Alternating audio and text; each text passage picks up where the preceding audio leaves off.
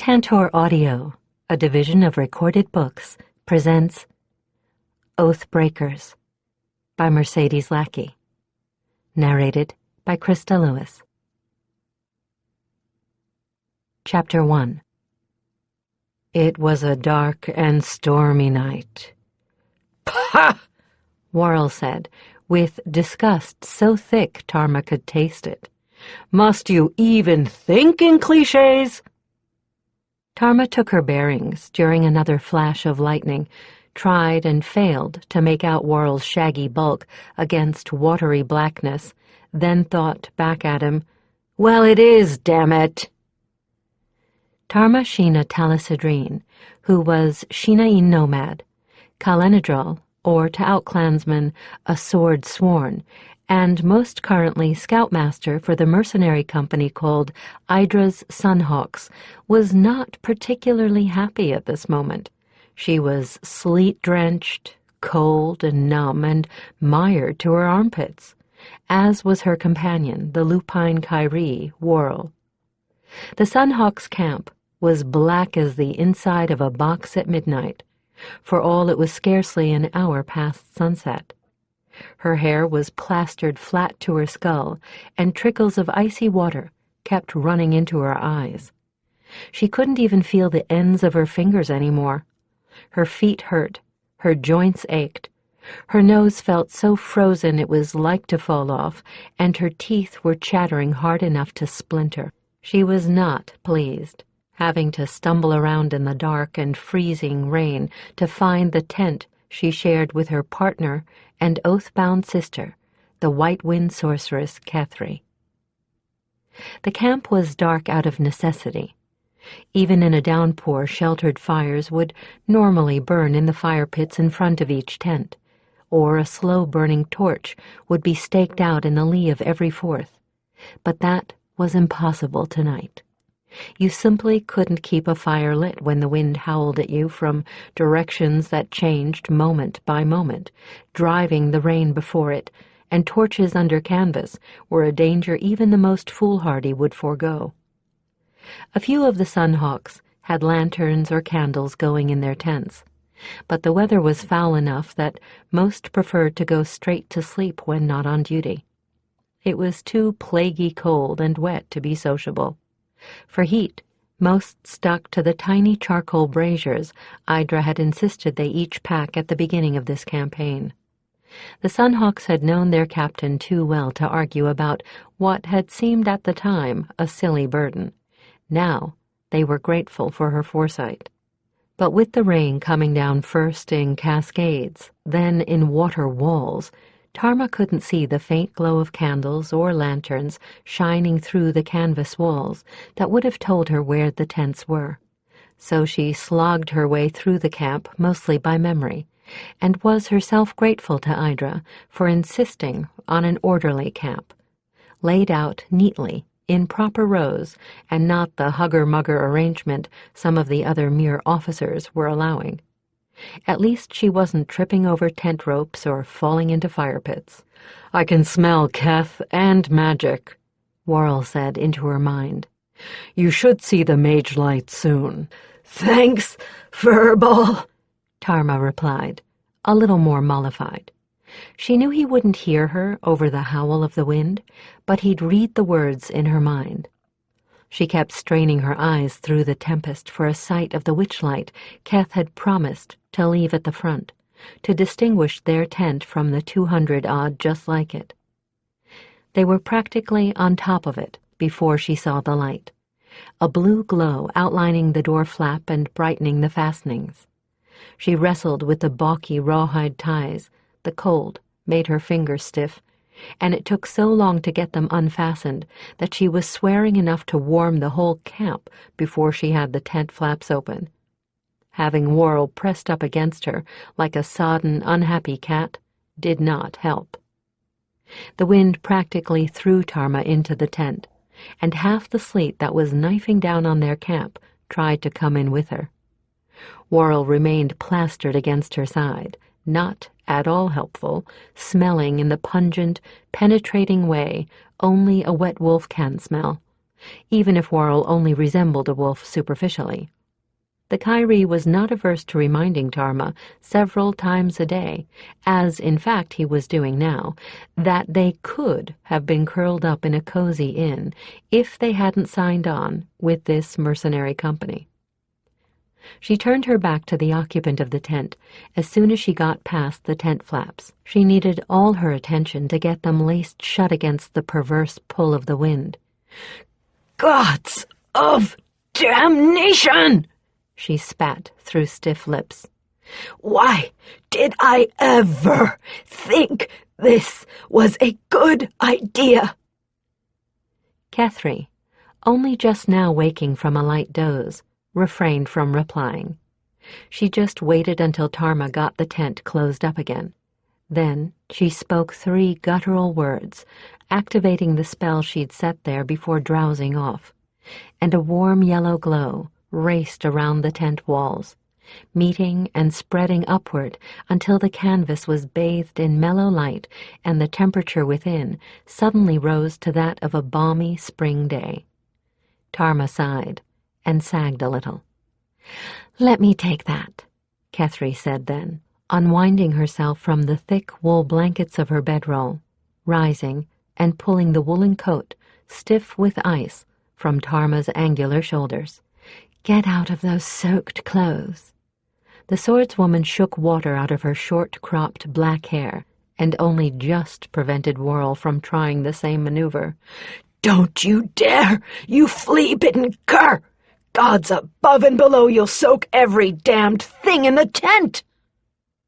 Worrell hung his head and looked sheepish, and waited for his mind-mate to throw an old threadbare horse blanket over him. Tarma enveloped him in it, head to tail, held it in place while he shook himself, then used it to towel off his coarse gray-black fur. "Glad to see you, Green Eyes," Tarma continued, stripping herself down to the skin, occasionally wincing as she moved. She rummaged in her pack, finding new underclothing, and finally pulling on dry breeches, thick leggings, and a shirt of dark brown lamb's wool. "I thought you'd still be with your crew." Kethry gave an involuntary shudder of sympathy at the sight of her partner's nearly emaciated frame. Tarma was always thin, but as this campaign had stretched on and on, she'd become nothing but whipcord over bone. She hadn't an ounce of flesh to spare. No wonder she complained of being cold so much. And the scars lacing her golden skin only gave a faint indication of the places where she'd taken deeper damage, places that would ache demonically in foul weather. Kethry gave her spell another little mental nudge, sending the temperature of the tent a notch upward. "I should have been doing this on a regular basis," she told herself guiltily. Well, that soon mended. "So, there's not much more I can do." The sweet-faced sorceress gathered strands of hair like sun-touched amber into both hands, twisting her curly mane into a knot at the back of her neck. The light from the shaded lantern which hung on the tent's crossbar, augmented by the light of the shielding spell, was strong enough that Tarma noted the dark circles under her cloudy green eyes. "Tresty is accomplishing more than I can at this point. You know my magic isn't really the healing kind, and on top of that, right now we have more wounded men than women." "And need'll do a man about as much good as a stick of wood." Kethry glanced at the plain short sword, slung on the tent's center pole, and nodded.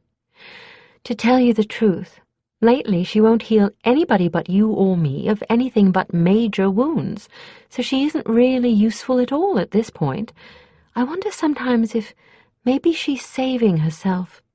Anyway, the last badly injured woman was your scout Mala this morning."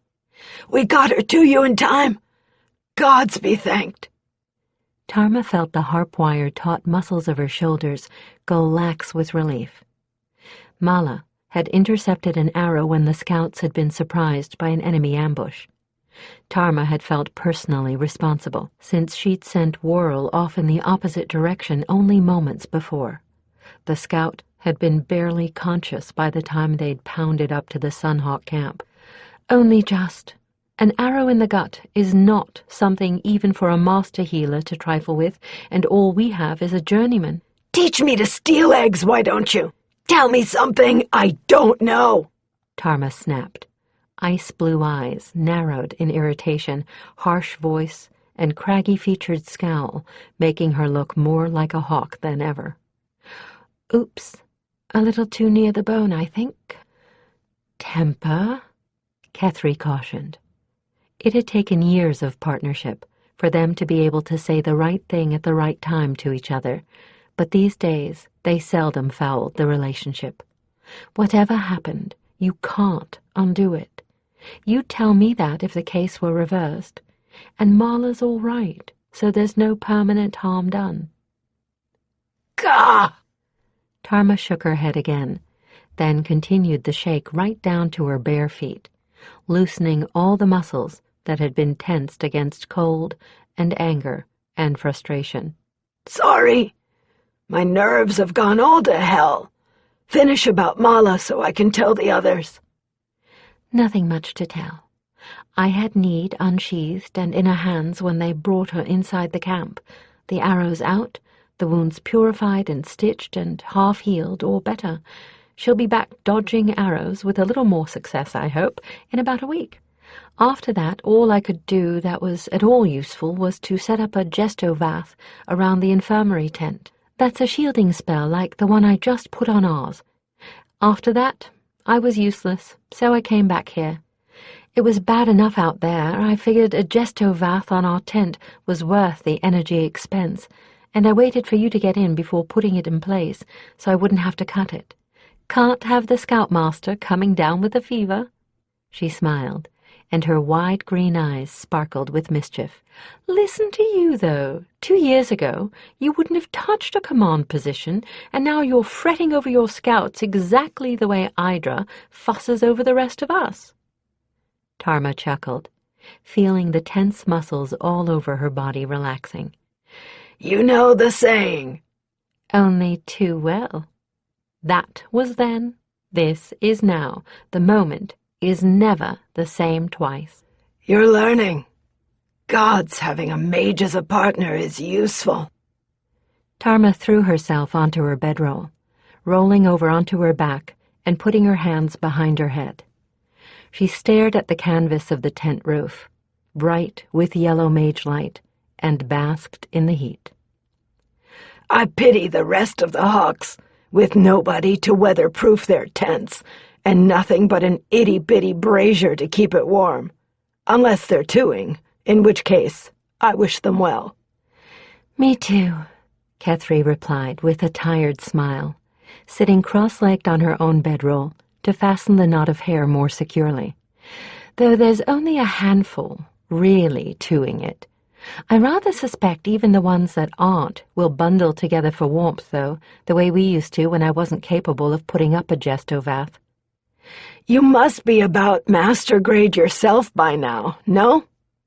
Tarma cracked her left eye open, enough to see Kethry's face. The question obviously caught the mage by surprise. Ah, beyond it? I thought so. Tarma closed her eyes again in satisfaction. This job should do it then. Through Idra, we'll have contacts right up into the royal ranks. If we can't wangle the property, students, and wherewithal for our schools after this, we'll never get it. We'd have had it before this if it hadn't been for that damned minstrel. Now it was Kethry's turn to snap with irritation. Must you remind me? Tarma groaned, burying her face in the crook of her arm. Leslack, if it weren't for bardic immunity, I'd have killed you 5 times over. You'd have had to stand in line, Kethry countered with grim humor. I'd have beat you to it. Bad enough that he sings songs about us. Worse, that he gets the salient points all bass-ackwards, but to give us the reputation that we're shining warriors of the light is too damn much. They had discovered, some 4 or 5 years ago, that there was a particular bard, one Leslack by name, who was making a specialty of creating ballads about their exploits. That would have been all to the good, for it was certainly spreading their name and reputation far and wide, except that he was also leaving the impression that the pair of them were less interested in money than in just causes. Lackey had stressed and overstressed their habit of succoring women in distress and avenging those who were past distress.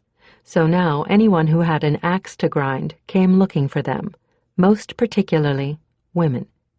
And usually they came with empty pockets or damned little in the way of payment to offer, while the paying jobs they would rather have taken had been trickling away to others, because those who might have offered those jobs couldn't believe they'd be interested in mere money.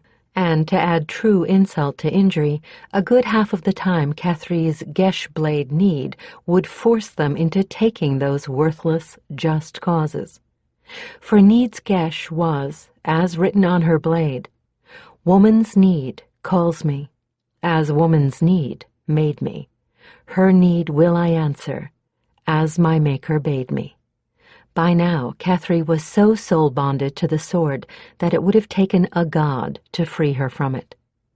Most of the time, it was worth it. The blade imparted absolute weapons expertise to Kethry and would heal anything short of a death wound on any woman holding it. And after the debacle of the demon-godling Thalkarsh, Need had seemed to quiet down in her demands, unless directly presented with a woman in dire trouble. But with all those just causes showing up, Need had been rapidly turning into something more than a bit expensive to be associated with. Thanks to Lackey, they'd been at their wits' ends, and finally had gone to another couple of mercenaries, old friends of theirs, Justin Twoblade and Iken Dryvale, for advice. They hadn't really hoped the pair would have any notions, but they were the last resort, and somewhat to Tarma's surprise, they'd had advice. It was the off-season for the Jewel Merchants Guild, Justin and Iken's employers. That meant no caravans, and that meant that the paired mercenary guards were cozily holed up in their private quarters at the Broken Sword, with the winter months to while away. They certainly weren't stinting themselves. They had a pair of very decent rooms, the Broken Sword's excellent ale, and, as Tarma discovered when she tapped at their door, no lack of female companionship. But the current pair of bright-eyed lovelies was sent pouting away when straw-haired Iken answered their knock and discovered just who it was that had chosen to descend upon himself and his partner. One of the innkeeper's quick-footed offspring was summoned then, and sent off for food and ale, for neither Justin nor his shield brother would hear a word of serious talk until everyone was settled and comfortable at their hearth, meat and drink at their elbows. Justin and Iken took their hospitality very seriously. "I've figured this was coming," Justin had said, somewhat to Tarma's shock. "And not just because of that idiot songster. You two have very unique and specialized skills. Not like me and Iken. You've gotten about as far as you can as an independent pairing. Now, me and Iken, we had the opposite problem. We're just ordinary fighting types, a bit better than most, but that's all that distinguishes us. We had to join a company to get a reputation. Then we could live off that reputation as a pair. But you've got a reputation that will get you high fees from the right mercenary company." Tarma had shaken her head doubtfully at that, but Justin had fixed her with his mournful, hound-like eyes, and she'd held her peace.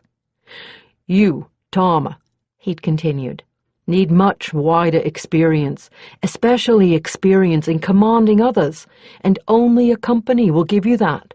Kethry, you need to exercise skills and spells you wouldn't use in a partnership, and to learn how to delegate if your school is ever going to be successful, and, again, you'll learn that in a company." "Long speech," Tarma had commented sardonically. "Well, I've got one too," Iken had said, winking a guileless blue eye at her. "You also need exposure to highborns, so that they know your reputation isn't just minstrelsy and moonshine. You haven't a choice. You truly need to join a company, one with a reputation of their own, one good enough that the highborns come to them for their contract. Then, once you are ready to hang up your blades and start your schools, you'll have noble patrons and noble pupils panting in anticipation of your teaching, and two not-so-noble aging fighters panting in anticipation of easy teaching jobs. Kethry had laughed at Icon's comic half-bow in their direction. I take it that you already have a company in mind? Idra's Sunhawks, Justin had replied blandly. The Sunhawks! Warrior's oath! You'd aim us bloody damned high, wouldn't you? Tarma had been well taken aback. For all that they were composed of specialist troops, skirmishers, horse archers, and trackers, the Sunhawks' repute was so high that kings and queens had been known to negotiate their contracts with Idra in person. Good gods! I should bloody well think highborns negotiate with them. They're leaders of the damned royal house of Rethwellan. And just how are we supposed to get a hearing with Captain Idra? us? Icon had replied, stabbing a thumb at his chest. We're ex-Hawks. We started with her, and probably would still be with her, but Idra was going more and more over to horse archers, and we were getting less useful, so we decided to light out on our own. But we left on good terms. If we recommend that she give you a hearing, Idra will take our word on it. And once she sees that you're what you claim to be, you'll be in, never fear. Justin had finished for him. Sheena een Kalenadrol. Gods, you'd fit in like a sword in a sheath, Hawkface. And you, Keth, Idra's always got use for another mage, specially one nearly master class. The best she's got now is a couple of self-taught hedge wizards. Add in Furball there, you'll be a combination she won't be able to resist. So it had proved. With letters in their pouches, from both Icon and his partner, both could read and write, a rarity among highborn, much less mercenaries, they had headed for the Sunhawks' winter quarters, a tiny hill town called Hawk's Nest. The name was not an accident. The town owed its existence to the Sunhawks, who wintered there and kept their dependents there, those dependents that weren't permanent parts of the company's bivouac. Hawk's Nest was nestled in a mountain valley, sheltered from the worst of the mountaintop weather, and the fortified barracks complex of the Sunhawks stood between it and the valley entrance. When the Hawks rode out, a solid garrison and all the Hawks in training remained behind. Idra believed in creating an environment for her fighters in which the only worries they needed to have on campaign were associated with the campaign. Signing with Idra was unlike signing with any other company. Most Hawks stayed with Idra for years. She had led the company for nearly 20 years. She'd willingly renounced her position as third in line to the throne of Rethwellan 25 years earlier, preferring freedom over luxury. She'd hired on with a mercenary company herself. Then, after 5 years of experience, accompanied by her own steady rise within the ranks, had formed the Hawks. Tarma had been impressed with the quarters and the town. The inhabitants were easy, cheerful, and friendly, which spoke of good behavior on the part of the mercs. The Hawks' winter quarters were better than those of many standing armies, and Tarma had especially approved of the tall wooden palisade that stretched across the entrance to Hawk's Nest, a palisade guarded by both Hawks and townsmen. And the Hawks themselves, as rumor had painted them, were a tight and disciplined group, drilling even in the slack season and showing no sign of winter-born softness. Idra had sent for them herself after reading their letters. They found her in her office within the Hawks' barracks. She was a muscular, athletic-looking woman with the body of a born horsewoman, mouse-gray hair, a strong face that could have been used as the model for a heroic monument, and the direct and challenging gaze of the professional soldier. So, she'd said, when they took their seats across the scratched, worn table that served as her desk, if I'm to trust Two-Blade and Dryvale, It should be me begging you to sign on. Kethry had blushed. Tarma had met that direct regard with an unwavering gaze of her own. I'm Kalenadral, Tarma said shortly. If you know Shinaeen, that should tell you something. Sword sworn, The quick gray eyes took in Tarma's brown clothing. Not on blood feud. That was ended some time ago, Tarma told her, levelly. We ended it. We two working together. That was how we met. Shinaeen, Kalenadral, and out-clansman. Unlikely pairing, even given a common cause. So, why are you still together? For answer, they both turned up their right palms so that she could see the silver crescent scars that decorated them. One eyebrow lifted, ever so slightly. "Sa, Shienadrin." That explains a bit. Seems I've heard of a pair like you. If it was in songs, Tarma winced. Let's just say the stories are true in the main but false in the details, and the author constantly left out the fact that we've always done our proper planning before we took on the main event. Luck plays wondrous small part in what we do, if we've got any say in the matter.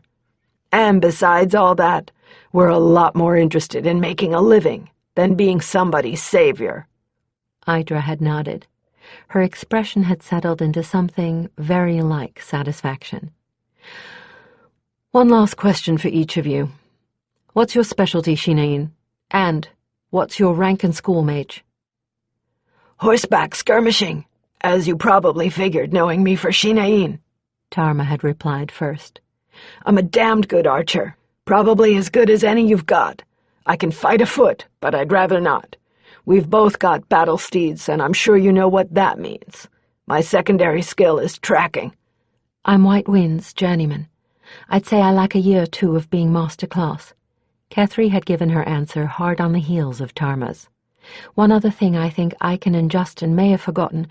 Tarma is mind mate to a Kyrie, and I've got a bespelled blade I'm soul bonded to.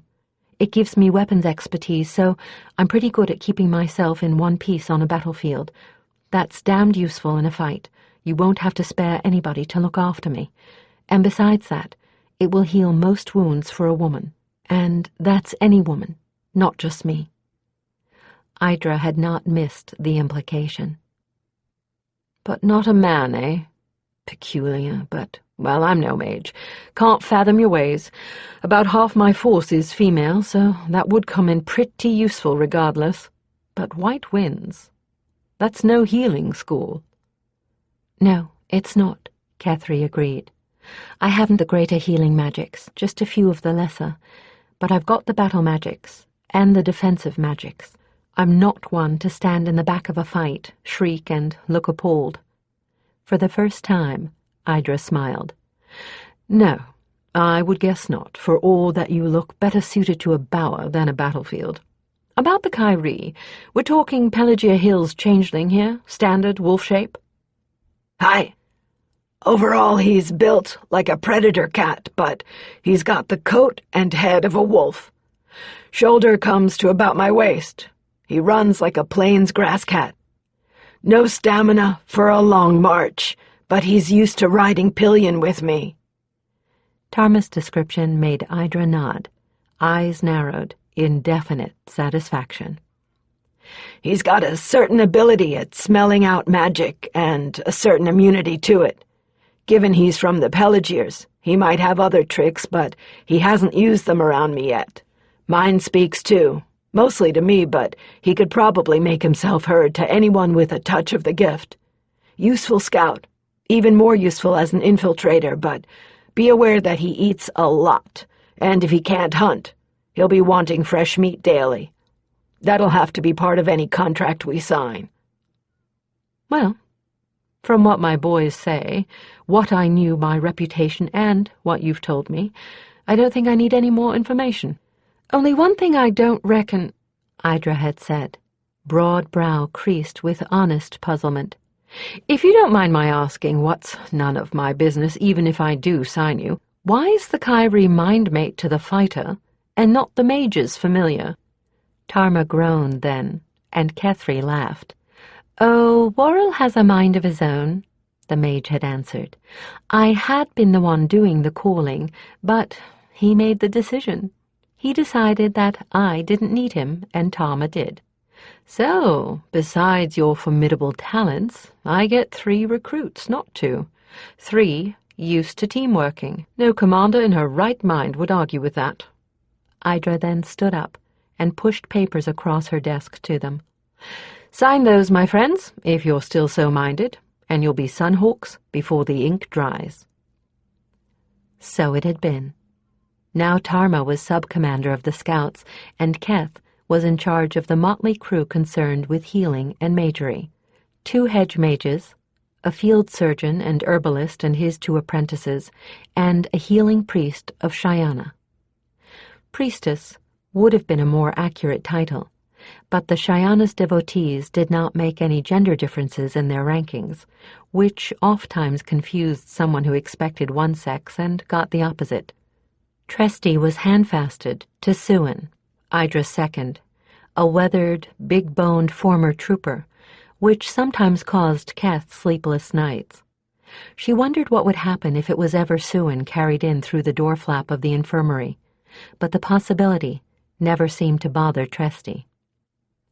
Tarma and Kethry had fought in 2 intense campaigns, each lasting barely a season. This was their 3rd, and it had been brutal from the start, but then that was often the case with civil war and rebellion. 10 moons ago, the king of Jacatha had died, declaring his queen Saoirse to be his successor and regent for their 3 children. 8 moons ago, Saoirse's brother-in-law, Declan Lord Kelcrag, had made a bid for the throne with his own armed might. Lord Kelcrag was initially successful in his attempt, actually driving Saoirse and her allies out of the throne city and into the provinces.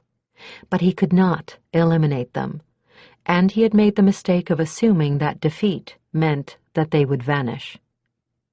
Queen Saoirse had talent and wisdom, the talent to attract both loyal and capable people to her cause, and the wisdom to know when to stand back and let them do what was needful, however distasteful that might be to her gentle sensibilities. That talent won half the kingdom to her side. That wisdom allowed her to pick an otherwise rough-hewn provincial noble, Havak Lord Lamont, as her general-in-chief, and led her to give him her full and open support, even when his decisions were personally repugnant to her. General Lord Lamont levied or begged troops from every source he could, and then hired specialists to fill in the skill gaps his levies didn't have. And one of the first mercenary captains he had approached was Idra. His troops were mostly foot, with a generous leavening of heavy horse. No skirmishers, no scouts, no light horse at all, other than his own personal levy of hill clansmen. The hillmen were mounted on rugged little ponies, good in rough country, but slow in open areas, and useless as strike-and-run skirmishers.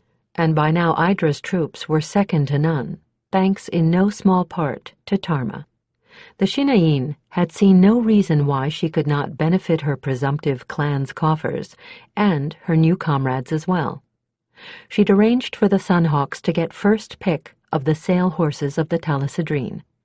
These weren't battle steeds, which were never let out of Shinayin hands, but they weren't culls either, which was what the Sunhawks had been seeing. And when the Hawks had snapped up every beast she offered, she arranged for 4 more clans to bring in their first-pick horses as well. So now the Hawks were better mounted than most nobles, on horses that could be counted as extra weapons in a close-in fight. That fact was not lost on Lord Lamont, nor was he blind to Idra's canny grasp of strategy. Idra was made part of the High Command, and pretty much allowed to dictate how her Hawks were used. As a result, although the fighting had been vicious, the Hawks were still at something like 4/5 strength. their ranks were nowhere near as decimated as they might have been under a commander who threw them recklessly at the enemy, rather than using them to their best advantage. At midsummer, Lord Lamount's combined forces had fallen on the throned city and driven Lord Celcrag out. Every move Celcrag had made since then had been one of retreat. His retreat had been hard fought, and each acre of ground had been bitterly contested, but it had been an inexorable series of losses. But now autumn was half over. He had made a break and run, and at this point everyone in Lamount's armies knew why. He was choosing to make a last stand on ground he had picked. Both sides knew this next battle would have to bring the war to a conclusion. In winter it would be impossible to continue any kind of real fight. The best outcome would be stalemate, as troops of both sides floundered through winter storms and prayed that ill luck and hardship would keep from thinning their ranks too much.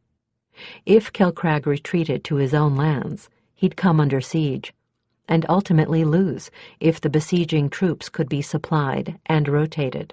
If he fled into exile, the Queen would have to mount an ever-present vigil against his return, an expensive proposition. She and Lamount had both wanted to invoke the mercenary code ritual of oath-breaking and outcasting on him. But while he was undeniably a rebel, he had actually broken no vows. Nor could Saoirse find the requisite triad for the full ceremony of priest, mage, and honest man, all of whom must have suffered personal, irreparable harm at his hands as a result of violation of sworn oaths. So, technically, he could have been seen by some to be the injured party. And as for Celcrag in such a situation, exile would mean impoverishment and hardship, circumstances he was not ready to face. Further, it would bring the uncertainty of when or even if he could muster enough troops and allies to make a second try.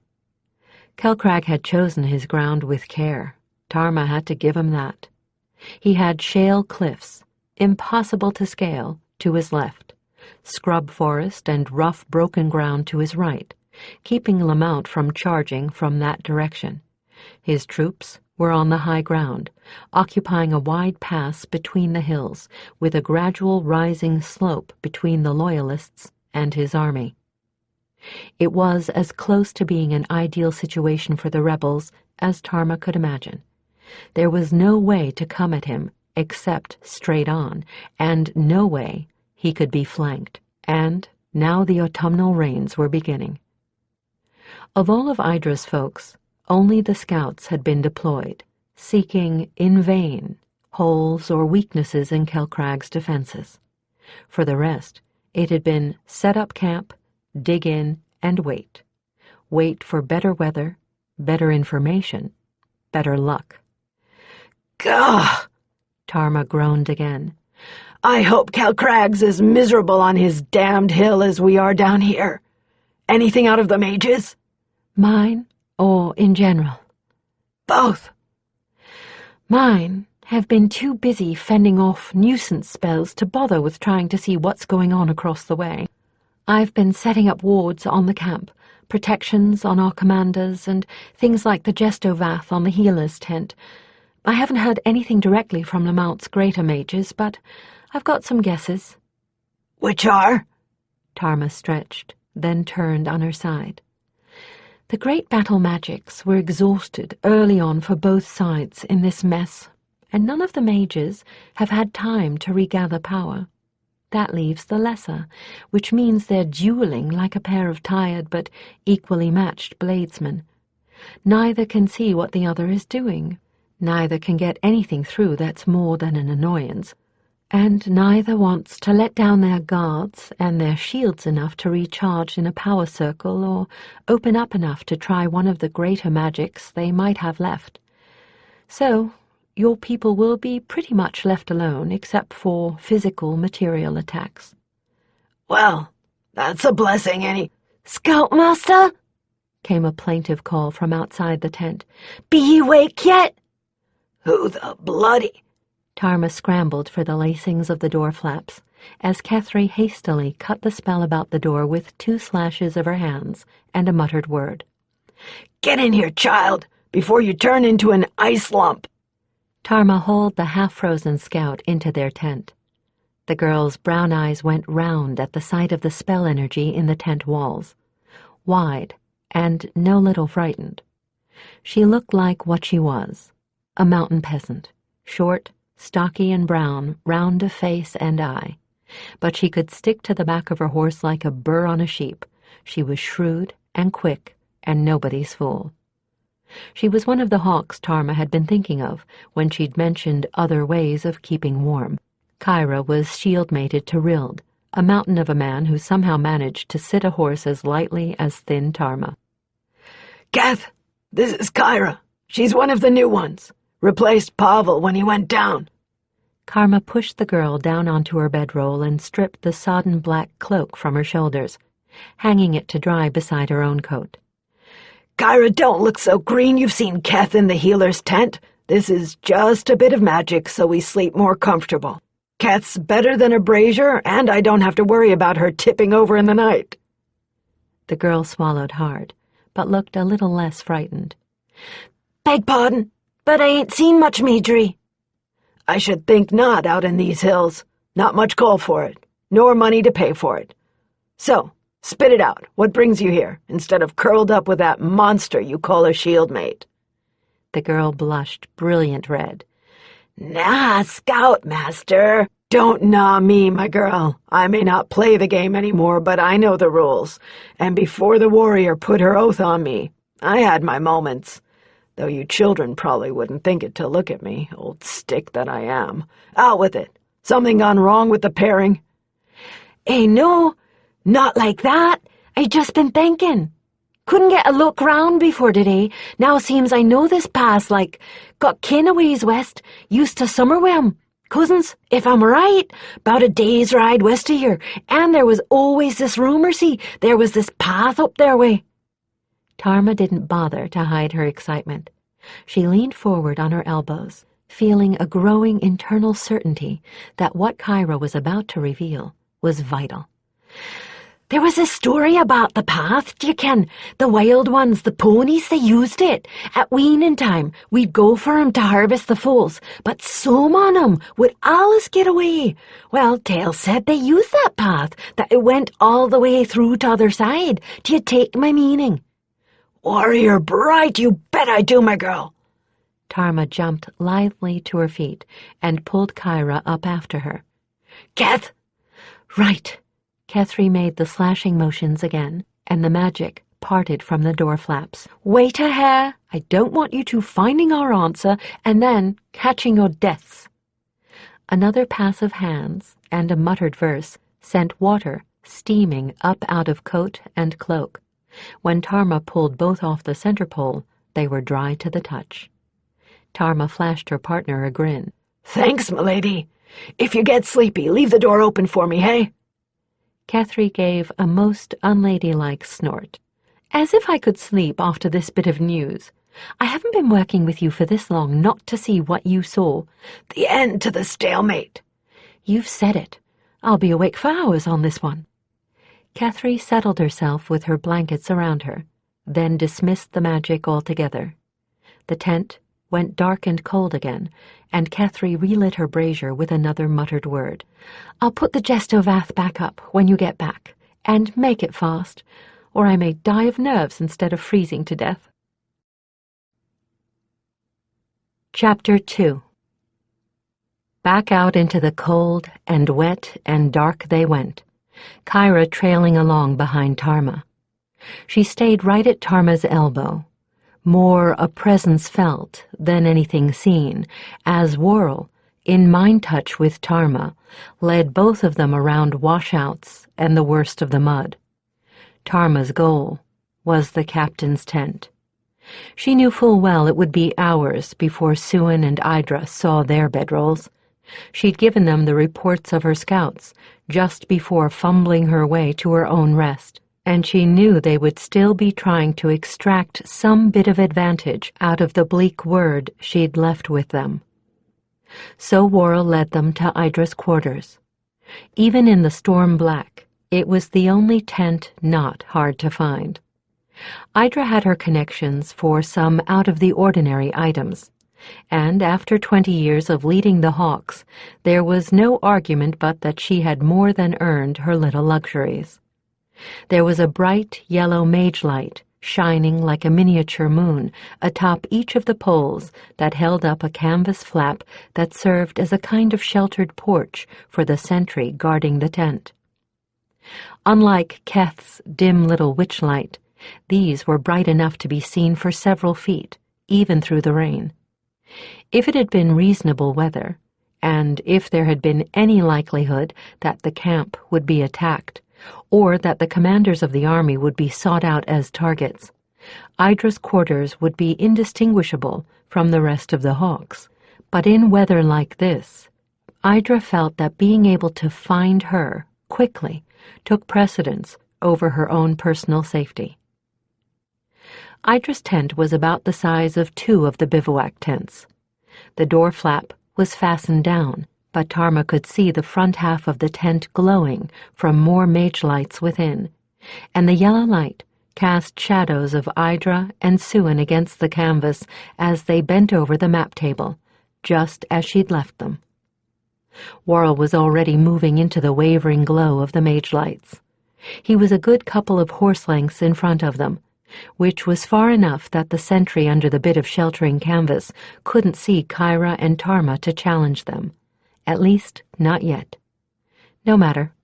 And no matter that Worrell's black fur couldn't be seen in the rain, even with the glow of the mage lights on him. Worrell barked 3 times out of the storm, paused, then barked twice more. That was his password. Every man, woman, and non-combatant in the Hawks knew Worrell and Worrell's signal, and knew that where Worrell was, Tarma was following after. So by the time Tarma and Kyra had slogged the last few feet to the tent, the sentry was standing at ease, the door flap was unlaced, and Suin was ready to hold it open for them against the wind. His muddy gray eyes were worried as he watched the 2 of them ease by him. Tarma knew what he was thinking. At this hour, any caller probably meant more trouble. "I trust this isn't a social call," Idra said dryly, as they squeezed themselves inside and stood, dripping and blinking in the glow of her mage lights.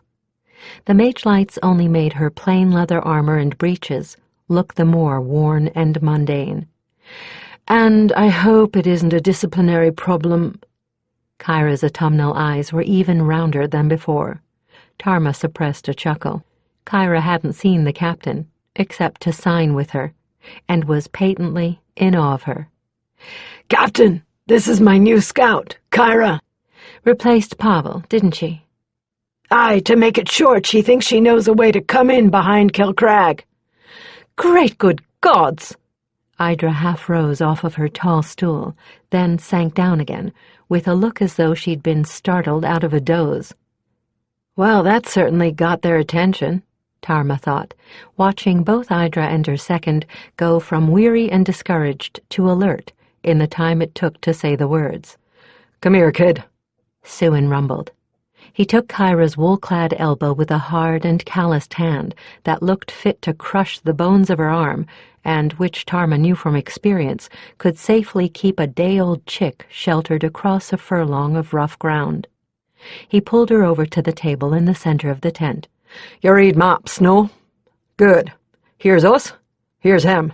Report." Kyra plainly forgot her awe and fear of magic, and the diffidence with which she had regarded her leaders, and became the professional scout beneath Suin's prodding. The tall, bony second was Idra's right hand and more. Where her aristocratic bearing sometimes overawed her own people, particularly new recruits, Suin was as plain as a clod of earth and awed no one. Not that anyone ever thought of insubordination around him. He was just as respected as Idra. It was just that he looked and sounded exactly like what he was, a common fighter who'd come up through the ranks on brains and ability. He still dressed, by preference, in the same boiled leather armor and homespun he'd always worn, though he could more than afford the kind of expensive, riveted brigandine and doeskin Idra and Tarma had chosen. He understood everything about the Hawks from the ground up, because he'd served the Hawks since Idra's 5th year of commanding them. Idra and Tarma just leaned over the map table with him and let him handle the young scout. "So, on the face of it, it bears checking. That's a task for the scouts," Idra said at last, when Kyra had finished her report. She braced both hands on the table and turned to her scoutmaster. "Tarma, what's your plan?" "That I take out Kyra and Garth, Beaker, and Jody," Tarma replied after a moment of thought. "We leave before dawn tomorrow and see what we can see. If this trail still exists, we'll follow it in and find out if the locals are right. I'll have Beaker bring a pair of his birds, one to let you know if we find the trail at all, and one to tell you yay or nay on whether it's usable. That way you'll have full information for Lord Lamount without waiting for us to get back." "Good." Idra nodded in satisfaction, as a bit of gray-brown hair escaped to get into her eyes. "Siwan?" "What I'd do," Siwan affirmed, pushing away from the table and sitting back onto his stool. "Them birds don't like water, but that's likely to make 'em want their coops more. Maybe fly a bit faster, eh? Don't want to send a mage message or Kilcrag's magicers might track it." "Uh-huh, that was my thought," Tarma agreed, nodding. "That, and the sad fact that, other than Keth, our magicers might not be able to boost a mage message that far." "I need Keth here," Idra stated, "and none of Lamount's mages are fit enough to travel over that kind of territory." Siwan emitted a bark of laughter, weathered face crinkling up for a moment. "Gah, that lot's as miserable a bunch of wet chickens in a leaky hennery right now. They don't know this weather, and every time they got to move from their tent, you'd think it was going to be a trip to the end of the earth."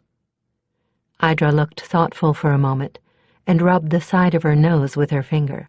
"This isn't wizard weather, is it, do you suppose?"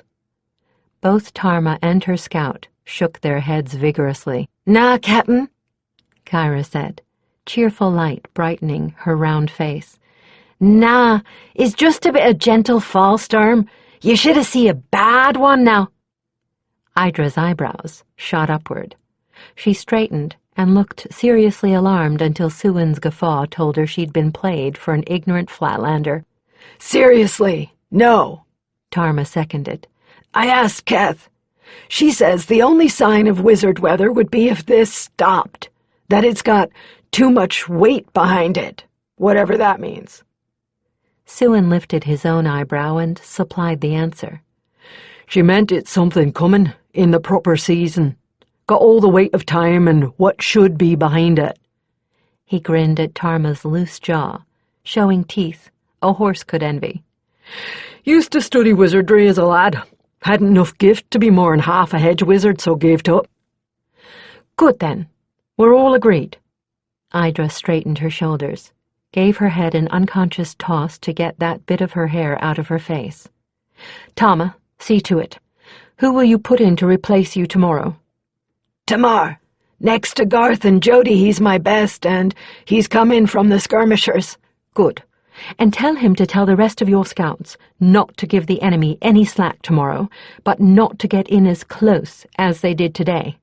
I don't want them thinking we've maybe found something else to concentrate on, but I don't want any more gut wounds either." It was dawn, or nearly, and the rain had slackened some. There was still lightning and growling thunder, but at least you could see through the murk, and it was finally possible to keep the shielded torches at the entrance to the guarded camp alight. Tarma saw her scouts assembled beneath one of those torches as she rode up to the sentry. She felt like yawning, but wouldn't. She wouldn't be a bad example. "Cold, ye gods, I'm half frozen and we haven't even gotten out of the camp yet," she thought with resignation. "I haven't been warm since summer." "And then you were complaining about heat," Worrell replied sardonically. "I was not, that was Keth," she retorted. I like the heat. Worrell did not deign to reply. Tarma was already feeling grateful for Kethry's parting gift, the water-repelling cape Keth had insisted on throwing over her coat. "It's not magic," Keth had said. "I don't want a mage smelling you out, just tight-woven, oiled silk and bloody damned expensive. I swapped a gestovath on his tent with Gerald for it, for as long as the rains last. I hope you don't mind the fact that it's looted goods." "Not likely," she'd replied. So today it was Keth, looking out for and worrying about her. They seemed to take it turn and turn about these days, being mother-hen. Well, that was what being partners was all about. "Took you long enough to come to that conclusion," Worrell laughed. "Now, if you just start mother-henning me—" "You'd bite me, you fur-covered fiend." "Oh, probably." "Ah, you're hopeless," Tarma chided him, smothering a grin. "Let's look serious here. This is business." "Yes, oh, mistress." Tarma bit back another retort. She never won in a contest of sharp tongues with the Kyrie. Instead of answering him, she pondered her choice of scouts again, and was satisfied, all things considered, that she'd picked the best ones for the job. First, Garth. A tiny man, and dark, he looked like a dwarfish shadow on his tall Shinaeen gelding.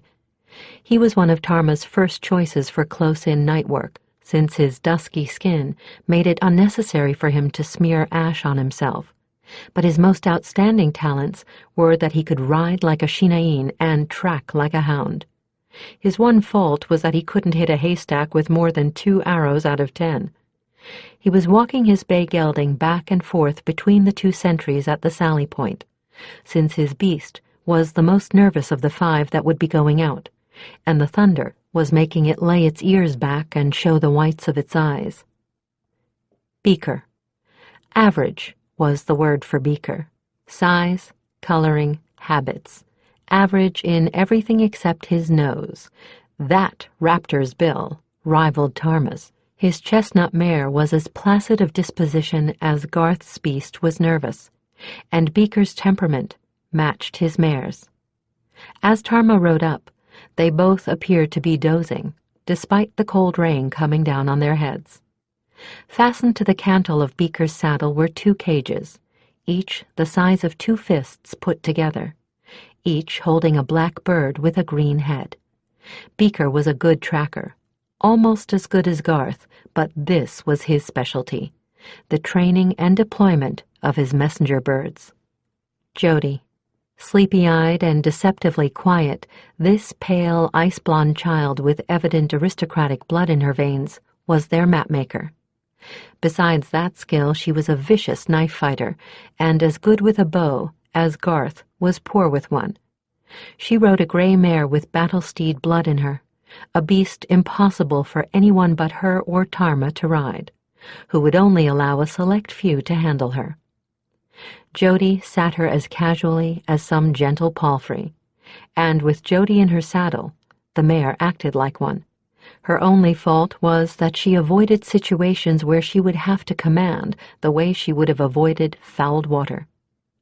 And Kyra, peasant blood and peasant stock, she'd trained herself in tracking, bow and knife, and hard riding, intending to be something other than some stodgy farmer's stolid wife. When the war came grinding over her parents' fields and her family had fled for their lives, she'd stayed. She'd coolly sized up both sides and chosen Sersha's, then sized up the mercenary companies attached to Sersha's army and decided which ones she wanted to approach. She'd started first with the Hawks, though she hadn't really thought she'd get in, or so she had confessed to Tarma after being signed on. Little had she guessed that Scout Pavel had coughed out his life pinned to a tree 3 days earlier, and that the Hawks had been down by 2 scouts before that had happened. Tarma had interviewed her and sent her to Suin, who'd sent her to Idra, who'd sent her back to Tarma with the curt order, "Try her. If she survives, hire her." Tarma had sent her on the same errand that had killed Pavel. Kyra had returned. Since Pavel had had no relatives, no leman, and no shieldmate to claim his belongings, Tarma gave her Pavel's dun horse, Pavel's gear, and Pavel's tentmate. Kyra had quickly acquired something Pavel hadn't. Tentmate had turned to shieldmate and lover.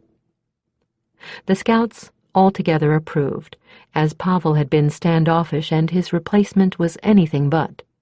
The romance had amused and touched them. Kyra had begun to bloom under the approval, to think for herself, to make judgment calls. The Kyra that had joined them would never have come to Tarma with an old tale and a rumor. Kyra of now had experience enough to know how important that rumor could be, and enough guts to present the information herself. She was Tarma's personal pick to become a sub-commander herself in a few years. It was false dawn, 1 hour to real dawn, and there was a hint that the sky was getting lighter. No words were needed. They all knew what they had to do. When Tarma rode Grey Ironheart into the waiting knot of scouts and horses, those dismounted swung back up into their saddles. Tarma didn't even slacken her pace. All 5 of them left the camp in proper diamond formation, as if they'd rehearsed the whole maneuver. Tarma had point, since as commander she was the only one of the 5 with all the current passwords. Garth, tail, Jody right, and Kyra left. Beaker and his precious birds rode protected in the middle. They rode along the back of the string of encampments, dark tents against slowly graying sky to their right, scrub forest and hills stark black against the sky to their left.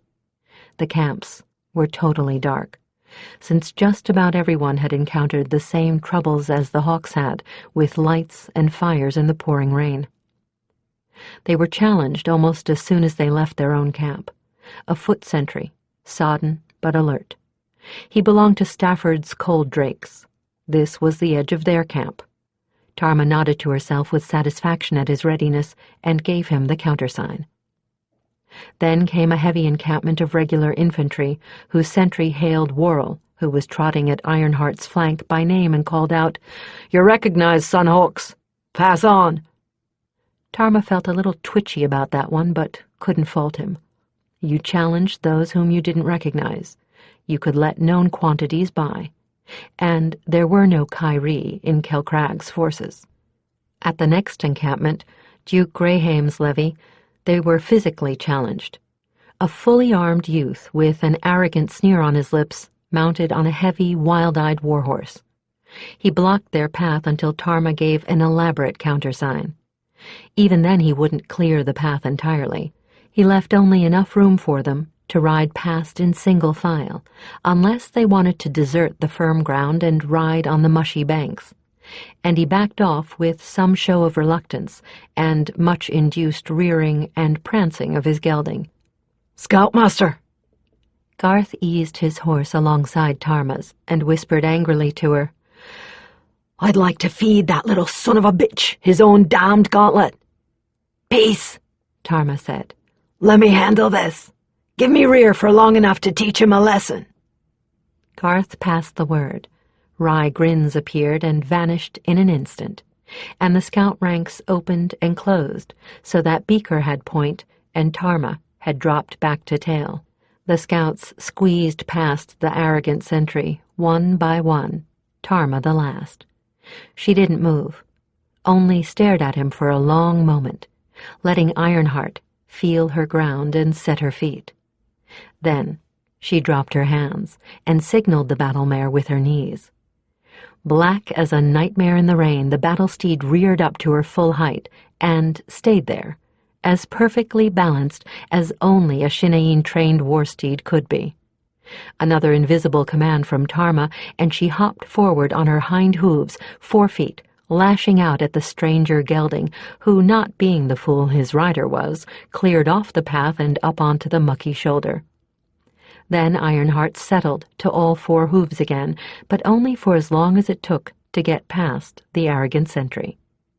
As Tarma had figured he would, he spurred his beast down onto the path again as soon as they got by. Whatever he'd thought to do then didn't much matter. As soon as he was right behind them and just out of range of what was normally an attack move, Tarma gave her mare a final signal that sent her leaping into the air, lashing out with her rear hooves in a wicked kick as she reached the top of her arc. Had the boy been within range of those hooves, his face would have been smashed in. As it was, as Tarma had carefully calculated, the load of mud Ironheart had picked up flicked off her heels to splatter all over him, his fancy panoply, and his considerably cowed beast. "Next time, boy!" she called back over her shoulder as her scouts snickered. "Best know whose tail it is you plan to twist, and be prepared for consequences." The edge of the camps was held by the free fighters, little clots of scum no good company would take into itself. They were one of the reasons each levy and company had its own set of sentries. Politics was the other. Tarma didn't much understand politics. Scum, she knew. It had been a band of this sort of flotsam that had wiped out her clan. But a sword was a sword, and Lamount was not above paying them so long as someone he trusted could keep an eye on them. That, thank the warrior, is not Idra's job, Tarma thought to herself, wrinkling her nose at the stench of their huddle of makeshift shelters. Unwashed bodies, rotting canvas, garbage, privy pits right in the camp. The mix was hardly savory. Even the rain couldn't wash it out of the air. They rode past this lot, too sodden with drink or drug or just too damn lazy to set one of their own to sentry duty without a challenge, but with one hand on their knives and short swords at all times. There'd been trouble with this lot before, and 5 were not too many for them to consider mobbing if they thought it worth their while. Once out of the camps, they rearranged their order. Now it was Kyra who had point, and Tarma who took tail. This side of the mountains, danger would be coming at them from the rear. Kelcragg's scouts, sniffing around the edges of the Royalist army. All of them had taken care long ago to replace metal harness pieces with leather where they could, or even carved wood, anything that wouldn't shine and wouldn't clink. The metal they had to have was not bright work. It was dulled and tarnished and left that way. Shinaeen horses were trained to neck and knee, so all they needed was a soft halter with no bit. As for their own armor, or lack of it, their best protection would be speed on a mission like this. Stay out of the way if you can, and never close for a fight unless you have no choice. So they saved themselves and their horses the few extra pounds, and dressed for the weather, not for battle. Tarma kept her short Shinaeen horsebow strung and under her cape. If it came to a fight, she would buy the rest time to string theirs. Worrell ranged all over their back trail, keeping in steady mind touch with Tarma. He would buy them yet more advance warning if there was going to be trouble. But the trek west was quiet. The storm gradually slackened to drizzle as the sky grew lighter. The landscape was dreary, even without the devastations of warfare all about them. The hills were dead and brown and lifeless. The herds of sheep and jur-cattle that usually grazed them had gone to feed one or both armies. The scrub trees displayed black, leafless branches against the gray sky, and the silence around them intensified the impression that this area was utterly deserted. Wet, rotting leaves left their own signature on the breeze, a melancholy, bitter aroma, more tasted than smelled, that lingered in the back of the throat. The track they followed was part rock, part yellow mud, a thick clay-like stuff that clung to hooves and squelched when it let go. All 5 of them rode in that peculiar half-trance of the scout on his way to something, not looking for anything, not yet, not paying outward attention to surroundings, but should anything, however small, move. A crow, flapping up to their right, got exactly the appropriate reaction. Tarma, ready-armed, had already sighted on him before he'd risen a foot. Jody and Beaker had their hands on their bow cases and their eyes to left and right, wary for possible ambush.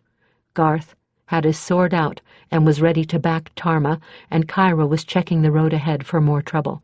They all laughed, shakily, when they realized what their enemy was. "Don't think even Kilcrag's taken up with the Corbies," Tarma said, shaking her head, and tucking her bow back under the oiled silk. "Still, probably he hasn't got anyone dedicated enough to go mucking around in this weather, but we can't count on it. Stay alert, children. At least until we get out of the war zone." By midday, they had done just that. There were herds on the distant hills, although the shepherds and herders quickly moved them out of sight when they saw the little band approaching. Tarma saw Garth nodding in sympathy, lips moving soundlessly in what she rather thought was a blessing. His people had been all but wiped out when some war had trampled them into their earth, somewhere down south. Tarma knew everything there was to know about her children. She had made a point of getting drunk at least once with each of her scouts. It was damned useful to know what made them twitch. One of the reasons Garth was with Idra. He was so good a tracker he could have served with any company, or even as a pampered huntsman to royalty, was because she allowed no looting of the peasantry. Nobles were another matter, and insisted on the Hawks paying in trade silver and pure copper ingots for what they needed. Like Garth, all the Hawks tended to serve their lady captain for more than just coin. By now they were all fairly well sodden, except for Tarma, brown and black and gray cloaks all becoming a similar dark, indeterminate shade. Even Tarma was rather damp. Rain, that was one scant point from being sleet, still managed to get past her high collar to trickle down her neck, and muddy water from every puddle they splashed through had soaked through her breeches long ago. She was going numb with cold. The rest of them must be in worse case. "Kyra!" she called forward. "You in territory you know yet?" The girl turned in her saddle, rain trickling down her nose. I'd say so. Think this is Domri lands. They're kin of my kin." "I don't want to stretch anybody's hospitality or honesty, but we need to dry off a bit. There any herders' huts or caves or something around here? Something likely to be deserted this time of year?" "I'll think on't." A few soggy furlongs later, as Kyra scanned her memory and the land around them, "Scoutmaster," she called back. "'Bout 3 hills over there be a cave, used for lambing and shearing and never else. That do?" "Room for all of us? I mean horses, too. No sense in shouting our presence by tethering them out, and plain cruel to make them endure more of this than we do." Kyra's brow creased with thought. "If I don't misremember, aye. Be a squeeze, but aye." Kyra had misremembered, but by underestimating the size of the cave. There was enough room at the back for all 5 horses to stand shoulder to shoulder, with enough space left over for one rider at a time to rub his beast down without getting trampled on. An overhanging shelf of limestone made it possible to build a fire at the front of the cave without all of them eating smoke. And there was wood stocked at the side, dry enough that there wasn't much of that smoke in the first place. More to the point, where concealment was concerned, the rain dissipated what trickled past the blackened overhang. "How much farther?" Tarma asked, chewing on a tasteless mouthful of trail biscuit. "Not much," Kyra replied. "We better be cutting overland from here, if my memory be still good. Look you." She dipped a twig in muddy black water and drew on a flat rock near the cave's entrance. Tarma got down on her knees beside her and studied her crude map carefully. 1, maybe 2 candle marks, depending, "Aye, depending." Kyra chewed on the other end of the twig for a moment. "We got to stick to ridges." "What?" Beaker exclaimed. "For every gossip in the hills to see us." "Oh, bad to be seen, but worse to be bugged. Valleys, they go buggy this time of year, like. Stuff living in the bugs is bad for a beast's feet. You want your laddie's hooves to rot off before we reach Trail's End, you ride the valleys. No middle way? Tarma asked. Well, we won't be going where there's likely many, and most of those would be my kin. They see me, they know what I was about, and they keep their tongues from clacking. That'll have to do. Tarma got up from her knees and dusted the gravel off the knees of her breeches, which were, she was happy to find, relatively dry. All right, children, let's ride. I don't know, Garth said dubiously, peering up through the drizzle at what was little better than a worn track along the shale cliffside. Tarma studied the trail and chewed at the corner of her lip. Kyra, she said finally. Your beast's the weakest of the lot. Give it a try. If she can make it, we all can. Aye, Kyra saluted, and turned her mare's head to the trail. She let the mare take her time and pick her own places to set her feet along the track. It seemed to take forever, but eventually they could see that she was waving from the top.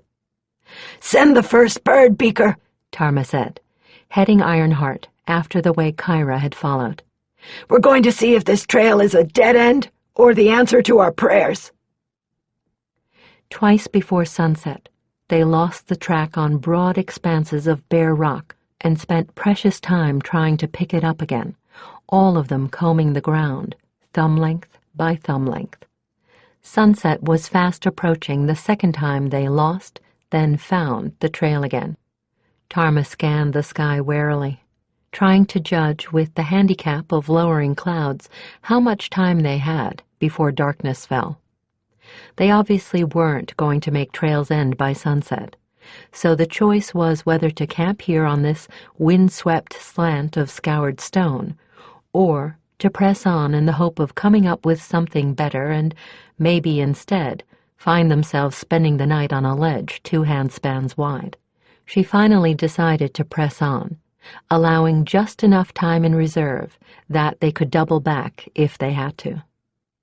The track led on through lichen and rubble, treacherous stuff except where the wild ponies had pounded a thin line of solidity.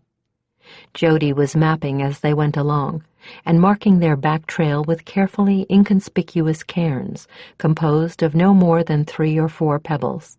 The drizzle had stopped at least, and the exertion that was warming them had driven most of the damp out of their clothing. The pony track led down into a barren gully.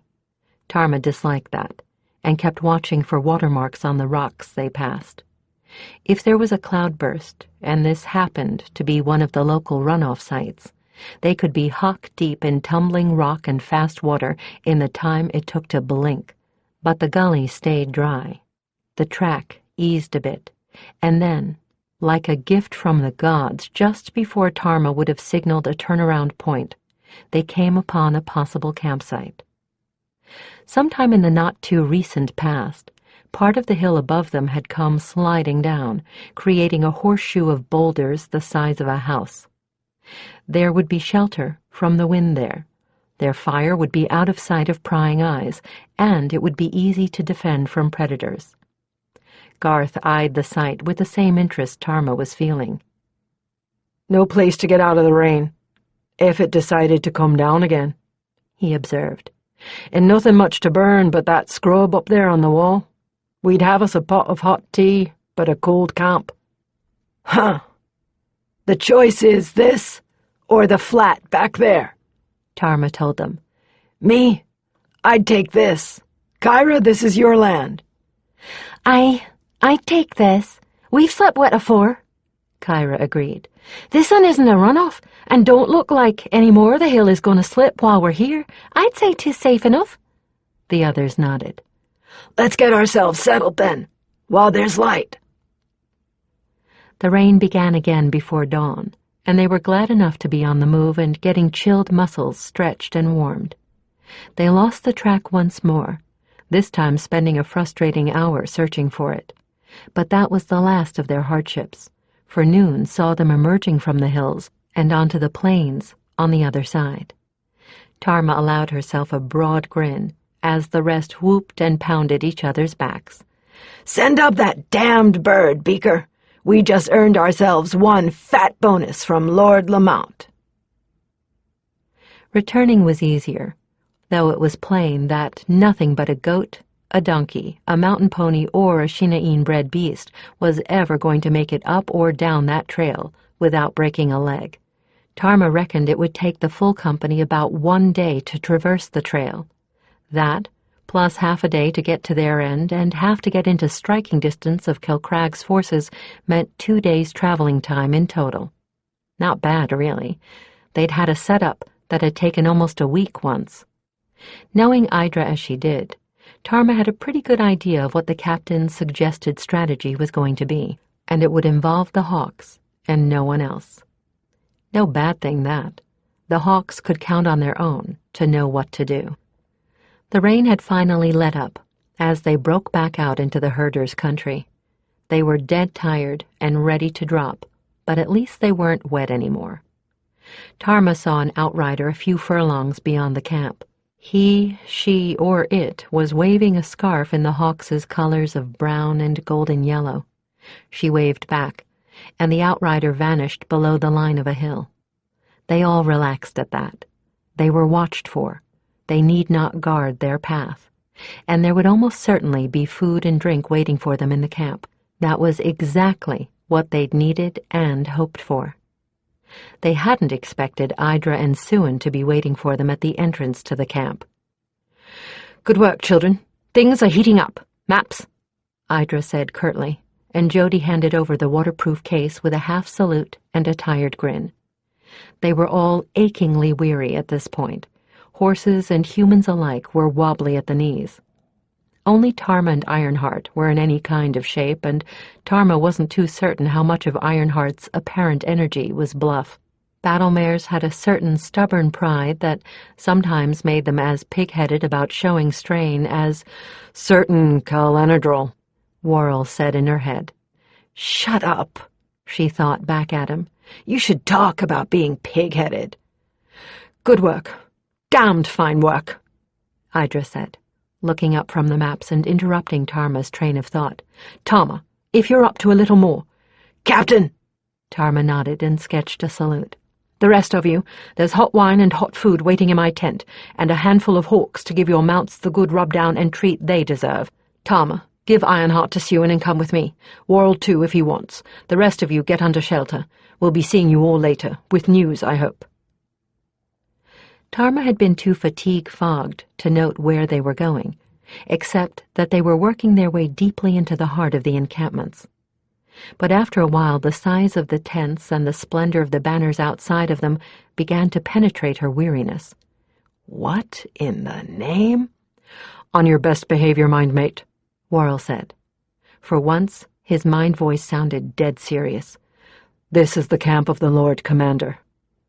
Before Tarma had a chance to react, Idra was ushering her past a pair of massive sentries and into the interior of a tent big enough to hold a half-dozen of the Hawks' little two-man bivouacs. Tarma blinked in the light and warmth and felt her muscles going to jelly in the pleasant heat.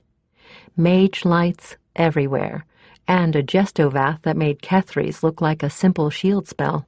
Other than that, though, the tent was as plain as Idra's, divided, as hers was, into a front and back half. In the front half was a table, some chairs and document boxes, a rack of wine bottles. The curtain dividing it was half open.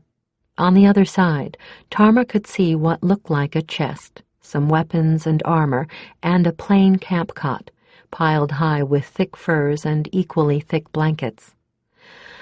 "What I wouldn't give to climb into that right now," she was thinking, when her attention was pulled away by something more important.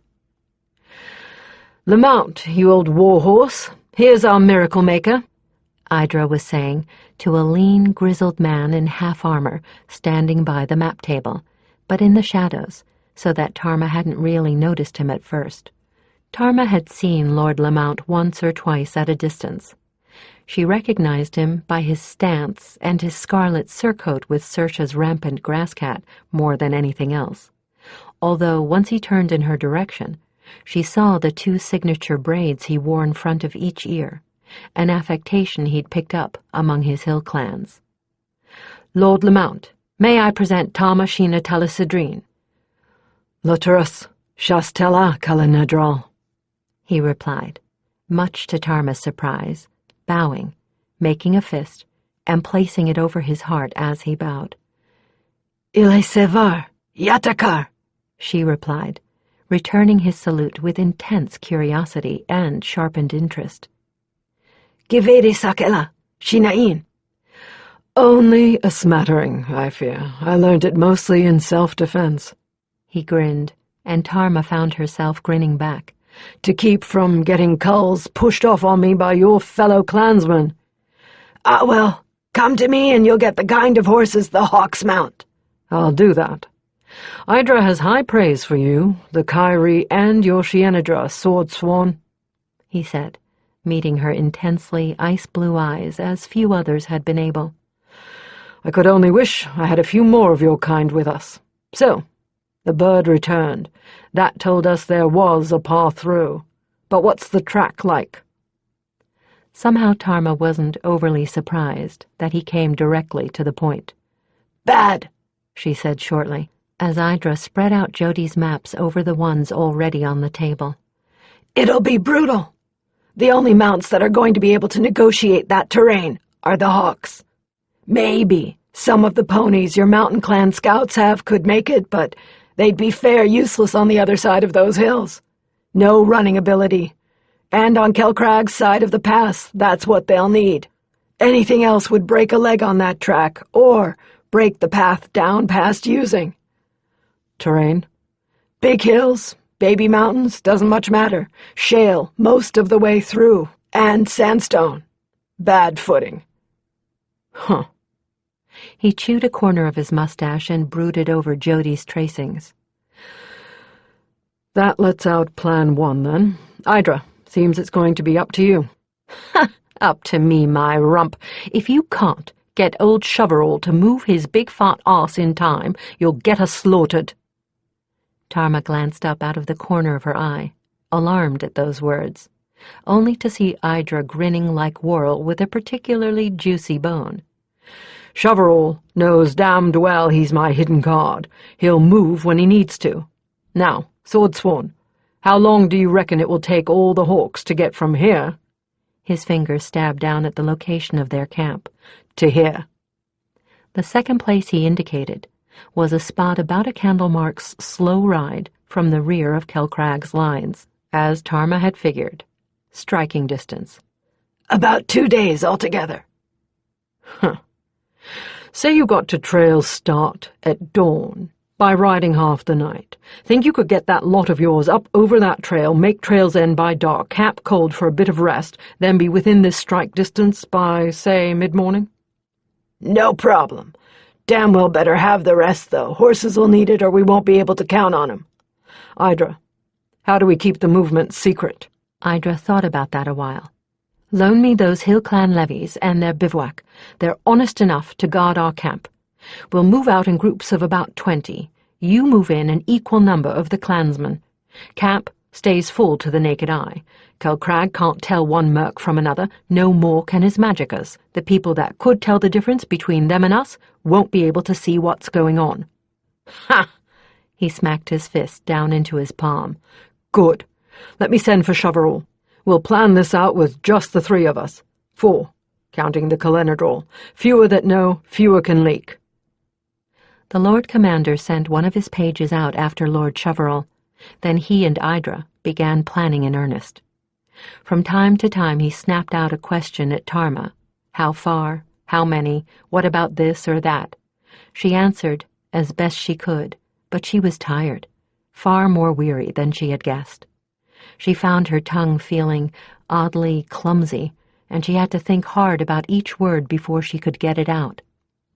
Finally, Lamount and Idra began a low-voiced colloquy she didn't bother to listen to.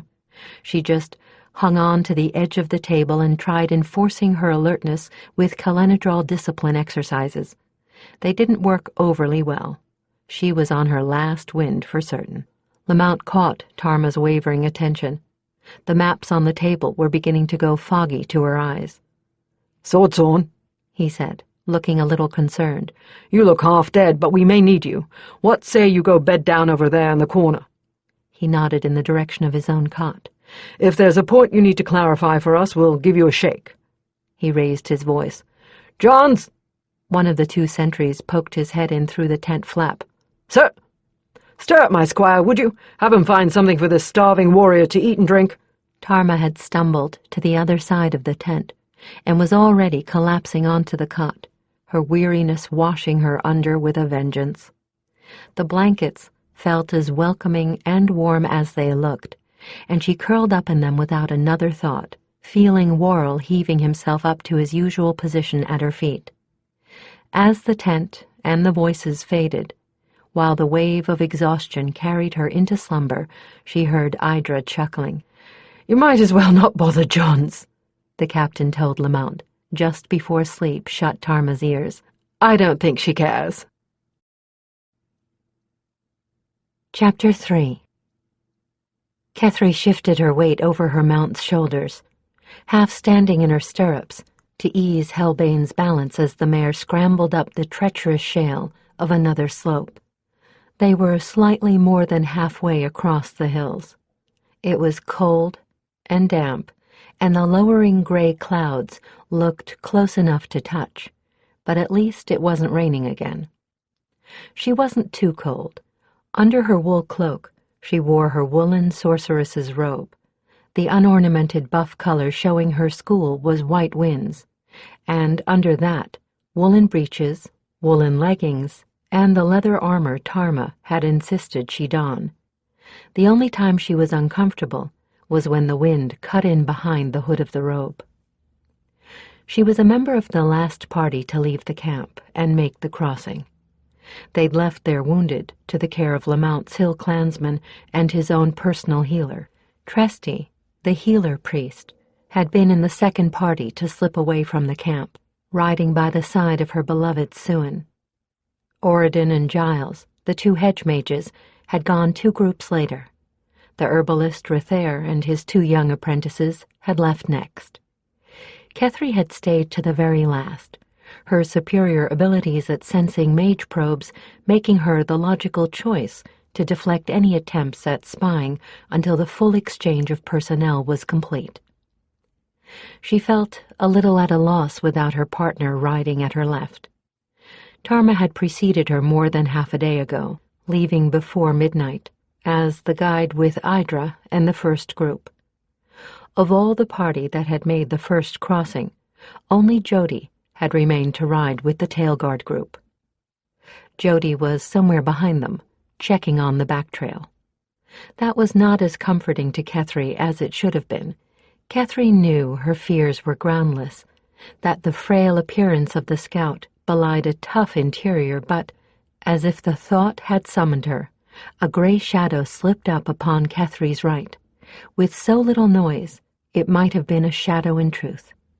Hellsbane had been joined by a second gray mare, so similar in appearance that only an expert could have told that one was a Shinaen full-blood battle steed and the other was not.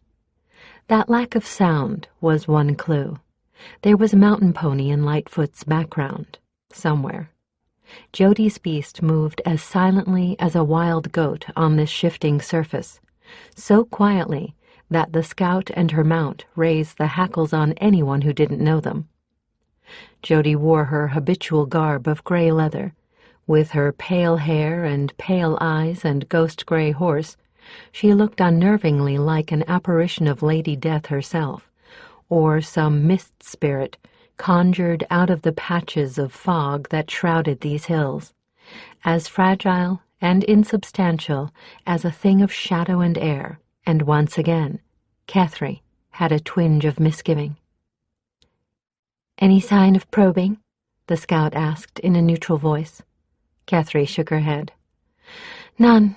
I think we may have gotten away with it." Jody sighed. Don't count your coins before they're in the coffer. There's a reason why we are running tail, lady, and it's not just to do with magery, though that's a good share of it. The scout cast a doubtful look at Kethry, and for the first time, Kethry realized that the woman had serious qualms about her abilities to handle this mission, if it came to something other than a simple trek on treacherous ground. Kethry didn't bother to hide an ironic grin. Jody noted it, and cocked her head to one side, moving easily with her horse. Her saddle was hardly more than a light pad of leather. It didn't even creak when she shifted, unconsciously echoing the movements of her mare. Something funny, lady? Very. I think we've been thinking exactly the same things about each other. Jody's answering slow grin proved that Kethry hadn't been wrong. Huh. And we should know better, shouldn't we? It's a pity we didn't know each other well enough to trust without thinking and worrying, especially since neither of us look like fighters. But we should have figured that Idra knows what she's doing. Neither of us are hothouse plants, or we wouldn't be hawks. Exactly. So, give me the reasons this particular lot is riding tail. Maybe I can do something about preventing a problem. Right enough. 1. The scout freed her right hand from the reins to hold up a solemn finger. Is the trail. Shale shifts. Cracks. We're riding after all the rest, and we'll be making the last few furlongs in early evening gloom. This path has been getting some hard usage, more than it usually gets. If the trail is likely to give, it'll give under us. You'll notice we're all of us the best riders, and the ones with the best horses in the hawks. Kethry considered this, as Hellsbane topped the hill and picked her cautious way down the sloping trail. All right. Can we halt at the next ridge? There's a very tiny bit of magery I can work that might help us out with that. Jody pursed her lips. Is that wise? Kethry nodded, slowly. It's a very low-level piece of earth witchery, something even a shepherd wise woman might well know. I don't think any of Kelcrag's mages is likely to take note of it, assuming they can even see it, and I doubt they will. It's witchery, not sorcery, and Kelcrag's magicas are all courtly mages, greater and lesser. My school is more eclectic. We use whatever comes to hand, and that can be damned useful. Somebody looking for high magic probably won't see low, or think it's worth investigating. After all, what does Kelcrag need to fear from a peasant granny? Jody considered that for a moment, her head held slightly to one side. Tell me, why is it that Giles and Orden have gotten so much better since you've been with us? Kethry chuckled, but it was with a hint of sadness. It had been very hard to convince the hedge wizards that their abilities did not match their dreams. You want the truth? Their talents are all in line with low magic, earth witchery, that sort of thing. I convinced them that there's nothing wrong with that. Asked them which they'd rather ride, a good, steady trail horse or your fire eater. They aren't stupid. They saw right away what I was getting at. She set Hellsbane at the next slope, her hooves dislodging bits of shale and sending them clattering down behind them. So, now that they aren't trying to master spells they haven't the talent to use properly, they're doing fine. Frankly, I would rather have them with us than 2 of those courtly mages. Water-finding is a lot more use than calling lightning, and the fire-making spell does us more good than the ability to light up a ballroom. You won't catch me arguing. So, what's this magic of yours going to do? Show me the weak spots in the trail. If there's something ready to give, I'll know about it before it goes. And I should be able to invoke a greater magic at that point and hold the pieces together long enough for us to get across. Won't that draw attention? It would, Kethry replied slowly. If I did what a court mage would do, and draw on powers outside myself, which causes ripples. No, I have just enough power of my own, and that's what I'll use. There won't be any stir on the other planes.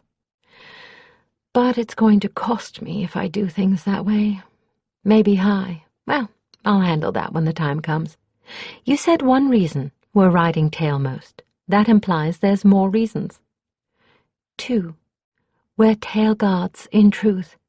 We could find ourselves fighting hand-to-hand with Kilcrag's scouts or his mages. They haven't detected us that we know of, but there's no sense in assuming less than the worst. So long as they don't outnumber us, I'm not exactly as helpless in a fight as Tresty. She caught the cloud of uncertainty in Jodi's pale blue eyes and said, surprised, I thought everybody knew about this sword of mine. They're stories. But frankly, Lady Keth, I, as Tarma would tell you, am no lady. That brought a glimmer of smile. Keth, then. Well, none of us have ever seen that blade do anything but heal. Needs better at causing wounds than curing them, at least in my hands, Kethry told her. That's her gift to me. In a fight, she makes a mage the equal of any swordswoman born. If it comes to magic, though, she's pretty well useless for my purposes. It's to a fighter she gives magic immunity. But I'll tell you what, I've got a notion. If it comes to battle by magery, I'll try and get her to you before I get involved in a dual arcane. She'll shield you from even a godling's magic. Tarma proved that once. She may even be able to shield more than one if you all crowd together. There was a flash of interest at that, and a hint of relief. Then I think I'll worry less about you. Well, there's a reason 3 that we're riding tail. If we find we've ridden straight into ambush at Trail's End, we're the lot that's got the best chance of getting one of us back to tell them out. Gah! Grim reasons, all of them. Can we stop here for a breath or two? They had just topped a ridge, with sufficient space between them and the next in line that a few moments spent halted wouldn't hamper his progress any. Jodi looked about her, grimaced, then nodded with reluctance. A bit exposed, to my mind, but this won't take long. Kethry gathered the threads of earth magic, the subtlest and least detectable of all the mage energies, and whispered a command along those particular threads that traced their path across the hills.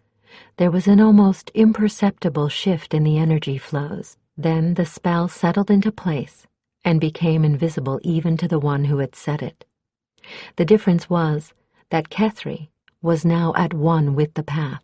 She felt the path through the hills, from end to end, like a whisper of sand across the surface of her mental skin. If the path was going to collapse, the backlash would alert her. Let's go. That's all there is to it? Jodi looked at her askance. Magery isn't all lightnings and thunders. The best magery is as subtle as a tripwire and as hard to detect. Well, Jodi sent her mount, picking a careful path down the hillside, and looked back at Kethry with an almost smile. I think I could get to appreciate magery. Kethry grinned outright, remembering that Jodi's other specialty was subterfuge, infiltration, and assassination. Take my word for it, the real difference between a master-class mage and an apprentice is not in the amount of power, it's in the usage. You've been over this trail already. What do you think? Are we going to make Trail's End by dark? Jodi narrowed her eyes, taking a moment. No, she said finally. I don't think so. That's when I'll take point, when it starts to get dark. And that's when we'll have to be most alert. Kethry nodded absently and pulled her hood closer about her neck against a lick of wind. If an attack comes, it's likely to be then. And the same goes for accident? Aye. It was growing dark, far faster than Kethry liked, and there was still no end to the trail in sight, but there had also been no sign that their movement was being followed. Suddenly, her nerves twanged like an ill-tuned harp-string. For one short, disorienting moment, she vibrated in backlash, for that heartbeat or two of time completely helpless to think or act. Then, nearly 15 years of training and practice took over, and without even being aware of it, She gathered mage energy from the core of her very being and formed a net of it, a net to catch what was even now about to fall. Just in time. Up ahead in the darkness, she heard the slide of rock, a horse's fear-ridden shriek, and the harsh cry of a man seeing his own death looming in his face. She felt the energy net sag, strain, then hold. She clamped her knees around Hellsbane's barrel and dropped her reins, telling the horse mutely to stand. The battle steed obeyed, bracing all four hooves, far steadier than the rocks about her. Kethry firmed her concentration until it was adamantine and closed her eyes against distraction. Since she could not see what she was doing, this would take every wisp of her attention. Gently, this must be done as gently as handling a penny-bird chick new hatched. If she frightened the horse, and it writhed out of her energy net, horse and rider would plummet to their doom. She cupped her hands before her, echoing the form of the power net, and contemplated it. Broken lines of power showed her where the path had collapsed, and the positioning of her net told her without her seeing the trail ahead just where her captives were cradled. "Keth," Jody's voice came from the darkness ahead, calm and steady, no sign of panic there. "We lost a very short section of the path. Those of you behind us won't have any problem jumping the gap. The immediate problem is the rider that went over. It's Gerald and Vetch. The horse is half over on his right side, and Gerald's pinned under him, but neither one of them is hurt, and you caught both before they slid more than a few feet. Gerald's got the beast barely calmed, but he's not struggling. Can you do anything more for them other than just holding them?"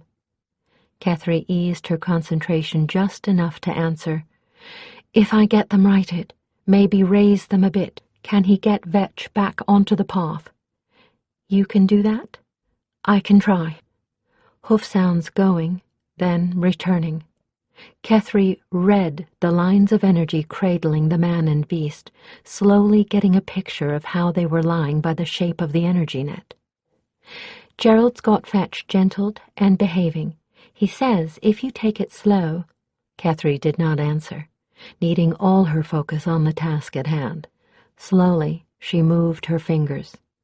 As she did, she lessened the pressure on one side of the net, increasing it on the other, until the shape within began to tilt upright. There was a lessening of tension within the net, as horse and rider lost fear. That helped. Now, beneath the hooves of the trapped horse, she firmed the net until it was as strong as the steadiest ground, taking away some of the mage threads from the sides to do so. When nothing untoward occurred, she took more of those threads, using them to raise the level of that surface, slowly, carefully, so as not to startle the horse. One by one she rewove those threads, raising the platform thumb-length by agonizing thumb-length. She was shaking and drenched with sweat by the time she got it high enough, and just about at the end of her strength, when a clatter of hooves on rock and an exultant shout told her that Gerald had gotten his mount back onto safe ground. She had only enough energy left to cling to her saddle for the last few furlongs of the journey. "Right now," Idra said quietly, stretched out along a hilltop next to Tarma, "the old warhorse should be giving them a good imitation of a tired old warhorse." The hilltop gave them a fairly tolerable view for furlongs in any direction. They were just beyond the range of Kilcrag's sentries, and Kethry was shielding them in the way she had learned from the example of Moonsong Kavala, the Talaedris adept from the Pelagiris forest, making them seem a part of the landscape. To mage sight, just a thicket of brindley bushes. In the far distance was the pass. Filling it was the dark blot of Kilcrag's forces. At this moment, as he had for the last 2 days, Lamount was giving a convincing imitation of a commander truly interested in coming to an agreement with his enemy. Heralds had been coming and going hour by hour with offers and counter-offers.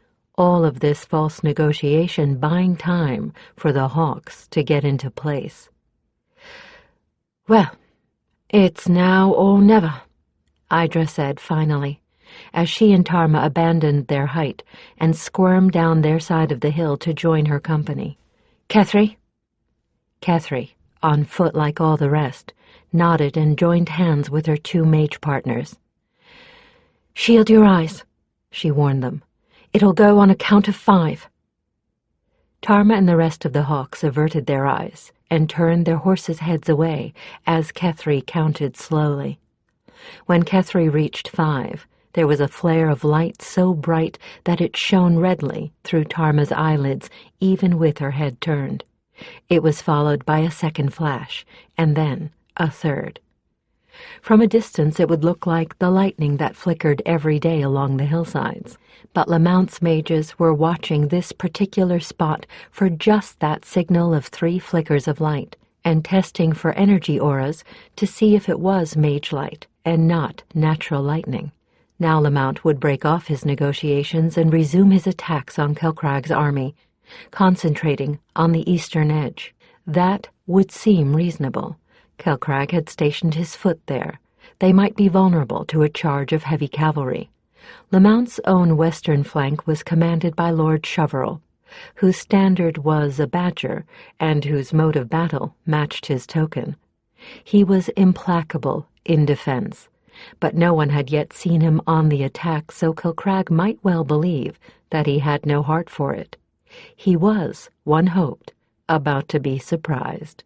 One also hoped, fervently, that Celcrag's mages had not noticed that it was mage light and not lightning that had flickered to their rear.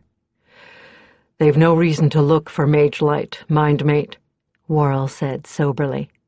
"Celcrag's wizards are all courtly types. They very seldom think about hiding what they're doing or trying to make it seem like something natural. To them, mage light is something to illuminate a room with, not something to use for a signal. If they wish to pass messages, they make a sending." "I hope you're right, Furface," Tarma replied, mounting. "The more surprised they are, the more of us are going to survive this." At Idra's signal, the Hawks moved into a disciplined canter. No point in trying too hard to stay under cover now. They urged their mounts over hills covered only with scraggy bushes and dead, dry grass. They would have been hard put to find any cover if they'd needed it, but luck was with them. They topped a final hilltop, and only then encountered Celcrag's few sentries. They were all afoot. The lead riders coldly picked them off with a few well-placed arrows before they could sound an alert. The sentries fell, either pierced with arrows or stumbling over their wounded comrades. And the fallen were trampled, for the Hawks' horses were war-trained, and a war-trained horse does not hesitate when given the signal to make certain of a fallen foe. That left no chance that Celcrag could be warned. Ahead of the riders, now stretching their canter into a gallop, was the baggage train. Kethry and her 2 companions rode to the forefront for the moment. Each mage was haloed by one of Kethry's glowing mage shields, a shield that blurred the edges of vision around a mage and his mount as well. It made Tarma's eyes ache to look at them, so she tried not to. The shields wouldn't deflect missiles, but not being able to look straight at your target made that target damned hard to hit. The 2 hedge wizards growled guttural phrases, made elaborate throwing motions, and smoking, flaming balls appeared in the air before their hands to fly at the wagons and supplies. Kethry simply locked her hands together and held them out in front of her, and each wagon or tent she stared at burst into hot blue flame, seemingly of its own accord. This was noisy. It was meant to be. The non-combatants with the baggage, drovers, cooks, personal servants, the odd whore, were screaming in fear and fleeing in all directions, adding to the noise. There didn't seem to be anyone with enough authority back here to get so much as a fire brigade organized.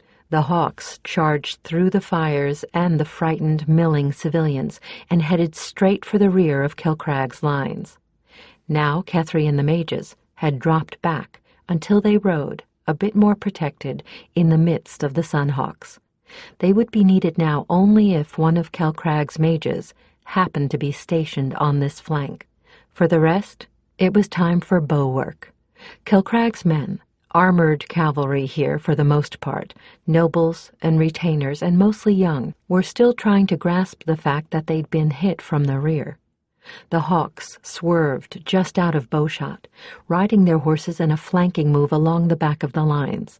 They didn't stop. That would make them stationary targets. They just began swirling in and out at the very edge of the enemy's range, as Tarma led the first sortie to engage. About 30 of them peeled off from the main group, galloping forward with what must look to Kelcrag's men like utter recklessness. It wasn't. They stayed barely within their range as they shot into the enemy lines. This was what the Hawks were famous for, this horseback skirmishing. Most of them rode with the reins in their teeth. A few, like Tarma and Jody, dropped their reins altogether, relying entirely on their weight and knees to signal their mounts. Tarma loosed 3 arrows in the time it took most of the rest of her sortie group to launch one. Her short horsebow so much a part of her that she thought of nothing consciously but picking her targets. She was aware only of Ironheart's muscles laboring beneath her legs, of the shifting smoke that stung eyes and carried a burnt flavor into the back of her throat, of the sticky feel of sweat on her back, of a kind of exultation in her skill. And it was all over in heartbeats. Arrows away, the entire group wheeled and galloped to the rear of the Hawks, already knocking more missiles, for hard on their heels came a second group, a third. It made for a continuous rain of fire that was taking its toll even of heavily armored men, and as they rode, the Hawks jeered at their enemies and shouted Idra's rallying call. The hail of arrows that fell on the enemy wounded more horses than men, a fact Tarma was sorry about. But the fire, the hail of arrows, and the catcalls inflamed their enemies' tempers in a way that nothing else could have done. And, as Lamount and Idra had planned, the young, headstrong nobles let those tempers loose. They broke ranks, leaders included, and charged their mocking foes. All they thought of now was to engage the retreating Hawks, forgetful of their orders, forgetful of everything, but that this lot of commoners had pricked their vanity and was now getting away. Now the Hawks scattered, breaking into 100 little groups, their purpose accomplished. Tarma managed to get to Kethry's side, and the two of them plowed their way back through the burning wreckage of the baggage train, iron-shod hooves pounding. Their mounts raced as if they'd been harnessed side by side. Kethry clung grimly to the pommel of her saddle, as her partner could see out of the corner of her eye. She was not the horsewoman that the Shinaeen was. She well knew it, and Hellsbane was galloping erratically, moving far too unpredictably for her to draw need. At this point, she was well nigh helpless. It would be up to Tarma and the battle mares to protect her. An overbrave pikeman rose up out of the smoke before them, thinking to hook Tarma from her seat. She ducked beneath his polearm, and Ironheart trampled him into the red-stained mud. Another footman made a try for Kethry, but Hellsbane snapped at him, crushed his shoulder in her strong teeth, shook him like a dog with a rag while he shrieked, then dropped him again. A rider who thought to intercept them had the trick Tarma and Ironheart had played on Duke Greyhaim's sentry performed on him and his steed, only in deadly earnest. Ironheart reared, screaming challenge, and crow-hopped forward. The gelding the enemy rode backed in panic from the slashing hooves, and as they passed him, his rider's head was kicked in before they could get out of range. The battle steeds kited through the smoke and flames of the burning camp, with no more fear of either than of the scrubby shrubbery. 3 times Tarma turned in her saddle and let fly one of the lethal little arrows of the Shinaeen, as those pursuing found to their grief armor was of little use when an archer could find and target a helm slit. Then shouting began behind them. Their pursuers pulled up, looked back, and began belatedly to return to their battle line. Too late, for Lord Shoverall had made his rare badger's charge, and had taken full advantage of the hole that the work of the Sunhawks had left in Kelcraig's lines. Kelcraig's forces were trapped between Shoverall and the shale cliffs, with nowhere to retreat. Using her knees, Tarma signaled Ironheart to slow, and Hellsbane followed her stablemate's lead. Tarma couldn't make out much through the blowing smoke, but what she could see told her all she needed to know. Kelcraig's banner was down, and there was a milling mass of men, mostly wearing Lamount's scarlet surcoats where it had once stood. All over the field, fighters in Kelcraig's blue were throwing down their weapons. The Civil War was over. Kethry touched the tip of her index finger to a spot directly between the sweating fighter's eyebrows. He promptly shuddered once, his eyes rolled up into his head, and he sagged into the waiting arms of his shield brother. "Lay him out there, that's right." Rethair directed the disposition of the now slumbering hawk.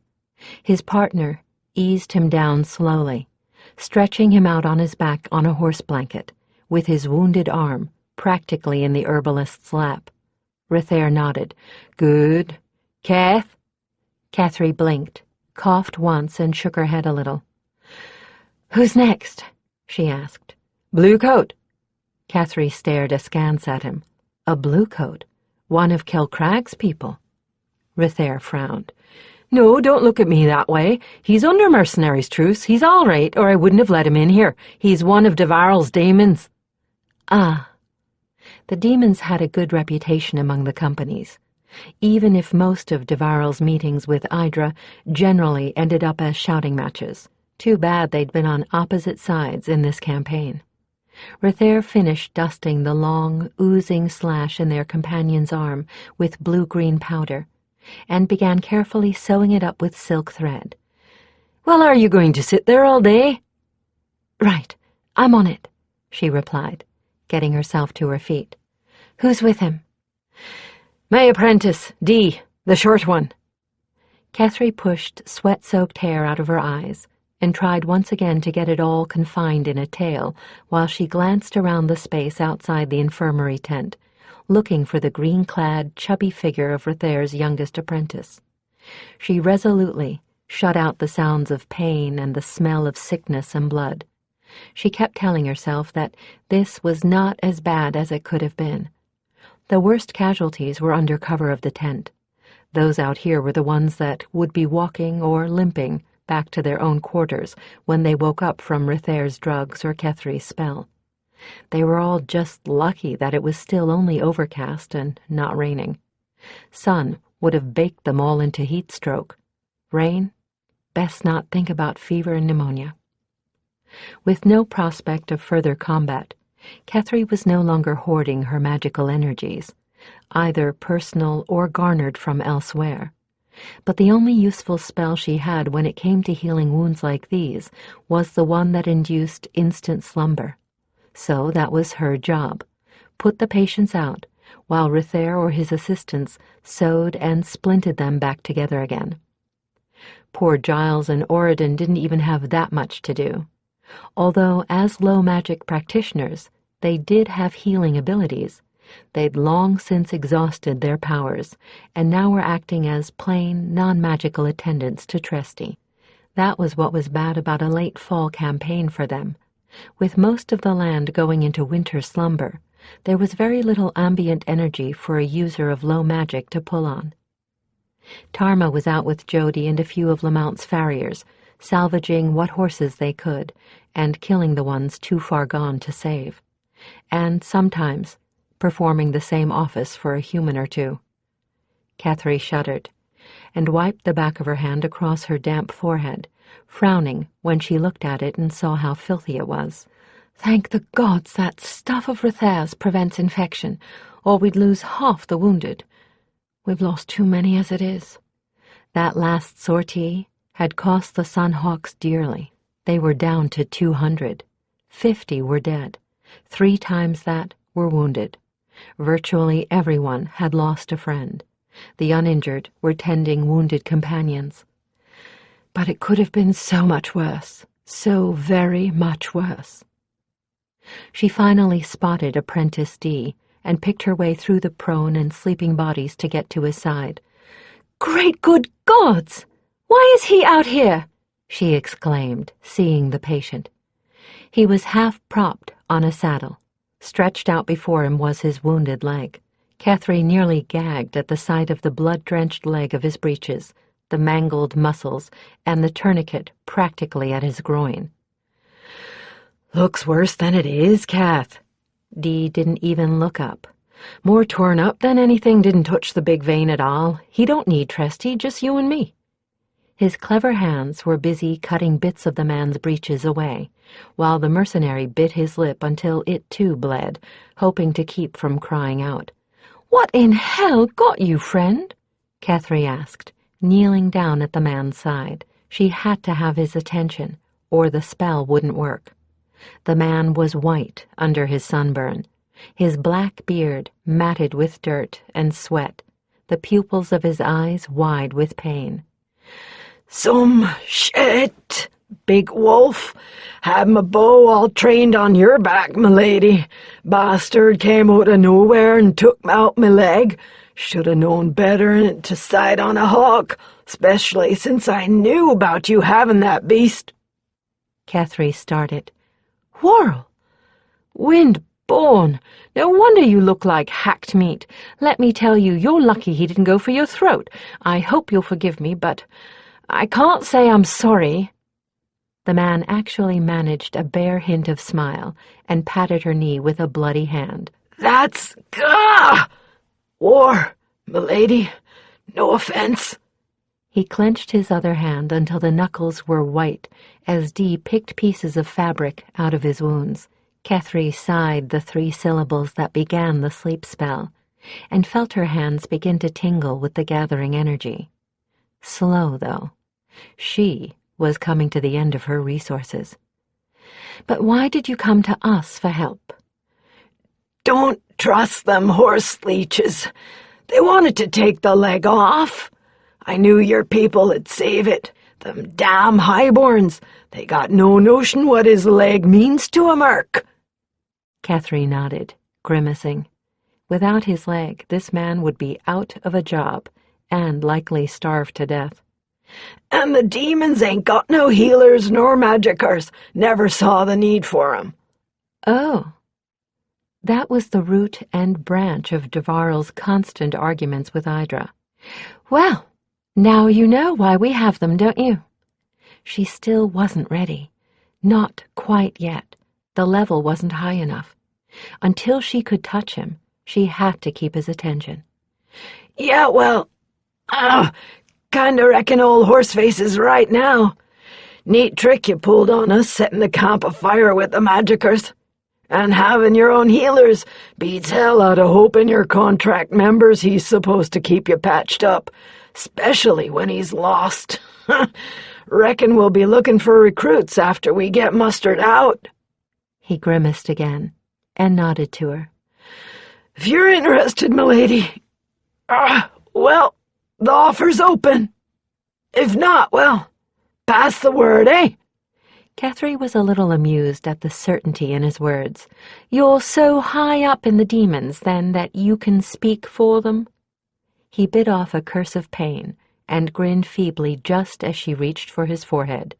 "Should say, I'm Devarel." Kethry was wrung with weariness, and her mage energies were little more than flickers when Tarma came looking for her. She looked nearly transparent with exhaustion, ready to float away on an errant wind. The swordswoman knelt down in the dust beside where Kethry was sitting. She was obviously still trying to muster up energies all but depleted. "Geth!" The mage looked up at her, with a face streaked with dried blood. "Thank the warrior, none of it hers." "Lady Windborn, I think I hate war." "Aye," Tarma agreed grimly. Now that the battle high had worn off, as always, she was sick and sickened. Such a damned waste. All for the sake of one fool too proud to be ruled by a woman. All that death, men, women, good beasts, innocent civilians. Hell of a way to make a living. Can you get loose? If it isn't for Majory, I'm tapped out. It isn't. Idra wants us in her tent. Tarma rose stiffly and gave her hand to her partner, who frankly needed it to get to her feet. The camp was quiet, the quiet of utter exhaustion. Later would come the drinking bouts, the boasts, the counting of bonuses and loot. Now was just time to hurt and to heal, to mourn the lost friends and help care for the injured, and to sleep if one could. With the coming of dusk, fires were being kindled and torches, and off in the distance, pyres. The Hawks, like most mercenary companies, burned their dead. Tarma had already done her share of funeral duty. She was not particularly unhappy to miss the next immolation. Two of the Hawks, not too flagged to stand watch, were acting sentry on Idra's tent. Tarma nodded to both of them and pushed her way in past the flap, Kethry at her heels. Idra inclined her head in their direction and indicated a pile of blankets with a wave of her hand. Suin already occupied her cot, and Geoffrey, Thomas, and Lethra, his sergeants, the equipment chest, the stool, and another pile of blankets, respectively. The fourth sergeant, Bevis, was currently sleeping off one of Kethry's spells. "Where's your Kyrie?" the captain asked, as they lowered themselves down onto the pile. Sentry, go! He's about the only one of us fit for it, so he volunteered. Bless him. I got him a young pig. I figured he'd earned it, and I figured he'd like to get the taste of man out of his mouth. Tarma grinned. Sounds like he's been bitching at you. Captain, for a pig, he'd stand sentry all bloody night. Have him see the cook when he's hungry.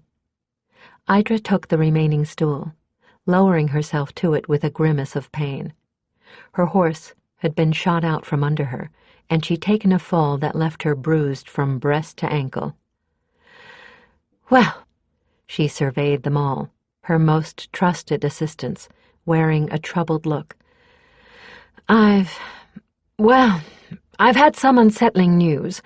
It's nothing to do with the campaign. She cut short the obvious question hurriedly. No, in fact, Geoffrey is sitting on our mustering out pay. Lamount's been damn generous, above what he contracted for. No, this is personal. I'm going to have to part company with you for a while. Tarma felt her jaw go slack. The others stared at their captain with varying expressions of stunned amazement. Suin was the first to recover. Idra? What in the hell is that supposed to mean? Part company. Why?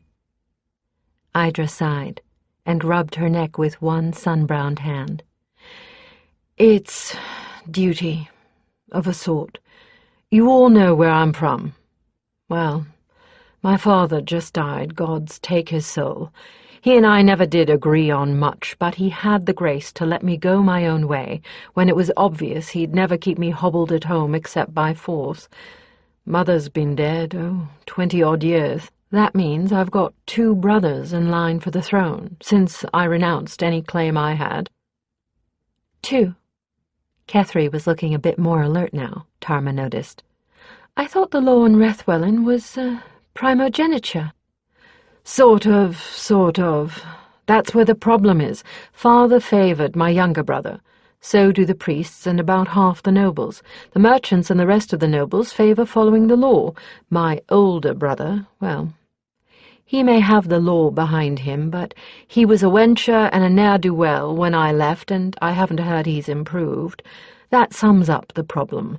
The noble houses are split right down the middle, and there's only one way to break the deadlock. You? Geoffrey asked. She grimaced. Aye. It's a duty I can't renounce, and damned if I like it. I thought I'd left politics behind the day I formed the Sunhawks. I'd have avoided it if I could, but the minister's envoys went straight to Lamount. Now there's no getting out of it. And in all honesty, there's a kind of duty to your people that goes with being born into a royal house. I pretty much owe it to them to see that they get the best leader if I can. So I'm going back to look the both of my brothers over and cast my vote. I'll be leaving within the hour." "But—" The panic on Suan's face was almost funny. "Suan, you're in charge," she continued implacably. "I expect this won't take long. I'll meet you all in winter quarters. As I said, we've been paid. We only need to wait until our wounded are mobile before you head back there. Any questions?" The weary resignation on her face told them all that she wasn't looking forward to this, and that she wouldn't welcome protests. What Idra wanted from her commanders was the assurance that they would take care of things for her in her absence, as they had always done in her presence, with efficiency and dispatch. It was the least they could give her. They stood nearly as one and gave her drill field perfect salutes. "No questions, Captain," Suan said for all of them. "We'll await you at Hawk's Nest as ordered." Chapter 4.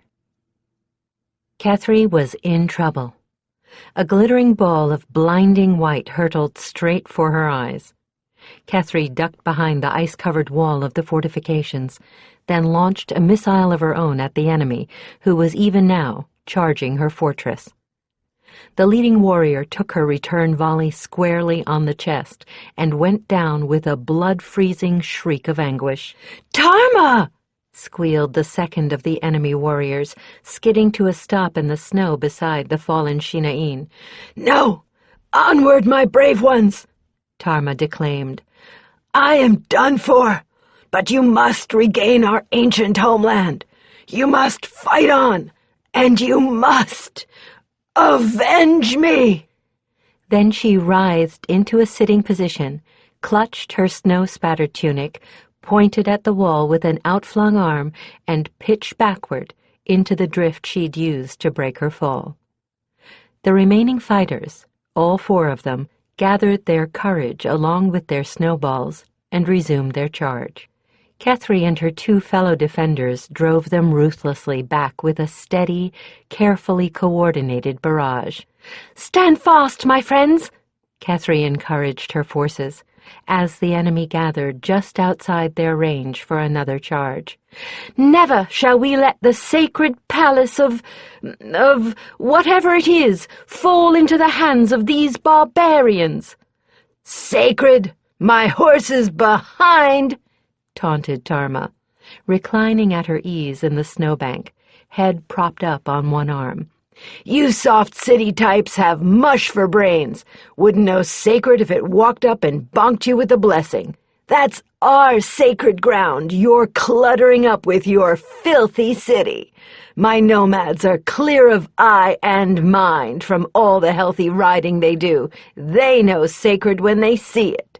"You're dead," Kethry returned, laughing. "You can't talk if you're dead." "Oh, I wouldn't bet on that," Tarma replied, grinning widely. "Well, it's not fair," Kethry began, when one of Tarma's nomads launched into a speech of her own. It was very impassioned, full of references to our fallen leader, now with the stars, and our duty to free our ancient homeland, and it was just a little confused, but it was a rather good speech for a 12-year-old.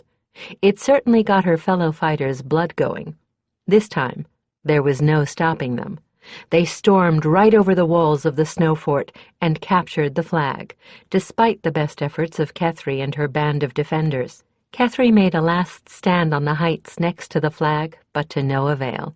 She was hit with 3 snowballs at once and went down even more dramatically than Tarma. The barbarians howled for joy, piled their other victims on top of Kethry, and did a victory dance around the bodies.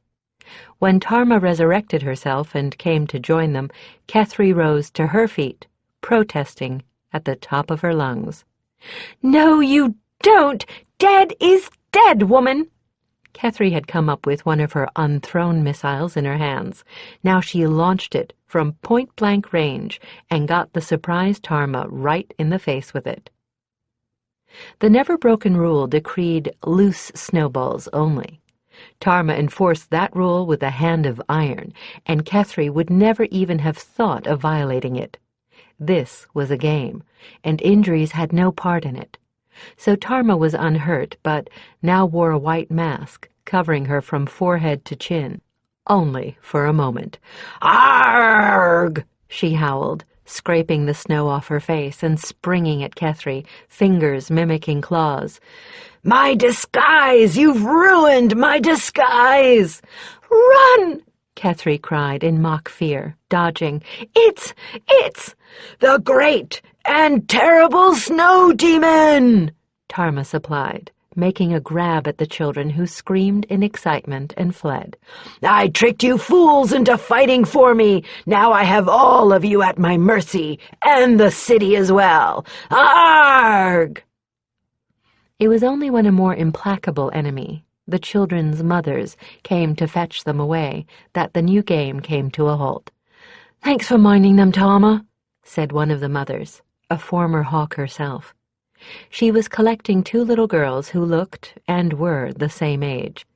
Varney and her shield mate Sanya had met in the Sunhawks, and when an unlucky sword stroke had taken out Varney's left eye, they'd decided that, since Varney was mustering out anyway because of the injury, they might as well have the family they both wanted. Though how they'd managed to get pregnant almost simultaneously was a bit of a wonder. Somewhat to their disappointment, neither child was interested in following the sword. Varney's wanted to be a scrivener, and Sanya's a healer, and the latter at least was already showing some evidence of that gift. "No problem," Tarma replied. "You know I enjoy it. It's nice to be around children who don't take warfare seriously." In point of fact, none of these children was being trained for fighting. All had indicated to their parents that they wished more peaceful occupations. So their play battles were play, and not more practice. "Well, we still appreciate having an afternoon to ourselves, so I hope you don't ever get tired of them," one of the other mothers replied with a broad smile. "Not a chance," Tarma told her. "I'll let you know next afternoon I've got free, and I'll kidnap them again." "Bless you." With that, and similar expressions of gratitude, the women and their weary offspring vanished into the streets of the snow-covered town. "Phew!" Tarma supported herself on the wall of the snow fort with both arms and looked over at Kethry, panting. Her eyes were shining, and the grin she was still wearing reached and warmed them. "Gods, did we have that much energy at that age?" "Damned if I remember. I'm just pleased I managed to keep up with them. Lady bless, I'd never believed you could get this overheated in midwinter." "You had it easy. I was the one who had to keep leading the charges." "So that's why you let me take you out so easily," Kethry teased. "Shame on you, being in that poor a shape. You know, I rather like that snow demon touch. I was a little uneasy with Jinnan's rhetoric." "Can't teach a child too early that there are folks that will use him. I just about had a foal when I found out there weren't any granny stories up here on those lines. We Shina'een must have at least a dozen about the youngling who takes things on face value and gets eaten for his stupidity. Come to think of it, the snow demon is one of them. He ate about half a clan before he was through." "Nasty story." Kethry helped Tarma beat some of the snow out of her clothing, and the powdery stuff sparkled in the late afternoon sunlight as it drifted down. "Was there such a creature, really? And was that what it did?" "There was. And it did. It showed up in an unusually cold winter one year. About 4 generations ago. A Kalenadrol finally took it out. One of my teachers, to tell the truth. Mutual kill, very dramatic. Also, he tells me, damned painful. I'll croak you the song sometime. Tonight, if you like." Kethry raised an eyebrow in surprise. That meant Tarma was in an extraordinarily good mood. While time had brought a certain amount of healing to the ruined voice that had once been the pride of her clan, Tarma's singing was still not something she paraded in public. Her voice was still harsh, and the tonalities were peculiar. She sometimes sounded to Kethry like someone who had been breathing smoke for 40-odd years. She was very sensitive about it and didn't offer to sing very often. "What brought this on?" Kethry asked, as they crunched through the half-trampled snow, heading back to their double room in the Hawks' barracks. "You're seeming more than usually pleased with yourself." Tarma grinned. "Partly this afternoon." Kethry nodded, understanding. Tarma adored children, which often surprised the boots off their parents. More, she was very good with them, and children universally loved her and her never-ending patience with them. She would play with them, tell them stories, listen to their woes. If she hadn't been Calenadril, she'd have made an excellent mother. As it was, she was the willing child tender for any woman in Hawk's Nest who had ties to the company, when she had time, which, between drill and teaching duties, wasn't nearly as often as she liked. Somewhere in the back of her mind, Kethry was rather looking forward to the nebulous day when she and Tarma would retire to start their schools, because then Tarma would have younglings of her own, by way of Kethry. More, she would have the children that would form the core of her resurrected clan. And bringing Talasadrine back to life would make Tarma happy enough that the smile she wore too seldom might become a permanent part of her expression. "So, what's the other part?" Kethry asked, shaking herself out of her wool-gathering when she nearly tripped on a clump of snow. Tarma snickered, eyes narrowed against the snow glare and the westering sunlight. Her tone and her expression were both malicious. "Leslak's cooling his heels in the jail, as of last night." "Oh, really?" Kethry was delighted. "What happened?" "Let's wait till we get inside. It's a long story." Since they were only a few steps from the entrance to their granite-walled barracks, Kethry was willing to wait. As officers, they could have taken more opulent quarters, but frankly they didn't really want them. Tarma hardly had any need for privacy. Kethry had yet to find anyone in or out of the Hawks that she wanted to dally with on any regular basis. On the rare occasions where comradeship got physical, she was more than willing to rent a room in an inn overnight. So they shared the same kind of Spartan quarters as the rest of the mercenaries, a plain double room on the first floor of the barracks. The walls were wood, paneled over the stone of the building. There were pegs for their weapons and stands for their armor, a single wardrobe, 2 beds, 1 on each wall, and 3 chairs and a small table. That was about the extent of it. The only concession to their rank was a wood-fired stove. Tarma felt the winter cold too much otherwise. They had a few luxuries besides: thick fur coverlets and heavy wool blankets on the beds, some fine silver goblets, oil lamps and candles instead of rush tips, but no few of the fighters had those, paid for out of their earnings. Both of them felt that since they worked as closely as they did with their underlings, there was no sense in having quarters that made subordinates uncomfortable. And, truth to tell, neither of them would truly have felt at ease in more opulent surroundings. They pulled off their snow-caked garments and changed quickly, hanging the old on pegs by the stove to dry. Kethry noted, as she pulled on a soft, comfortable brown robe and breeches, that Tarma had donned black and frowned. It was true that Calenadril only wore dark, muted colors, but black was for ritual combat or blood feud. Tarma didn't miss the frown, faint as it was. "Don't get your hackles up. It's all I've got left. Everything else is at the launderer's or wet. I'm not planning on calling anybody out, not even that damned off-key songster, much as he deserves it, and much as I'd like to." Worrell raised his head from the shadows of the corner he'd chosen for his own, with a contemptuous snort. The Kyrie liked the cold even less than Tarma, and spent much of his time in the warm corner by the stove, curled up on a pad of old rugs. "You two have no taste. I happen to think Leslac is a fine musician and a very talented one. Tarma answered with a snort of her own. All right, then, you go warm his bed. I'm sure he'd appreciate it. Worrell simply lowered his head back to his paws and closed his glowing golden eyes with dignity.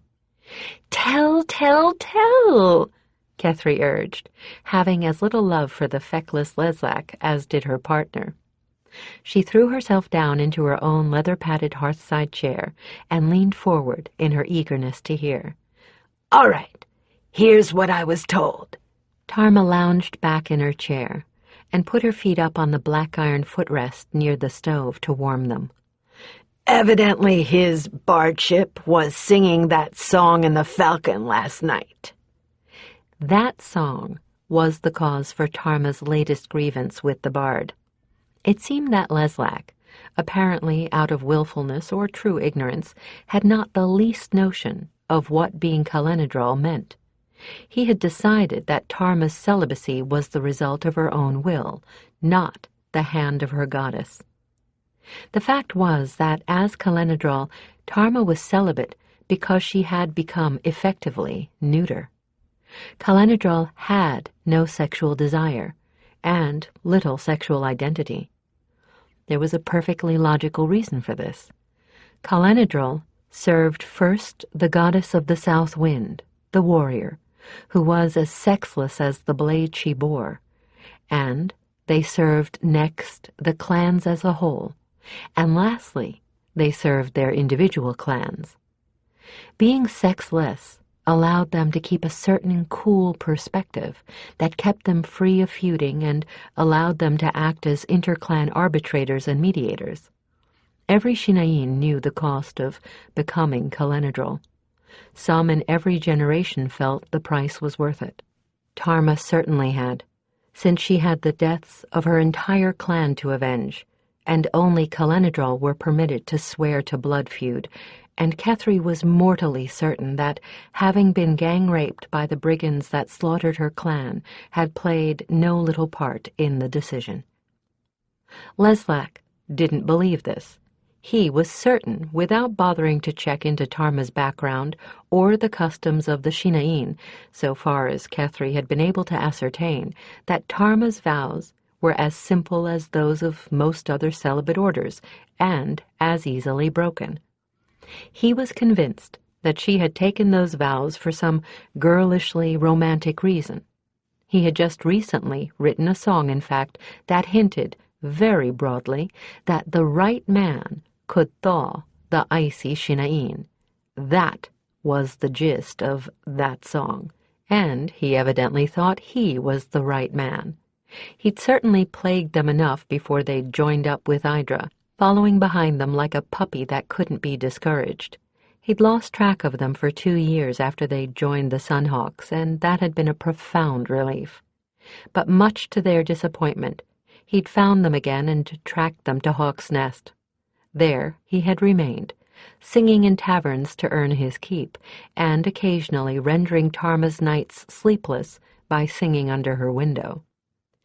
That song was new. The first time Tarma had heard it was when they'd gotten back from the Circean campaign. Kethry had needed to practically tie her down to keep her from killing the musician. "That's not a wise place to sing that particular ballad," Kethry observed, "seeing as that's where your scouts tend to spend their pay." "Aye, but it wasn't my scouts that got him," Tarma chuckled, "which is why I'm surprised you hadn't heard. It was Tresty and Suin." "What?" "It was lovely, or so I'm told. Tresty and Suin sailed in just as he began the damn thing. Nobody said, but it wouldn't amaze me much to find out that Suin set the whole thing up, though, according to my spies, Tresty's surprise looked real enough. She knows what Calenadral means. Hellfire were technically equals if I wanted to claim the priestly aspects that go with the goddess bond. She also knows how you and I feel about the little warbling bastard. So she decided to have a very public and very priestly fit about blasphemy and sacrilegious mockery. That was one of the few laws within Hawk's Nest, that every comrade's gods deserved respect, and to blaspheme anyone's gods, particularly those of a Sunhawk of notable standing, was an official offense, punishable by the town judge. She didn't. She ruddy well did. That was all Suan and my children had been waiting for. They called civil arrest on him and bundled him off to jail. And there he languishes for the next 30 days. Kethry applauded, beaming. That's 30 whole days we won't have to put up with his singing under our window. And 30 whole days I can stroll into town for a drink without hiding my face. Tarma looked very pleased with herself. Worrell heaved a gigantic sigh. Look, Furface, if you like him so much, why don't you go keep him company? Tasteless barbarians. Tarma's retort died unuttered, for at that moment there was a knock at their door. Come, Kethry called, and the door opened to show one of the principals of Tarma's story, Suan. Are you too busy? Not particularly, Tarma replied, as Kethry rose from her chair to usher him in. I was just telling Keth about your part in gagging our songbird. Can I have an hour or two? Suan was completely expressionless, which to those that knew him meant that something was worrying him, and badly. Suan, you can have all of our time you need, Kethry said immediately, closing the door behind him. What's the problem? Not Tresty, I hope. No. I have to talk to somebody, and I figured it had better be you two. I haven't heard anything from Idra in over a month. Bloody hell! Tarma sat bolt upright, looking no little alarmed herself. Pull up the spare chair, man, and give us the details. She got up and began lighting the oil lamps standing about the room, then returned to her seat. Kethry broke out a bottle of wine and poured 3 generous goblets full before resuming her perch. She left the bottle on the table within easy reach, for she judged that this talk had a possibility of going on for a while. Suan pulled the spare chair over to the stove and collapsed into it, sitting slumped over, with his elbows on his knees and his hands loosely clasped around the goblet. It's been a lot more than a month, really. More like 2. I was getting a message about every 2 weeks before then, most of them bitching about one thing or another. Well, that was fine. That sounded like Idra. But then they started getting shorter. And you know how the captain sounds when she's got her teeth on a secret? Aye, Tarma nodded. Like every word had to wiggle around that secret to get out. Yeah, that's it. Hints was all I got, that things were more complicated than she thought. Then a message saying she'd made a vote and would be coming home. Then right after, another saying she wouldn't, that she'd learned something important and had to do something. Then nothing. Shika! Tarma spat. Kethry seconded the curse. This sounded very bad. It's been nothing, like I said, for about 2 months. Damn it, Idra knows I'd be worried after a message like that, and no matter what had happened, she'd find some way to let me know she was all right. If she could, Kethry said. So I'm figuring she can't. That she's either into something real deep, too deep to break cover for a message, or she's being prevented. Kethry felt a tug on her soul self from across the room. Need was hung on her pegs over there. She let her inner self reach out to the blade. Sure enough, she was calling, as she did when there were women in danger. It was very faint, but then Idra was very far away. I don't dare let the rest of the Hawks know, Suan was saying. Tarma coughed. You sure as hell don't. We've got enough hotheads among us that you'd likely get about 100 charging over there, cutting right across Rethwellan and stirring up the gods only know what trouble. Then luck would probably have it that they'd break right in on whatever the captain's up to and blow it all to hell. Suan, She is in some sort of trouble. Need stirred up the moment you mentioned this. I don't think it's a coincidence." Kethry shook her head a little in resignation. "If Need calls, it's got to be more than just a little difficulty. Need's muted down since she nearly got us both killed. I hardly even feel her on a battlefield with women fighting and dying all around. I don't talk about her much, but I think she's been changing. I think she's managed to become a little more capable of distinguishing real troubles that only Tom and I can take care of, so I think Idra requires help. I agree with you. All right, what do you want us to do? Track her down and see what's wrong? Just remember, though, if we go—" she forced a smile. "Tresty loses her baby tender, and you lose your master-class mage." Suin just looked relieved to the point of tears. "Look, I hate to roust you two out like this, and I know how Tarma feels about traveling in cold weather, but you're the only two I'd feel safe about sending. Most of the kids are what you said, hotheads. The rest, except for Jody, they're mostly like me, common born. Kath, you're highborn. You can deal with highborns, get stuff out of 'em I couldn't, and Tarma can give you to a reason for hauling up there." "Which is what?" "You know your people hauled in the fall lots of horses just before we got back from the last campaign.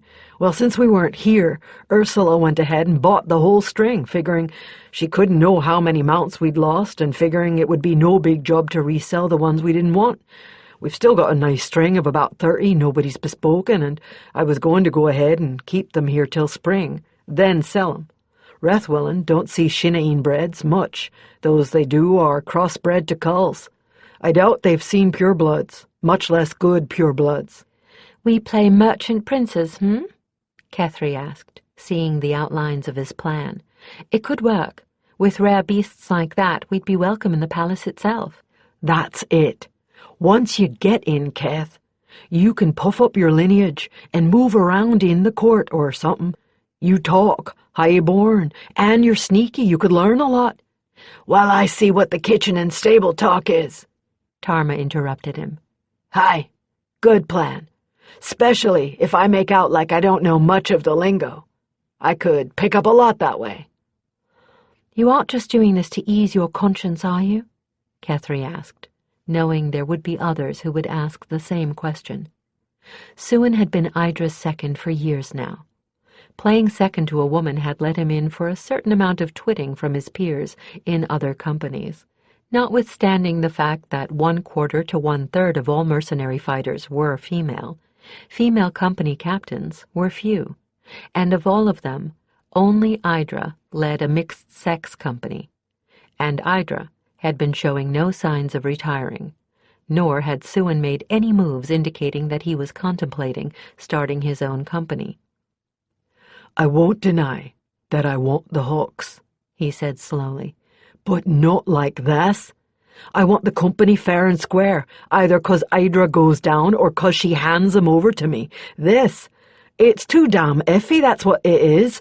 It's eating at me, and what's worse, it's eating at me that Idra might be in something deep." "And you have to do something to get her out of it, if you can."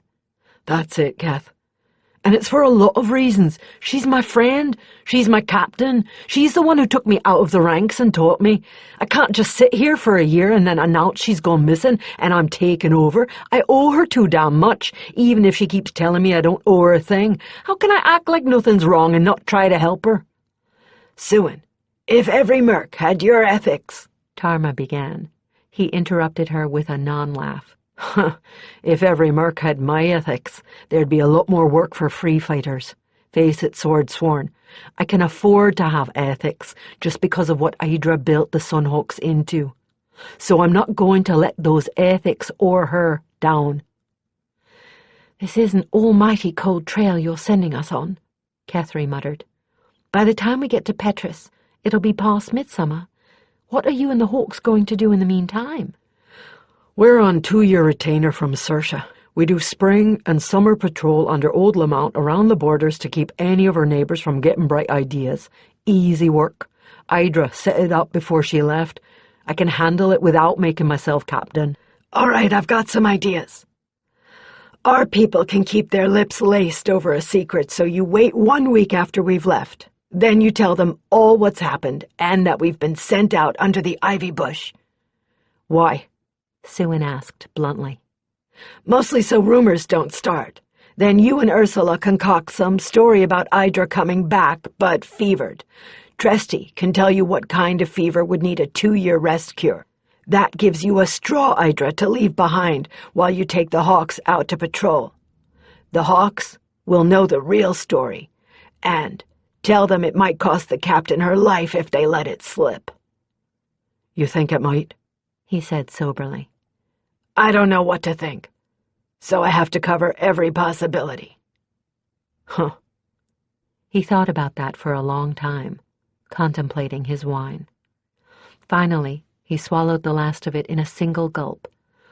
"All right, I'll go with it. Now, should I replace you two?" "I think you'd better," Tarma said. "I suggest promoting either Garth or Jody. Garth is my preference. I don't think Jody would be comfortable in a command position. She's avoided being in command too many times." "I'll do ascending. There are White Wind sorcerers everywhere. You should be getting one or more up here within a couple of months." Kethry bit her lip a bit, trying to do a rough calculation on how far her sending would reach. "I can't promise that you'll get anything higher than a journeyman class, but you never know. I won't tell them more than that there's a position open with you. You can let whoever you hire in on the whole thing after you take them on. Remember, White Wind School has no edicts against using magic for fighting, and I'll make it plain in the sending that this is a position with a merc company, that it means killing as well as healing. That should keep the squeamish away. Have Tresty look them over first, then Oridon and Giles. Tresty will be able to sense whether they'll fit in." "No, she checked you two out while Idra was waiting to interview you." Kethry nodded wryly. "Figures. I can't imagine Idra leaving anything to chance. All right. Does that pretty much take care of things?" "I think so." "Well, as cold as the trail is going to be, there is no sense in stirring up a lot of rumors by having us light out of here with our tails on fire," Tarma said bluntly. "We might just as well take our time about this. Say our goodbyes, get equipment put together. Act like this was going to be an ordinary sort of errand we're running for you. Until we've been gone for about a week, you just make out like I'm running the string out to sell, and Kath's coming with me for company." Suin nodded. "That sounds good to me. I'll raid the coffers for you two. You'll be needing stuff to make you look good in the court, I expect." He rose and started for the door, then turned back and, awkwardly, held out his arms. I don't know what I'd have done without you two," he said stiffly, his eyes bright with what Kethry suspected might be incipient tears. "You're more than shield brothers. You're friends. Thanks." They both embraced him, trying to give him a little comfort. Kethry knew that Idra had been in that more than shield brother category too, and that Suin must be thinking what she was thinking, that the captain's odds weren't very good right now. "Tis Orthany, Dudara, big man," Tarma murmured. "When we come across someone special, like you, like Tresty, like Idra, well, you help your friends, that's all I can say. That's what friends are for, Harry." "If anybody can help her out, it'll be you two." "We'll do our best.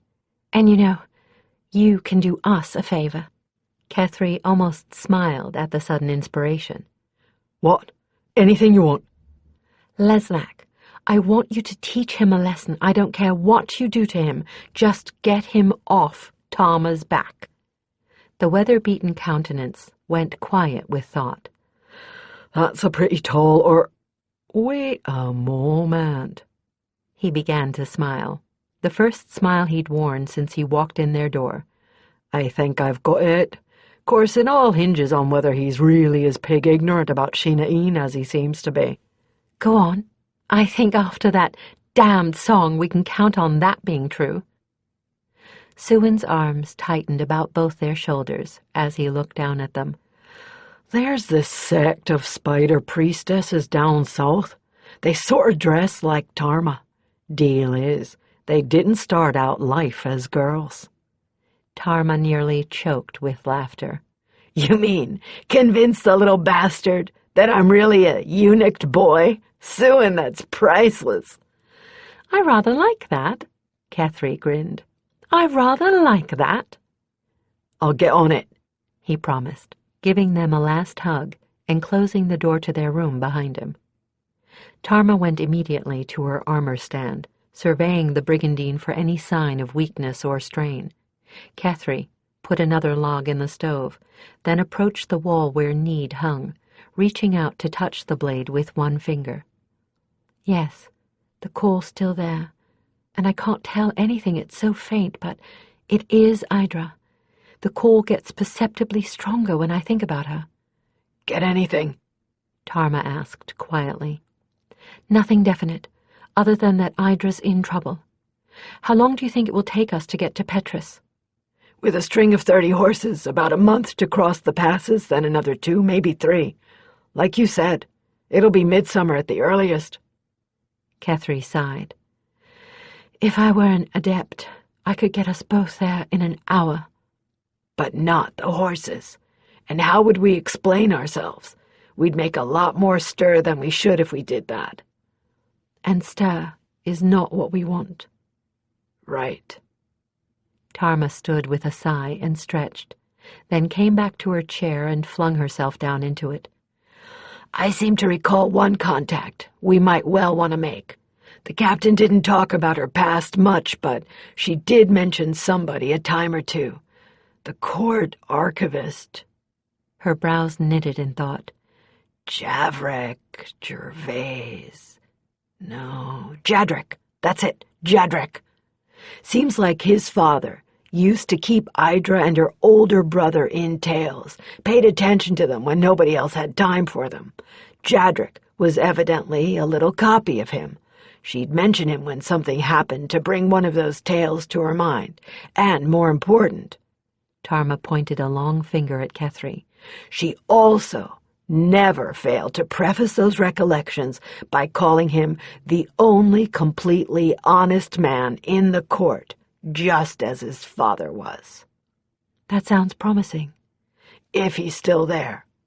Seems to me she said something about him being at odds with her father and her younger brother when he took over the archivist position. He did that pretty young, since he was younger than Idra or her brother, and she left the court before she was 20. She also said something about his being crippled, which could cut down on the amount he sees. Yes and no, Kethry replied, more than grateful for Tarma's remarkable memory. People who are overlooked often see more that way. Need I tell you that I'm glad you have a mind like a trap? What? Shut! Tarma jibed. Now you know I've got a singer's memory. If I'd forgotten one verse of any of the most obscure ballads, I'd have been laughed out of camp. Keth, you're worrying yourself, I can tell. You're wasting energy. I know. Take it 1 week at a time. Worry about getting us through the passes safely. I'll get you the avalanche map tomorrow. See what you can scry out with it. And speaking of snow, do you still want to hear that business about the snow demon? Well, yes, she replied, surprised. But I hardly thought you'd be in the mood for it now. I'm just taking some of my own prescribed medicine. Tarma grinned crookedly and went to fetch the battered little hand drum she used on those rare occasions when she chanted. You couldn't call it singing anymore, one of the Shinaeen history songs. Trying to remember all 52 verses will keep me from fretting into a sweat. And hoping. She looked down at her black sleeve, the black of vengeance taking. That this outfit doesn't turn out to be an omen. Chapter 5. Hi, Vitha! Kele! Tarma wheeled Ironheart about on the mare's heels in a piece of horsemanship that drew a spattering of impromptu applause from those watching, and chivied the last of the tired horses into the corral assigned to them by the master of the Petrus stock market. She controlled them with voice only, not hand nor whip. She didn't even call for any encouraging nips at their heels from Worrell, another fact which impressed the spectators no end. They were already impressed by the horses. They were not the kind of beasts that the inhabitants of Petras were used to seeing. These were Shinaeen purebreds, and the only reason any of them had been passed over by the Sunhawks was that they were mostly saddlebreds, not trailbreds. The Shinaeen horses bred for trail work were a little rougher looking, and a bit hardier than the saddlebreds in the main. There were always exceptions, like Tarma's beloved Kethry, but the Shinaeen kept the exceptions for their own use and further breeding, as Kethry was being bred, pampered queen mare of the Talasadrine herds. No, these horses were not what the inhabitants of Petras were used to seeing in their beast market. Their heads, broad in the forehead, small in the muzzle, and with large doe-soft eyes, were carried high and proudly on their long, elegant necks. Pride showed in every line of them, despite their weariness. Their bodies were compact and muscular, the hindquarters being a trifle higher than these people were accustomed to. Their legs were well muscled and slim.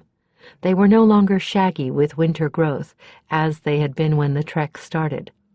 Now their coats were silky, despite the dust, and their manes and tails, the pride of a Shinaeen mount, were flowing in the wind like many-colored waterfalls. And they moved, like dancers, like birds on the wind, like music made visible. In short, they were beautiful. "Good enough to suit a king, eh, Idra?" Tarma asked in her own tongue, feeling rather proud of her charges.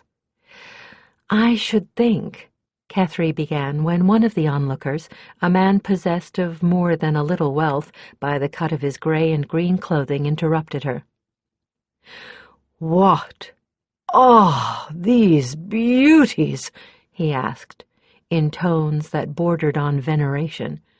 "Where on earth did they spring from? Valdemar?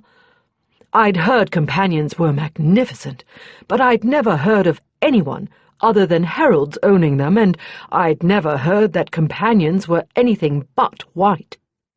"No, my lord," Kethry replied, as Tarma privately wondered what on earth a companion could be. "These are Shinaeen purebred saddle mares and geldings from the Dorisha plains." "Shinaeen!" The man stepped back a pace. "Lord and Lady, how did you ever get Shinaeen to part with them? I'd have thought they'd have shown you their sword edge rather than their horses." "Easily enough. I'm blood sister to the handler there. I thought to bring a string up here and try our luck." "She's Shinaeen?" The man gulped and eased another footstep or two away, putting Kethry between himself and Tarma. Tarma wasn't certain whether to laugh or continue to look as if she didn't understand. The man acted like she was some kind of demon. "Oh, yes," Kethry answered, "and Kalenidral." She must have noted his look of blank non-recognition because she added, "Sword sworn." He turned completely white. "I hope, excuse me, lady, but I trust she's under control." "Warrior's oath, Idra, what in hell have they heard about us?" Tarma kept to her own tongue, as per the plan, and was keeping her face utterly still and impassive, but she knew Kethry could hear the suppressed laughter in her voice. "Probably that you eat raw meat for breakfast and raw babies for dinner," Kethry replied, and Tarma could see the struggle to keep her expression guileless in the laughter sparkling in her eyes. "Pardon, but what's she saying?" The man eyed Tarma as if he expected her to unsheathe her blade and behead him at any moment. "That she noticed how much you admire the horses and thanks you for the compliment of your attention." Tarma took care to nod graciously at him, and he relaxed visibly. She then turned her attention back to the horses. The corral seemed sizable enough to hold them comfortably. She'd been a little worried about that. Let's see, pump or well for the watering trough, and where would it be? Ah! She spotted a pump after a bit of looking. Good. One good thing about so-called civilization. Pumps. Think maybe I might see if the clans would agree to having a couple installed on the artesian wells. Stand, she told Ironheart. The battle mare obediently locked her legs in position. It would take an earthquake to move her now. Tarma unslung the sword from her back and looped the baldric over the pommel of the saddle. Guard, she ordered. That blade was a sweet one, and had been dearly paid for in her own blood. She didn't intend to lose it. Ironheart would see that she didn't. You'd better tell your friend to stay clear of Hart, or he'll lose a hand, she called to Kethry, then dismounted and vaulted over the fence into the stockade to water her other charges. That bit of bravado cost, too, but it was worth a bit of strain to put on a proper show. Tarma meant to leave these folks with their mouths gaping, for that meant that the highborns would hear of them that much sooner. "You're going to hurt in the morning," Worrell observed. Thus far the crowd's attention had been so taken up with the horses that they hadn't paid much heed to him. He'd stayed in the shadow of Ironheart, who was so tall that he didn't stand out as the monster he truly was. And she couldn't tell, but he might well be exercising a bit of his own magic to look more like an ordinary herd dog. He'd hinted that he could do just that on the way here, which was no bad idea. Tarma felt the strain of the muscles she'd used, and privately agreed with his critical remark about hurting. For every scar she bore on her hide, there was twice the scar tissue under it, where it didn't show, but it certainly made itself felt, particularly when she started showing off. But they were drawing a bigger crowd by the moment.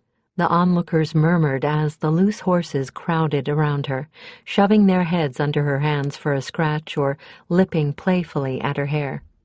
She laughed at them, pushed them out of the way, and got to the pump. As she began to fill the trough, they pushed in to get at the water, and she rebuked them with a single sharp "Nis!" They shied and danced a bit, then behaved themselves. Tarma had been doing some serious training with them on the trail, knowing that once they were in Rethwellan, she would have to be able to command them by voice, for if they spooked, she, Kethry, and Worrell would not be enough to keep them under control. Her ability to keep them in line seemed to impress their audience no end. She decided to go all out to impress them. She picked out one of the herd mares she'd been working with far more than the others and called her. The chestnut mare pricked her ears and came to the summons eagerly. She knew what this meant. First, a trick from her, and then a treat was in store. Tarma ordered the others out of her way, then raised her hand high over her head. The mare stepped out away from her about 15 paces. Then, as Tarma began to turn, followed her turn as if she was being lunged, except there was no lunging rein on her. At a command from Tarma, she picked up to a trot, then a canter. After traveling all day, Tarma was not going to ask her to gallop. At a third command, she stopped dead in her tracks. At the fourth, she reared. The fifth command was, "Come," and meant a piece of dried apple and a good scratch behind the ears. She obeyed that one with eager promptitude. The spectators, now thick on the fence, applauded. The horses flickered their ears nervously, but when nothing came of the noise, went back to watching Tarma, hoping for treats themselves. Tarma was pleased, more than pleased. Everything was going according to the plan they'd mapped out. "Patience, children," she told the rest. "Dinner should be here soon." Their ears flickered forward nearly as one at that welcome word, and they continued to watch her with expectation in their soft, sweet eyes. And, within moments, the beast market attendants did appear, with the hay and sweet feed Tarma had told Kethry to order, and more than that, she saw carrots poking out of more than one pocket. This was gratifying, if it was evidence of the fact that the attendants were taken with the looks of the string. But it could also be an attempt on the part of some other horse breeder to poison her stock. "I'm checking mine, mate," the voice in her head told her.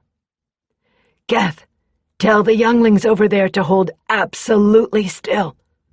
I think they just want to treat the children, but Worrell's going to check for drugging, just in case." Kethry called out the warning, and the attendants froze.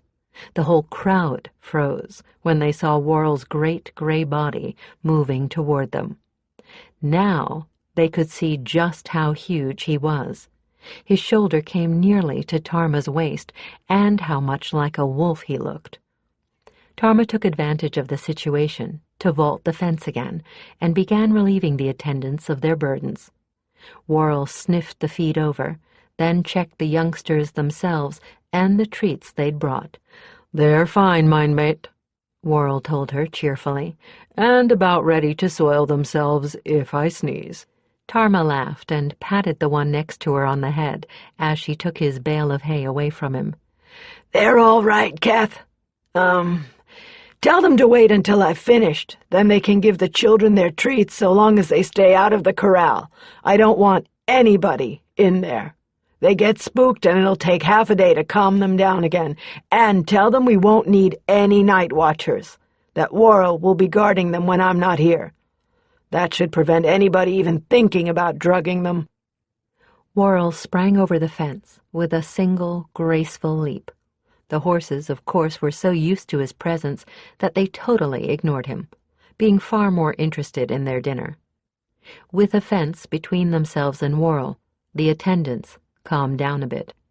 Tarma completed her task, and, with an inward wince, vaulted the fence a third time, to return to where Ironheart still stood, statue firm. "Rest," she said, and the battle mare unlocked her legs and reached around to nuzzle at her rider's arm. The others were getting fed. She wanted her dinner. "Hungry, Jelenidra?" Tarma murmured, letting her have the handful of sweet feed she'd brought with her. "Patience. We'll be at the inn soon enough." She cast a glance over at Kethry's companion. His eyes were taking up half of his head. "Worrell, would you mind staying?" "If you send me a nice haunch of pig as soon as you get there." "And a half-dozen marrow bones already cracked. You deserve it." She swung up into her saddle and turned to Kethry, who was smiling broadly enough to split her face in two. "So much for the barbarian dog and pony show, Shianadra," she said, stifling a chuckle. "Tell these nice people they can go home and let's find our inn, shall we?" "So, how barbarian do you want me to look?" Tarma asked her partner, as they strolled down the creaking wooden stairs of the inn to the dimly lit common room. "And what kind? The aloof desert princeling? The snarling beastling? What?" "Better stick with the aloof desert princeling. We don't want these people afraid to have you near the court," Kethry chuckled. Tarma was plainly enjoying herself, willing to act any part to the hilt. "Brood, that always looks impressive, and you've certainly got the face for it." "Oh, have I now?" They were continuing to speak in Shinaen between themselves. It was better than a code. The likelihood of anyone knowing Tarma's tongue, here in a country where tales of Shinaen were obviously so outlandish that they feared the sword sworn, was nil. The common room went absolutely silent as they entered. Tarma stepped in first, looking around sharply as if she expected enemies to emerge from beneath the tables. Finally, she gave a quick nod as if to herself, stepped aside, and motioned Kethry to precede her. She kept a casual hand on the hilt of the larger of her daggers the entire time. She'd wanted to wear her sword, but Kethry had argued against the idea. Now, she was glad she'd won. If Tarma had worn anything larger than a dagger, she might well have caused a panicked exodus. As it was, the impression she left was a complicated one, that she was very dangerous and suspicious of everyone and everything, that she and Kethry were equal, but that she also considered herself in charge of Kethry's safety. It was a masterful performance, carefully planned and choreographed to avoid a problem before it could come up.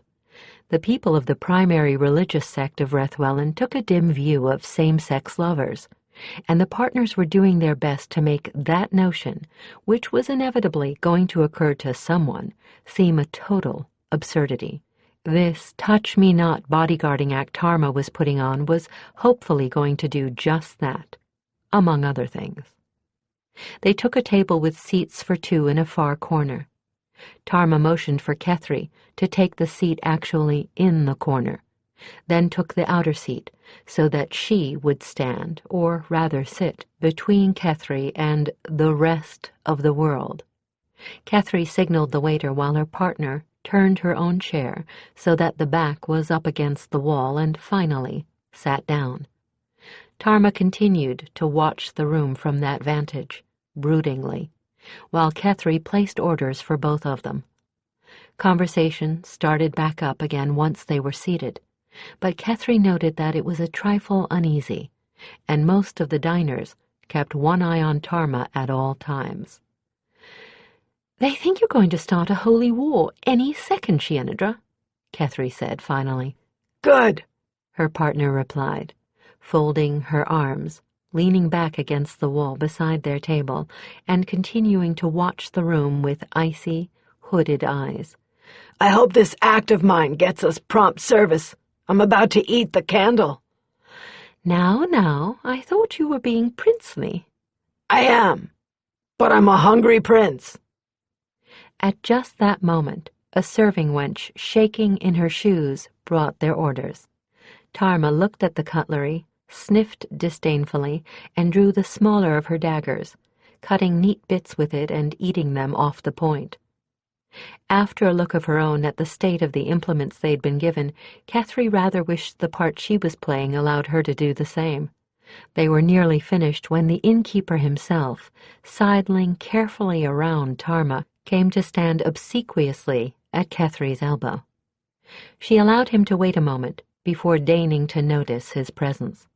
This was in keeping with the rest of the parts they were playing. For although they had arrived in dusty, well-worn traveling leathers, Tarma's being all too plainly armor, Kethry's bearing no hint of her mage status, they were now dressed in silks. Kethry wore a knee-length robe of an exotic cut and a deep green, and breeches of a deeper green. Tarma wore Shinain-style wrapped jacket, shirt, and breeches in black. With them, she wore a black sweatband of matching silk confining her short-cropped hair, and a wrapped sash holding her two daggers of differing sizes, a black silk baldric for the sword that she had left in the room above, and black quilted silk boots.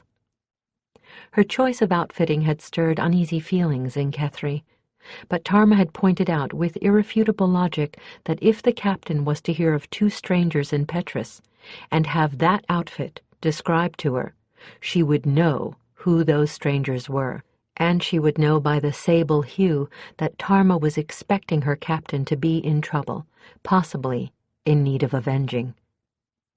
Their clothing was clearly the most costly and certainly the most outre in the room, and this was, dubious eating utensils notwithstanding, not an inexpensive inn. They wanted their presence to be known and commented on. They wanted word to spread. Ideally, it would spread to Idra, wherever she was, if not, to the ear of the king. "My lady," the innkeeper said, in tones both frightened and fawning, tones that made Kethry long for their old friend Haddle of the broken sword, or plain, genial Oscar of the bottomless barrel. "My lady, there is a gentleman who wishes to speak with you." "So?" She raised an elegant eyebrow. "On what subject?" He did not confide in me, my lady, but he wears the livery of the king. Does he, then? Well, I'll hear him out, if you have somewhere a bit more private than this. Of a certainty, if my lady would follow. He bowed and grovelled, and at length brought them to a small but comfortably appointed chamber, equipped with one table, 4 chairs, and a door that shut quite firmly. He bowed himself out. Wine appeared in cleaner vessels than they had been favoured with before this, and finally the visitor himself. Kethry chose to receive him seated. Tarma stood, leaning against the wall with her arms folded, in the shadows at her right hand. Their visitor gave the Shinaïn a fairly nervous glance before accosting Kethry. "My lady," he said, bowing over her hand. Kethry was having a hard time keeping from laughing herself sick.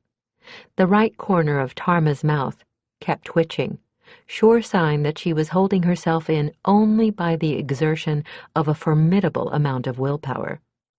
This liveried fop was precisely the degree of lackey they had hoped to lure in, personal servant to the king, and probably a minor noble himself. He was languishing and vapid, and quite thoroughly full of himself. His absurd court dress of pale yellow and green, with the scarlet and gold badge of the king's household on the right shoulder, was exceedingly expensive, as well as in appallingly bad taste. There was more than a little trace of a more careful toilet than Kethry ever bothered with in his appearance. His carefully pointed mouse-brown mustache alone must have taken him an hour to tease into shape. "My lord wishes to know the identity of 2 such fascinating strangers to our realm," he said, when he'd completed his oozing over Kethry's hand. "And what brings them here?" "I shall answer the second question first, my lord," Kethry replied, with just a hint of cool hauteur. "What brings us is trade, purely and simply, but not just any trade, I do assure you.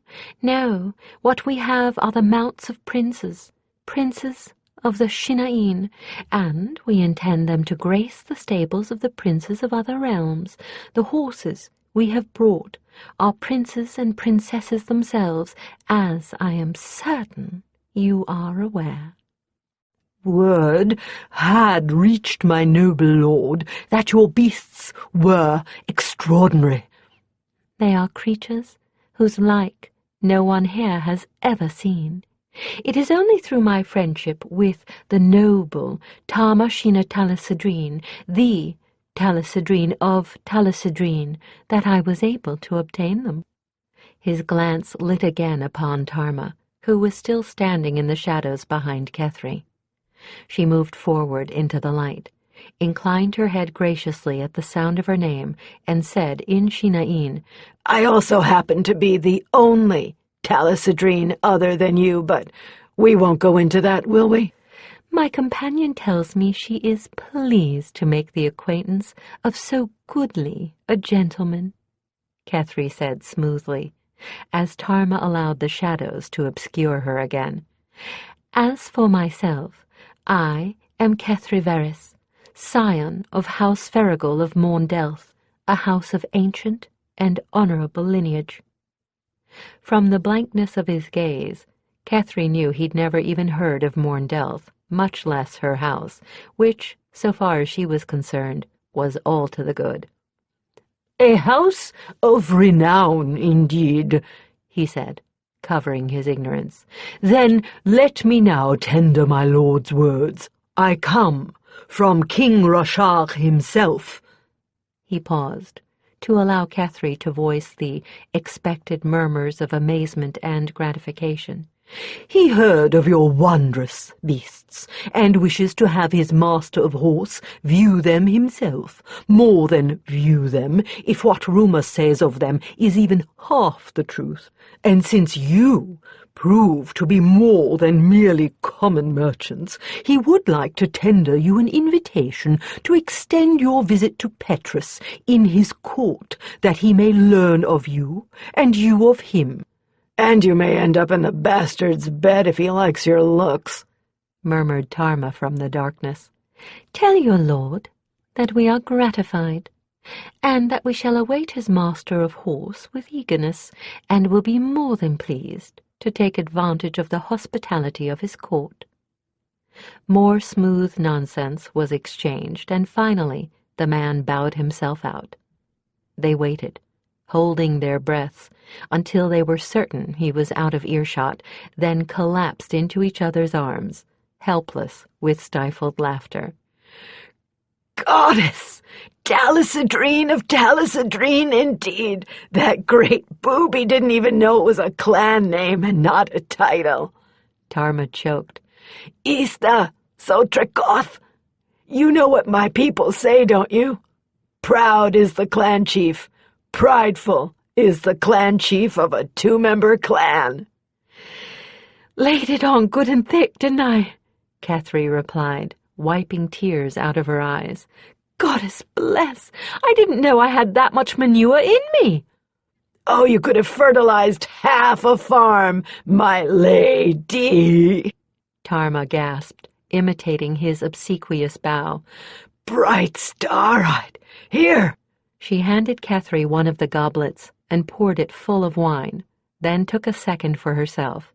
We'd better get ourselves under control if we're going to get from here to our room without giving the game away. You're right, Kethry said, taking a long sip and exerting control to sober herself. There's more at stake than just this little game. Hi, Shelley. This is just the tail of the beastie. We're going to have to get into its lair to see if it's a grass cat or a tree hare, and if it's got Idra in its mouth. And I just realized something, Kethry told her, all thought of laughter gone. We know the new king's name, but we don't know which of the brothers he is, and that could make a deal of difference. Indeed, Veshtacha, Tarma replied, her eyes gone brooding in truth. In very deed. At dawn, Tarma relieved Worrell of his watch on the horses, and amused herself by first going through a few sword drills, then working them, much to the titillation of the gawkers. Toward noon, Kethry, who had been playing the aristo, rising late and demanding breakfast in bed, put in her appearance. With her was a pale stranger, as expensively dressed as their visitor of the previous evening, but in much better taste. He too wore the badge of the king's household on his right shoulder. By his walk, Tarma would have known him for a horseman. By the clothing and the badge, she knew him for the master of the king's horse. And by the appreciation in his eyes, Tarma knew him for a man who knew his business. She heaved a mental sigh of relief at that. She'd half feared he might turn out to be as big a booby as the courtier of the night before. It would have cut her to the heart to sell these lovelies to an ignoramus, but if she refused to sell, they'd lose their cover story.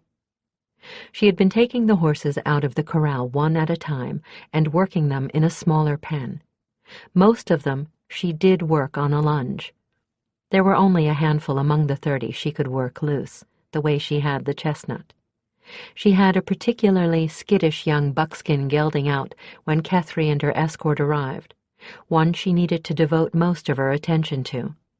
So after taking a few mental notes on the man, she went back to work. He spent a long time looking over the herd as a whole, and all in complete silence. This is a good one, mindmate, Worrell said from his resting place under the horse trough. He smells of soap and leather, not perfume, and there's no fear in him, nor on him. Cathal, Desteridra, she told the buckskin, who kept wanting to break into a canter. What else can you pick up from him? Lots of horse scent, and not a trace of horse fear. For Shava! After a time, the master of horse left his post at the corral and took up a nearly identical stance at the fence of the pen where she was working the buckskin. She watched him out of the corner of her eye, appraisingly. He was older than she'd first thought. Medium height, dark eyes, dark hair, beard, and mustache. His complexion would be very white, if not for his suntan. Muscles in his shoulders that made his tunic leather stretch when he moved. His sole vanity seemed to be a set of matching silver jewelry, fillet, torque bracelets, all inset with a single moonstone apiece. He leaned comfortably on the fence, missing nothing she did. Finally, he spoke to Kethry, who was standing at his side, dressed for the day in a cleaner and far more expensive set of leathers she'd worn to ride in yesterday. Suan had not spared the company coffers when it had come time to outfit them for their ruse. I understood that your companion was working the horses yesterday without a lunge. Only a few of the horses are schooled enough to work that way at the moment, Kethry said smoothly, although eventually all of them could be trained so. Do you wish to see her work one of them now?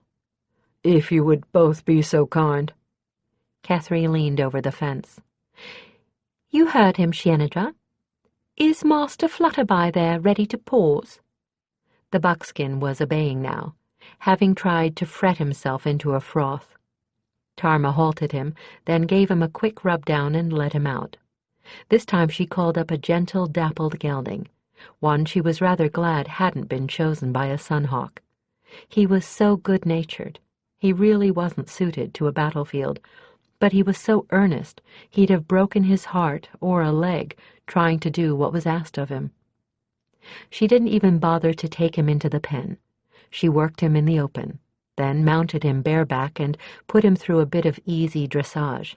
When she slid off, the horse-master approached. She kept one hand on the dapple's neck and watched as he examined the animal almost exactly as she would have. The dapple, curious, craned his head around and woofed the man's hair as he ran his hands gently down the horse's legs, rear, then front, then picked up a forefoot. At that, the man grinned, a most unexpected expression on so solemn a face, and held out his hand for the dapple to smell, then rubbed his nose gently.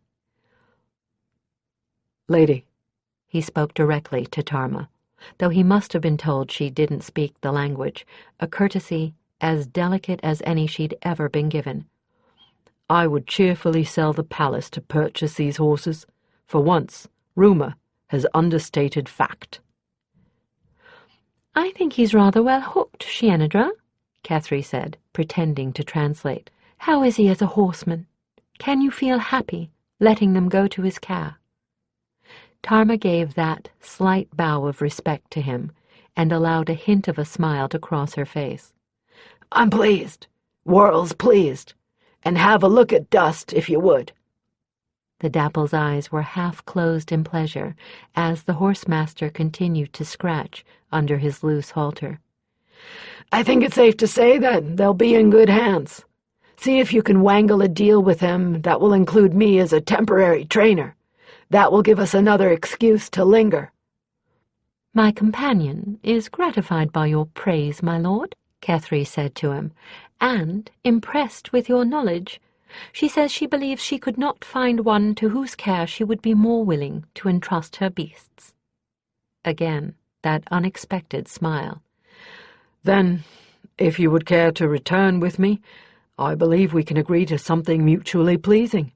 Since you will be selling into the king's household, there will be no merchant taxes, and I think— he gave the dapple's forehead a last scratch. I think perhaps that I shall keep this one out of His Majesty's sight.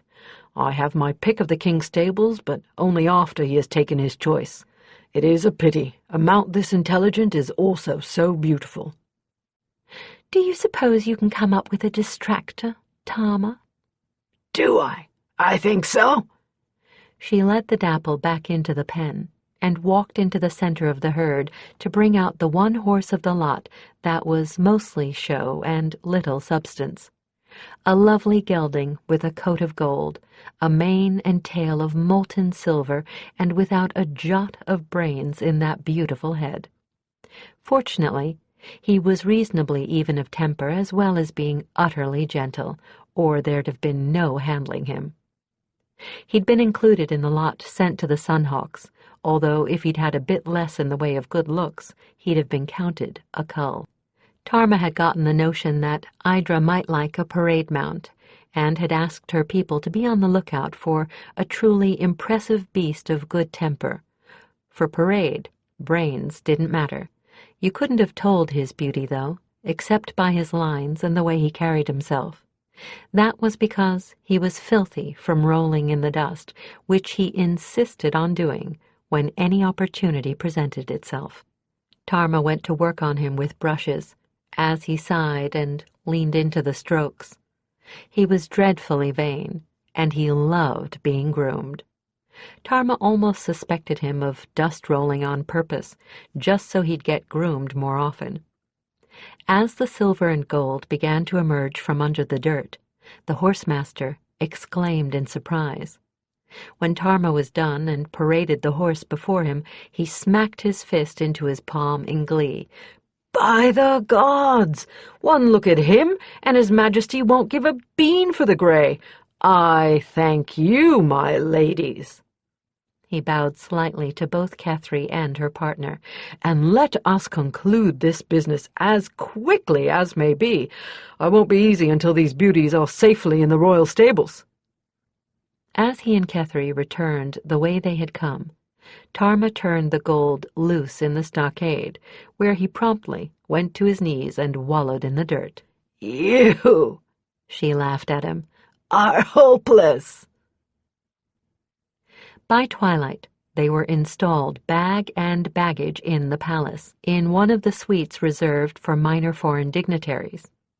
It had all happened so fast that Tarma was still looking a little bemused. Kethry, who knew just how quickly high-ranking courtiers could get things accomplished when they wanted to exert themselves, had been a bit less surprised. She and the Master of Horse had concluded their bargain in fairly short order, and, to her satisfaction, it had been at his suggestion that Tarma was retained for continued training. No sooner had a price been settled on and a writ made out to a reputable goldsmith than a stream of 30 grooms and stable hands had been sent to walk the horses from the corral at the stockyard to the royal stables, each horse to have its own handler. The horsemaster was taking no chances on accident or injury. When Kethry returned to the inn, there were already 3 porters waiting for her orders, all in the royal livery. They were none too sure of themselves.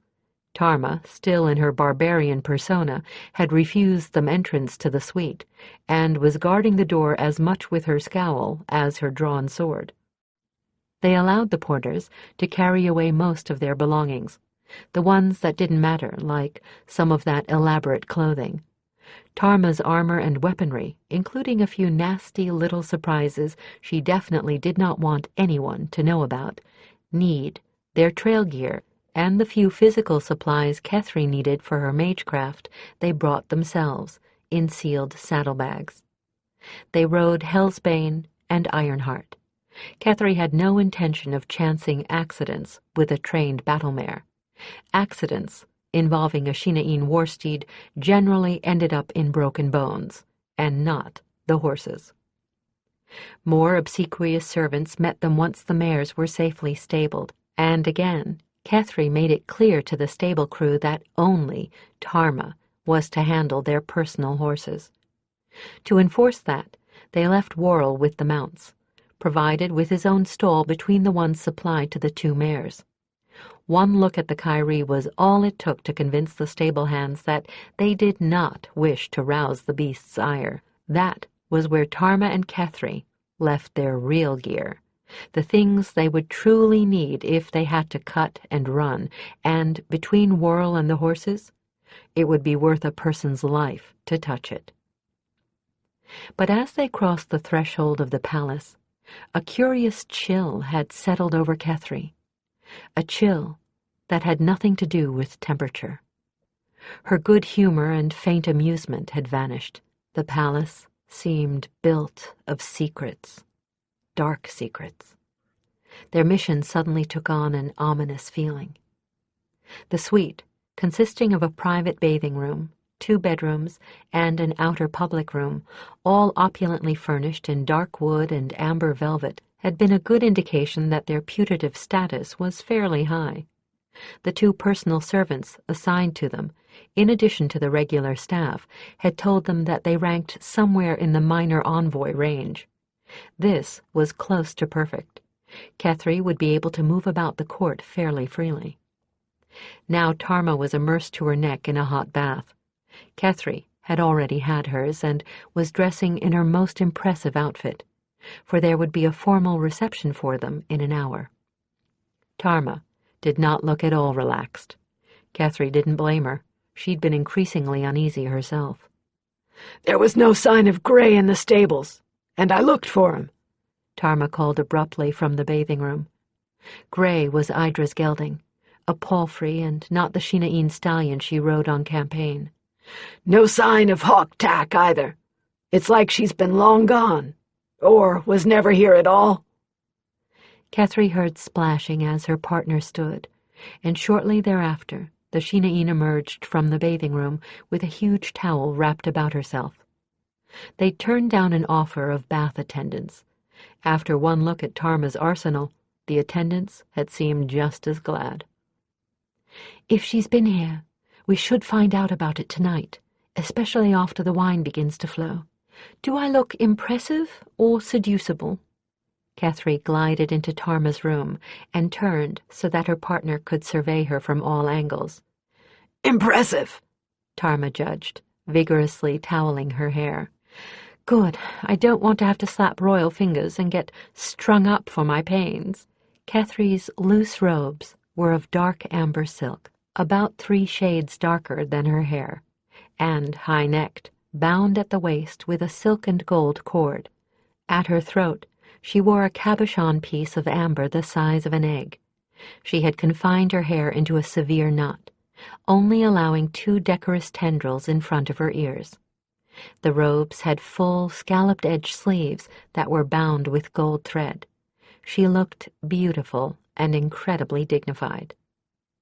Tarma was dressing in a more elaborate version of her black silk outfit, this one piped at every seam and hem with silver.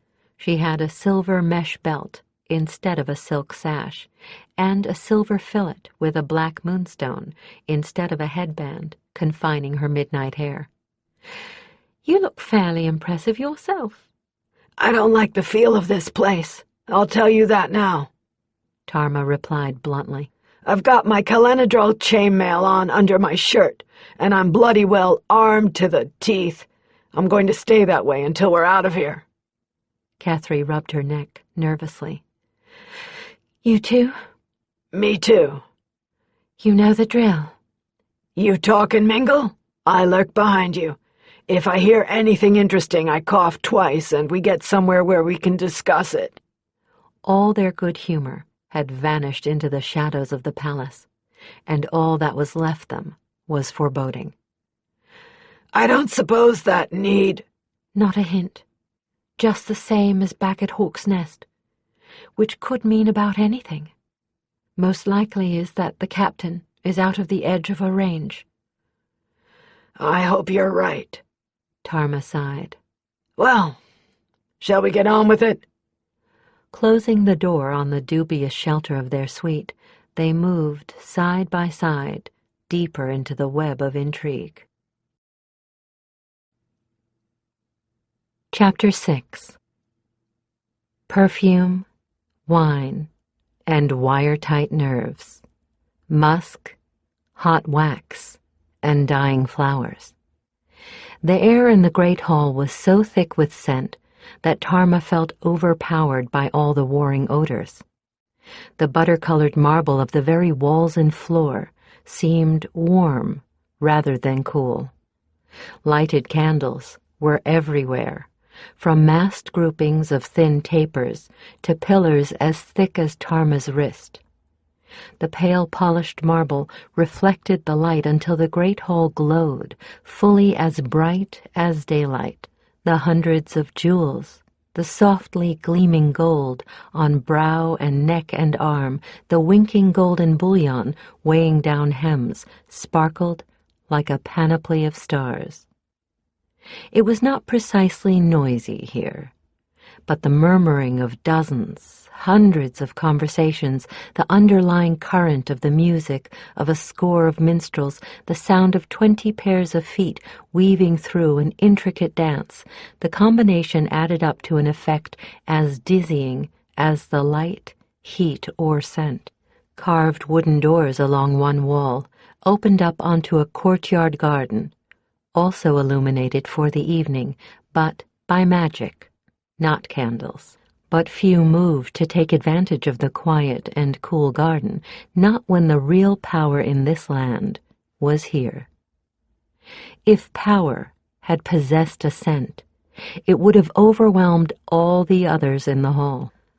The scarlet and gold-clad man, lounging on the gilded wooden throne at the far end of the great hall, was young, younger than Tarma, but very obviously the sole agent of control here. No matter what they were doing, nearly everyone in this room kept one eye on him at all times. If he leaned forward, the better to listen to one of the minstrels, all conversation hushed. If he nodded to a lady, peacock-bright gallons thronged about her. But if he smiled upon her, even her escort deserted her, not to return until their monarch's interest wandered elsewhere. He was not particularly imposing physically. Brown hair, brown eyes, medium build, long lantern-jawed face with a hard mouth, and eyebrows like ruler-drawn lines over his eyes. His was not the body of a warrior, but not the body of a weakling either. Then he looks at you, Tarma thought, and you see the predator, the king of his territory, the strongest beast of the pack, and you want to crawl to him on your belly and present your throat in submission. Unless... The thin tendril of Worrell's mind voice insinuated itself into her preoccupation. Just unless you happen to be a pair of rogue bitches like yourself and your sister. You bow to your chosen pack leader and no one else, and you never grovel. The brilliantly bedecked courtiers weren't entirely certain how to treat Kethry and her black-clad shadow, probably because the king himself hadn't been all that certain. Wherever they walked, conversation faltered and died. There was veiled fright in the courtiers' eyes, real fright. Tarma wondered if she hadn't overdone her act a bit. On the other hand, King Rashar had kept his hands off the sorceress. It had looked for a moment as if he was considering chancing her protector's wrath, but one look into Tarma's coldly impassive eyes she'd often been told that marked her as a born killer, seemed to make him decide that it might not be worth it. Tarma would have laid money down on the odds she knew exactly what he was thinking when he gave her that measuring look. He could well have reckoned that she might be barbarian enough to act if she took offense, and quick enough to do him harm before his guards could do anything about her, maybe even quick enough to kill him. The predator recognizes another of his kind. Tarma nodded to herself. Worrell wasn't far wrong. If this was high-born life, Tarma was just as glad she'd been born a Shinaeen nomad. The candlelight that winked from exquisite jewels also reflected from hollow, hungry eyes. Voices were shrill with artificial gaiety. There was no peace to be found here, and no real enjoyment, just a never-ending round of competition. Competition in which the smallest of gestures took on worlds of meaning, and in which they, as unknown elements were a very disturbing pair of unexpected variables. The only members of this gathering that seemed to be enjoying themselves in any way were a scant handful of folks who, by the look of them, were not important enough to worry the power players.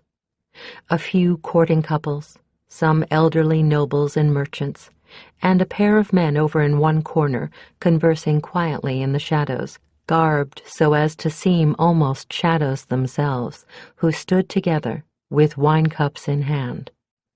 They were well out of the swirl of the main action, ignored for the most part by the players of this frenetic game. When one of the two shifted, the one wearing the darkest clothing, Tarma caught a good look at the face and recognized him for the horsemaster.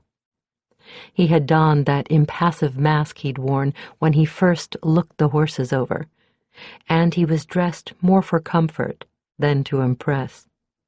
Like Tarma, he was dressed mainly in black, in his case with touches of scarlet. His only ornaments were the silver and moonstone pieces he'd worn earlier. The other man was all in gray, and Tarma could not manage to catch a glimpse of his face. Whoever he was, Tarma was beginning to wish she was with him and the horsemaster. She was already tired to the teeth of this reception.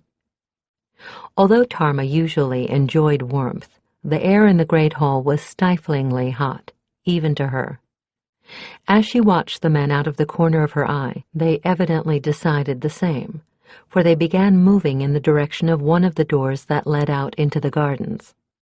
As they began to walk, Tarma saw with a start that the second man limped markedly. "Keth, do you see our friend from this afternoon?"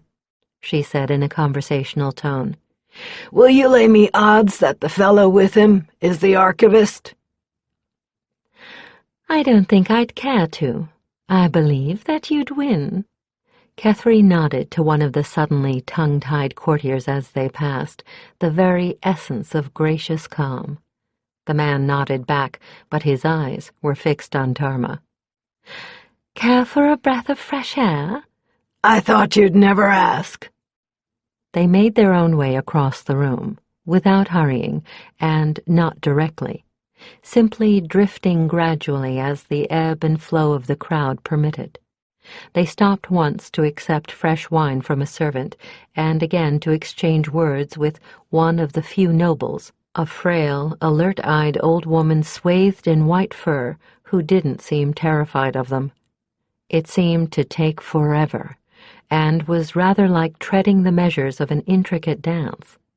But eventually they reached the open door with its carvings and panels of bronze, and escaped into the cool duskiness of the illuminated gardens. Tarma had been prepared to fade into the shadows and stalk until she found their quarry, but the two men were in plain sight beside one of the mage-light decorated fountains. They were clearly silhouetted against the sparkling, blue-glowing waters. The archivist was seated on a white marble bench, holding his wine cup in both hands. The horsemaster stood beside him, leaning over to speak to him with one booted foot on the stone slab, his own cup dangling perilously from loose fingers. The partner strolled unhurriedly to the fountain, pretending that Kethry was admiring it. The horsemaster saw them approaching. As Tarma watched, his mouth tightened, and he made a little negating motion with his free hand to his companion as the two women came within earshot. But when they continued to close, he suddenly became resignedly affable. Placing his cup on the stone bench, he prepared to approach them. "My Lady Kethry, I would not have recognized you," he said, leaving his associate's side, taking her hand in his and bowing over it. "You surprise me. I would have thought you could not be more attractive than you were this afternoon. I trust the gathering pleases you?"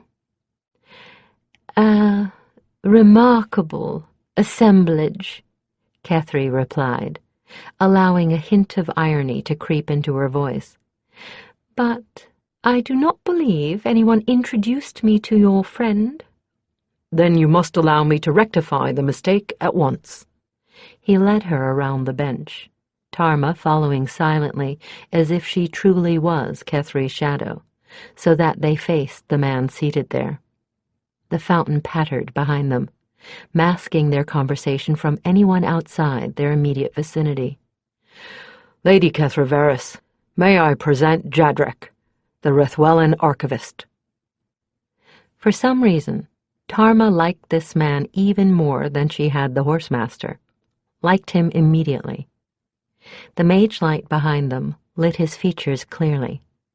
He was a man of middle years, sandy hair going slightly to silver. His face was thin and ascetic, and his forehead broad. His gray eyes held an echo of pain, and there were answering lines of pain about his generous mouth. That was an odd mouth. It looked as if it had been made expressly to smile, widely and often, but something had caused it to set in an expression of permanent cynicism. His gray tunic and breeches were of soft moleskin, and it almost seemed to Tarma that he wore them with the intent to fade into the background of wherever he might be. This is a man the clans would hold in high esteem, in the greatest of honor. There is wisdom in him as well as learning. So why is he unregarded and ignored here? No matter what Idra said, I find it hard to understand people who do not honor wisdom when they see it. "I am most pleased to make your acquaintance, Master Jadrek," Kethry said, softly and sweetly, as she gave him her hand. "I am more pleased because I had heard good things of you from Captain Idra." Tarma felt for the hilts of her knives, as inconspicuously as she could, as both men jerked as if they'd been shot. This had not been part of the plans she and Kethry had discussed earlier. The archivist recovered first. "Are you, then, something other than you seem, Lady Kethry, that you call the Lady Idra Captain?" Kethry smiled, as Tarma loosened the knife hidden in her sleeve and wished she could get at the one at the nape of her neck without giving herself away. Damn, I can't get them both. Keth, what the hell are you doing? "In no way," her partner replied smoothly. "I am all that I claim to be. I simply have not claimed all that I am. We hope to find the lady here, but strangely enough, we've seen no sign of her."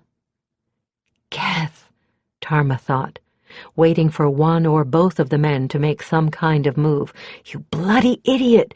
I hope you have a reason for this. The horsemaster continued to stare in taut wariness, and Tarma had a suspicion that he, too, had a blade concealed somewhere about him. Maybe in his boot? The archivist was eyeing them with suspicion, but also as if he was trying to recall something. "You could be the chief mage of the Sunhawks. You seem to match the description," he said finally, then turned slightly to stare at Tarma. "And that would make you the Scoutmaster Tyndall. These may well be two of Idra's fighters. They certainly correspond with what I've been told." The horsemaster pondered them, and Tarma noted a very slight relaxation of his muscles. Might be, he replied. "But there are ways to make certain. Why does Idra ride grey rather than her war horse when not in battle?" He spoke directly to Tarma, who gave up pretending not to understand him. "Because Black enjoys using his teeth," she said, enjoying his start of shock at her harsh voice. "And if he can't take a piece out of anything else, he'll go for his rider's legs. She's tried kicking him from here to Valdemar for it, and still hasn't broken him of it. So she never rides him except in a fight. And if you know about Black, you'll also know that we almost lost him in the last campaign. He took a crossbow bolt and went down with Idra on his back, but he was just too damn mean to die. Now you tell me one. Why won't she let me give her a Sheenane saddlebred to ride when she's not on black? Because she won't start negotiations with clients on a bad footing by being better mounted than they are, the archivist said quietly. I taught her that, the horsemaster added. I told her that the day she first rode out of here on her own and wanted to take the best-looking horse in the stable. When she rode out, it was on a Carsite cob that had been rough-trained to fight. It was as ugly as a mud brick. When did she lose it? Long before we joined. I think when she was in Randall's Raiders, Kethry replied to the lightning-quick question after a bit of thought. I think perhaps we have verified each other as genuine? Tyndall asked, with a twisted smile. Jadrek continued to watch them, measuringly and warily still. Has Idra been here? Kethry countered. Yes. Been and gone again. Kath, we both know there's something going on around here that nobody's talking about. Tarma glanced at the two men, and Tyndall nodded slightly. If we don't want to raise questions we'd rather not answer, I think we'd better either rejoin the rest of the world or drift around the garden, then retire. Your instincts are correct. As strangers, you're automatically under observation. It's safe enough to mention Idra, as long as you don't call her Captain, Tyndall offered.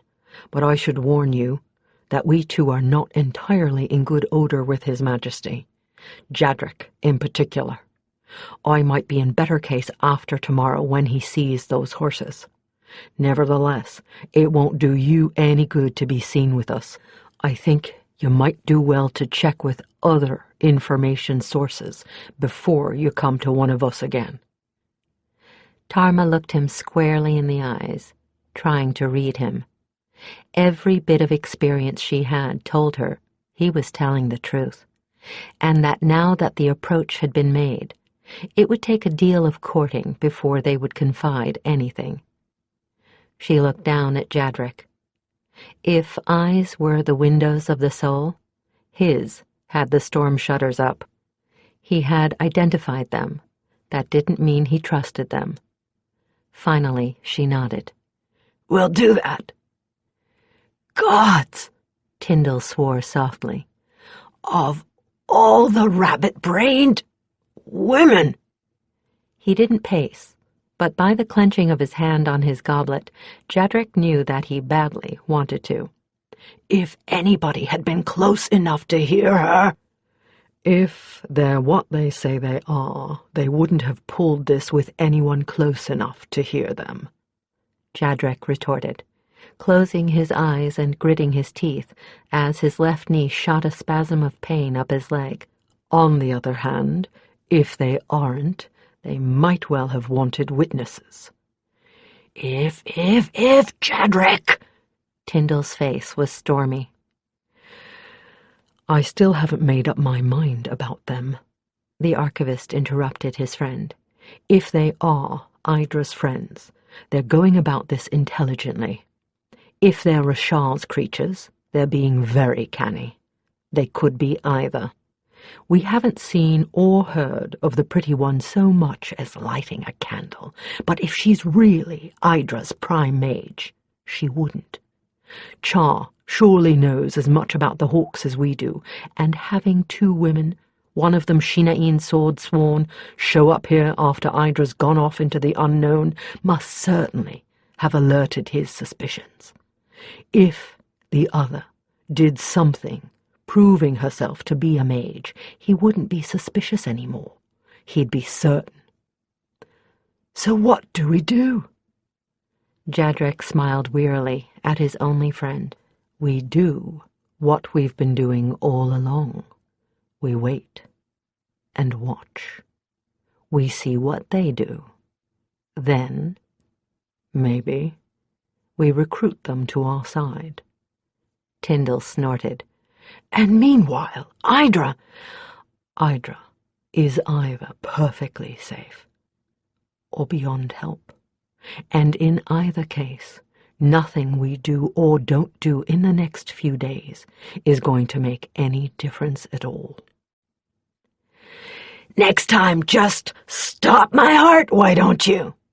Tarma asked crossly when they reached their suite. She shut the door tightly behind them and set her back against it, slumping weak-kneed at having safely attained their haven. I acted on a hunch. I'm sorry. Kethry paused for a fraction of a second, then headed for her bedroom, the soft soles of her shoes making scarcely a sound on the marble floor. Her partner followed, staggering just slightly as she pushed off from the door. You could have gotten us killed, Tarma continued, following the mage into the gilded splendor of her bedroom. Kethry turned. Tarma took a good look at her partner's utterly still and sober expression, then sighed. Nah, forget I yelled. I'm a wool brain. There were signs you were reading that I couldn't see. Is that it? Kethry nodded, eyes dark with thought. I can't even tell you exactly what it was, she said apologetically. Never mind, Tarma replied, reversing a chair to sit straddle-legged on it with her arms folded over the back and her head resting on her arms, forcing her tense shoulder muscles to relax. It's like trail reading for me. I don't even think about it anymore. First question, can you find other sources? Maybe. Some of the older nobles, like that old lady who talked to us, the ones who weren't afraid of you. Most older courtiers love to talk, have seen everything, and nobody will listen to them, so... Kethry shrugged, then glided over to the bed, slipping out of the amber robe and draping it over another chair that stood next to it. Fire and candlelight glinted from her hair and softened the hard muscles of her body. I use a little kindness, risk being bored, and maybe learn a lot. I guess I'll stick to the original plan then. Work the horses, play that I don't understand the local tongue, and keep my ears open. Tarma wasn't sure anymore that this was such a good plan, certainly not as certain as she had been when they first rode in. This place seemed full of invisible pitfalls. One other thing. There's more than a handful of mages around here, and I don't dare use my powers much. If I do, they'll know me for what I am. Some of them felt pretty strong, and none of them were in mage robes. Is that a good sign? Or a bad? I don't know. Kethry unpinned her hair and shook it loose, then slipped on a wisp of shift, supplied by their host, and climbed into her bed. The mattress sighed under her weight as she settled under the blankets in the middle. Then she sat up, gazing forlornly at her partner. She looked like a child in the enormous expanse of featherbed, and she looked uncomfortable and unhappy as well. Tarma knew that lost expression. This place was far too like the luxurious abode of Weath's gold marchant, the man to whom Kethry's brother had sold her when she was barely nubile. Kethry plainly didn't want to be left alone in here. They also didn't dare share the bed without arousing very unwelcome gossip. But there was a third solution. I don't trust our host any farther than I could toss Ironheart, she said, standing up abruptly and shoving the chair away with a grating across the stone floor. And I'm bloody damn barbarian enough that nothing I do is going to surprise people, provided it's weird and warlike. With that, she stalked into her bedroom, stripped the velvet coverlet, featherbed, and downy blankets from the bedstead, and wrestled the lot into Kethry's room, cursing under her breath the whole time. Tarma, what? I'm bedding down in here, at the foot of your bed so the servants don't gossip. They've been watching me bodyguard you all day, so this isn't going to be out of character. She stripped to the skin, glad enough to be out of those over-fine garments, and pulled on a worn-out pair of breeches and another of those flimsy shifts, tossing her clothes on the chair next to Kethry's. But you don't have to make yourself miserable, Kethry protested feebly, her gratitude for Tarma's company overpowering her misgivings. Great good gods! This is a damn sight better than the tent. Tarma laughed and laid her weapons, dagger and sword, both unsheathed, on the floor next to the mattress. Besides, when the servants come in to wake us up, I'll rise with steel in hand. That ought to give 'em something to talk about and distract them from who we were associating with last night. And... Well, I don't entirely trust Rashar's good sense if his lust's involved. For all we know, he's got hidden passages in the walls that would let him in here when I'm not around, A good point, Kethry conceded with such relief that it was obvious to Tarma that she had been thinking something along the same lines. Are you sure you'll be all right? Tarma tried her improvised bed and found it better than she'd expected. Best doss I've had in my life, she replied, wriggling luxuriously into the soft blankets and grinning. You'd better find out what happened to Idra pretty quick, Idra. Otherwise, I may not want to leave. Kethry sighed, reached up for the sconce beside her, and blew out the candle, leaving the room in darkness. The following day, Tarma managed to frighten the maids half to death, rising from the pile of bedding on the floor with sword in hand at the first sound of anyone stirring. The younger of the two fainted dead away at the sight of her. The other squeaked and ran for the door. They didn't see that maid again, so Tarma figured she had refused to go back into their suite, defying any and all punishments. The other girl vanished as soon as Kethry revived her, and they didn't see her again either, so she probably had done the same. The next servants to enter the suite were a pair of hag-like old crones with faces fit to frighten fish out of water. They attended to the cleaning and picking up of the suite, and took themselves out again with an admirable efficiency and haste. That was more like what Tarma wanted out of servants. The giggly girls fussing about drove her to distraction at the best of times, and now she wasn't going to take anything or anyone at face value. Those giggly girls were probably spies, maybe more. Kethry heaved a sigh or two of relief when they saw the last of the new set of servitors. Hell, she's an old campaigner. She knows it too. Gods, I hate this place. After wolfing down some bread and fruit from the over-generous breakfast the second set of servants had brought, Tarma headed off to oversee the further training of the horses, concentrating on the gold and the dapple. The gold she wanted schooled enough that he wouldn't cause his rider any problems. The dapple she wanted trained to the limits of his understanding. She hoped that might sweeten the horsemaster's attitude toward them. She kept her ears open, and, as she'd hoped, the stable folk were fairly free with their tongues while they thought she couldn't understand them. Besides several unflattering comments about her own looks, she managed to pick up that Idra had gone off rather abruptly, but that her disappearance had not been entirely unexpected. Her name was coupled on more than one occasion with the words, "that wild goose quest." She learned little more than that. Of the other brother, Prince Stephenson, she learned a bit more.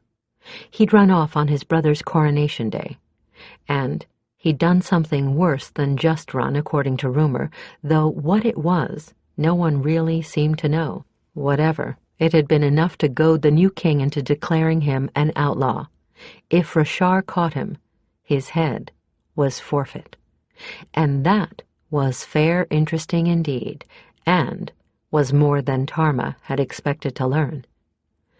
"That doesn't much surprise me, given what I've heard," Kethry remarked that evening, when they settled into their suite after another one of those stifling evening gatherings. This one had been only a little less formal than their reception. It seemed this sort of thing took place every night, and attendance was expected, even of visitors. "I gathered something like that from Countess Lyris. It was about the only useful thing to come out of this evening." I think I may die of the boredom, provided the perfume doesn't kill me off first. Tarma yawned. She was sprawled on the floor of Kethry's room on her feather bed, which the maids had not dared move.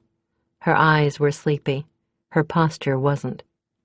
Kethry knew from years of partnering her that no one and nothing would move inside or near the suite without her knowing it. She was operating on sentry reflexes, and it showed in a subtle tenseness of her muscles. The perfume may.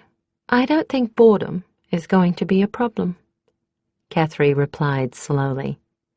She leaned back into the pillows heaped at the head of the bed and combed her hair while she spoke in tones hardly louder than a whisper.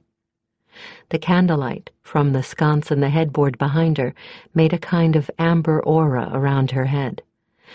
There is one hell of a lot more going on here than meets the eye. This is what I've gotten so far. When Idra got here, she supported Rashar over Stephenson. The whole idea was that Stephenson was going to be allowed to exile himself off to one of the estates and indulge himself in whatever way he wanted. Presumably, he was going to fade away into quiet debauchery. Rashar was crowned, and suddenly Stephenson was gone, with a price on his head. Nobody knows where he went, but the best guess is north. Tarma looked a good deal more alert at that, and leaned up against the bedside, propping her head on her hands. Oh, really? And what came of the original plan? Especially if Stephenson had agreed to it. Kethry shrugged and frowned. It was a puzzle, and one that left a prickle between her shoulder blades, as if someone was aiming a weapon for that spot. No one seems to know. No one knows what it was Stephenson did to warrant a death sentence, but Rashar was, and is still, according to one of my sources, very nervous about proving that he is the rightful claimant to the throne. There's a tale that the royal line used to have a sword in Rashar's grandfather's time that was able to choose the rightful heir, or the best king. The stories aren't very clear on the subject, at least not the ones I heard. It was stolen 40 or 50 years ago. Idra apparently volunteered to see if she could find it for Rashar, the assumption being that the sword would pick him. They say he was very eager for her to find it, and at the moment everyone seems convinced that she took off to go looking for it. Tarma shook her head, slowly. Her mouth was twisted a little in a skeptical frown. That doesn't sound much like the captain to me. Sure, she might well say she was going off looking for it, but to really do it, personally, alone, when the Hawks are waiting for her to join them and it's nearly fighting season? And why not rope in one of Rashar's tame mages to help smell out the magic? It's not likely. Not bloody likely, Kethry agreed. I could see it as an excuse to get back to us, but not anything else. Have you made any moves at old Jadric? Kethry sighed. Jadric had been exceptionally hard to get at. For a lame man, he could vanish with remarkable dexterity. I'm courting him cautiously. He doesn't seem to trust anyone except Tyndall. I did find out why neither Rashar nor his father cared for Jadric or his father. The hereditary archivists of Rethwellan both suffered from an overdose of honesty. Let's not get abstruse, shall we? Kethry grinned. This part, at least, did have a certain ironic humor to it. Both Jadric and his father before him insisted on putting events in the archives exactly as they happened, instead of tailoring them to suit the monarch's sensibilities. So what's to stop the king from having the archives altered at his pleasure? They can't, Kethry replied, still amused in spite of her feelings that they were both treading an invisible knife edge of danger. The archive books are bespelled. They have to be kept up to date, or, and I quote, something nasty happens. The archives once written in, are protected magically and can't be altered, and Rashar doesn't have a mage knowledgeable enough to break the spell. Once something is in the archives, it's there forever. Tarma choked on a laugh and stuffed the back of her hand into her mouth to keep it from being overheard in the corridor outside. They had infrequent eavesdroppers out there. Who was responsible for this little pickle? One of the first kings, predictably called the Honest. He was also an adept of the Leverand school, so he could easily enforce his honesty. I gather he wasn't terribly popular. I also gather that he didn't much care. Tarma made a wry face. Hair shirts and dry bread. And weekly fasts, with the whole of his court included. But this isn't getting us anywhere. Tarma nodded and buried one hand in her short hair, leaning her head on it. Too true. Ideas? Kethry sighed and shook her head. Not a one. You? To her mild surprise, Tarma nodded thoughtfully, biting her lip. Maybe. Just maybe. But try the indirect approach first. My way is either going to earn us our information or scare the bird into cover so deep we'll never get him to fly. Him. Again Tarma nodded. Uh-huh. Jadrek. 3 days later, with not much more information than they'd gotten in the first 2 days, Tarma decided it was time to try her plan. It involved a fair amount of risk. Although they planned to be as careful as they could, they were undoubtedly going to be seen at some point or other, since skulking about would raise suspicions. Tarma only hoped that no one would guess that their goal was Jadrek's rooms. She waited for a long while with her ear pressed up against the edge of the door, listening to the sounds of servants and guests out in the hall. The hour following the mandatory evening gathering was a busy one. The nightlife of the court of Rethwellan continued sometimes until dawn, and the hour of dismissal was followed by what Kethry called the hour of scurrying, as nobles and notables found their own various entertainments. Finally, It's been quiet for a while now, Tarma said, when the last of the footsteps had faded and the last giggling servant departed. I think this is a lull. Let's head out before we get another influx of dicers or something. As usual, Kethry sailed through the door first, with Tarma her sinister shadow. There was no one in the gilded hallway, Tarma was pleased to note. In fact, at least half the polished bronze lamps were out, indicating that there would be no major entertainments tonight in this end of the palace. I hope Warrel's ready to come out of hiding, Tarma thought to herself a little worriedly. This whole notion of mine rests on him. Must you think of me as if I can't hear you? Warrel snapped in exasperation. Of course I'm ready. Just get the old savant's window open and I'll be in through it before you can blink. Sorry, Tarma replied sheepishly. I keep forgetting. Damn it, Furface, I'm still not used to mind talking with you. It's just not something Shineen do. Warrel did not answer at once. I know, he said finally, and I shouldn't eavesdrop, but it's the mind-mate bond. I sometimes have to force myself not to listen to you. We've got so much in common. You're Kalenadrol and I'm neuter and we're both fighters. You know, there are times when I wonder if your lady might not take me along with you in the end. I think I'd like that. Tarma was astonished, so surprised that she stopped dead for a moment. You would? Really? Not if you start acting like a fool about it, he snapped, jolting her back to sense. Great horned moon, will you keep your mind on your work? To traverse the guests' section, they wore clothing that suggested they might be paying a social call.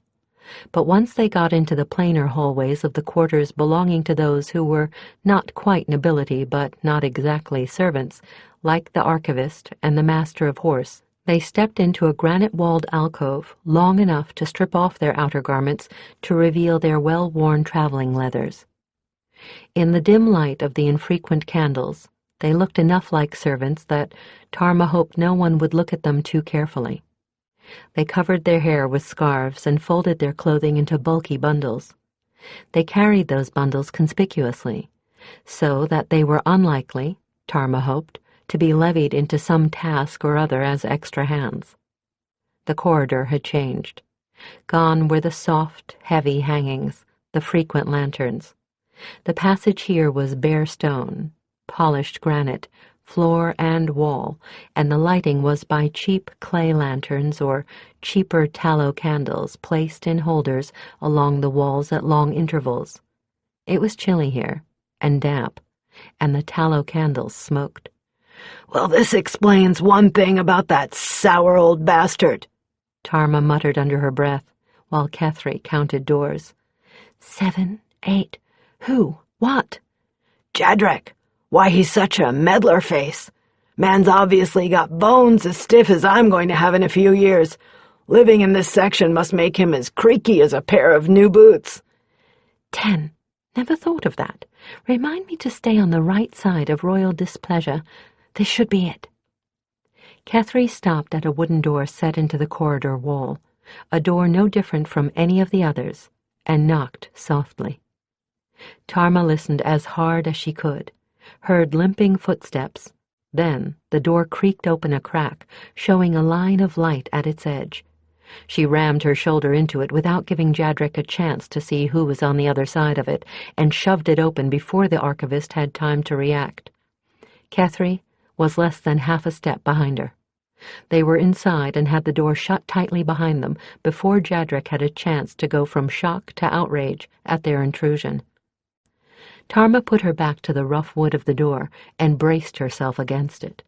No half-cripple like Jadrek was going to be able to move her away from the door until she was good and ready. The rest was up to Kethry's silver tongue.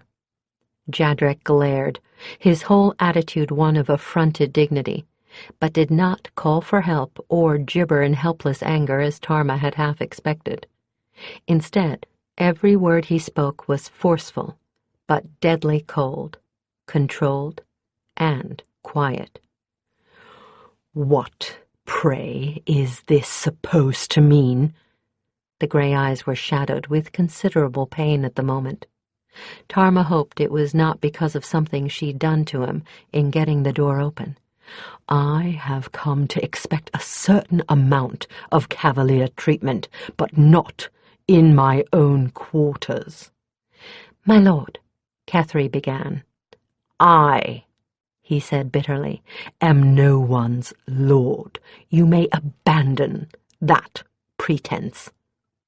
Kethry sighed. Jadrek, I humbly beg your pardon, but we were trying to find a way to speak with you without drawing undue attention. If you want us to leave this moment, we will. But damn it all, we are trying to find out what's become of our captain, and you seem to be the only source of reliable information. He raised one eyebrow in surprise at her outspokenness and looked at her steadily. And you might well be the instrument of my execution for treason. Tarma whistled softly through her teeth, causing both of their heads to swivel in her direction. "That bad, is it?" His jaw tightened, but he did not answer. Believe or not, I've got an answer for you. Look, I would assume you are probably the most well-read man in this city. That's what the captain seemed to think. Kethry continued. Do you know what a Kyrie is? He nodded warily. Do you know what it means to be mind-mated to one? A little. I also know they are reputedly incapable of lying, mind to mind. At Kethry's hand signal, Tarma stood away from the door, crossed the room at a sprint, and flung open the casement window that looked out over the stable yard. She had seen Jadrek at this window the night before, which was how she and Kethry had figured out which set of rooms was his. Worrell was ready in the yard below. Tarma could see him bulking dark in the thin moonlight, Before Jadrek could react to Tarma's sudden movement, Worrell launched himself through the open window and landed lightly in the middle of the rather small room. It seemed that much smaller for his being there. The Kyrie looked at Jadrek, seemed to look through him, his eyes glowing like topaz in the sun. Then he bowed his head once in respect to the archivist, and mind spoke to all three of them. I am Worrell. We are Captain Idra's friends. We want to help her, but we cannot if we do not know what has happened to her. Wise one, you are one of the few honest men in this place. Will you not help us? Jadrek stared at the Kyrie, his jaw slack with astonishment. But, you wonder how I can speak with you, and how I managed to remain concealed?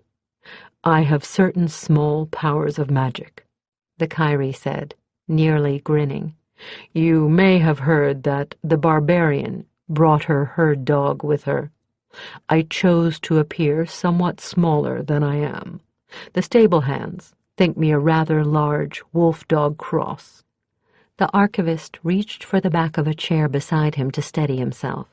He was pale, and there was marked confusion in his eyes. Please, ladies, sit down, or as a gentleman, I cannot, and I feel the need of something other than my legs to support me. There were only 2 chairs in the room. Tarma solved the problem of who was to take them by sinking cross-legged to the floor. Worrell curled behind her as a kind of backrest, which made the room look much less crowded. While Kethry took the second chair and Jadrek the one he had obviously, by the book on the table beside it, vacated at their knock, Tarma took a quick, assessing look around her. There were old, threadbare hangings on most of the stone walls, probably put up in a rather futile attempt to ward off the damp chill. There was a small fire on the hearth to her right, probably for the same reason. Beside the hearth was a chair, or rather a small bench with a back to it, with shabby brown cushions. This was the seat Jadrek had resumed, his own brown robes blending with the cushions. Beside this chair stood a table with a single lamp, a book that seemed to have been put down rather hastily, and a half-empty wine-glass. Across from this was a second identical seat. To Tarma's left stood a set of shelves, full of books, odd bits of rock and pieces of statuary, and things not readily identifiable in the poor light. At the sight of the books, Tarma felt a long suppressed desire to get one of them in her hands. She hadn't had a good read in months, and her soul thirsted for the new knowledge contained within those dusty volumes. In the wall with the bookcase was another door, presumably to Jadrek's bedchamber. In the wall directly opposite the one they had entered was the window.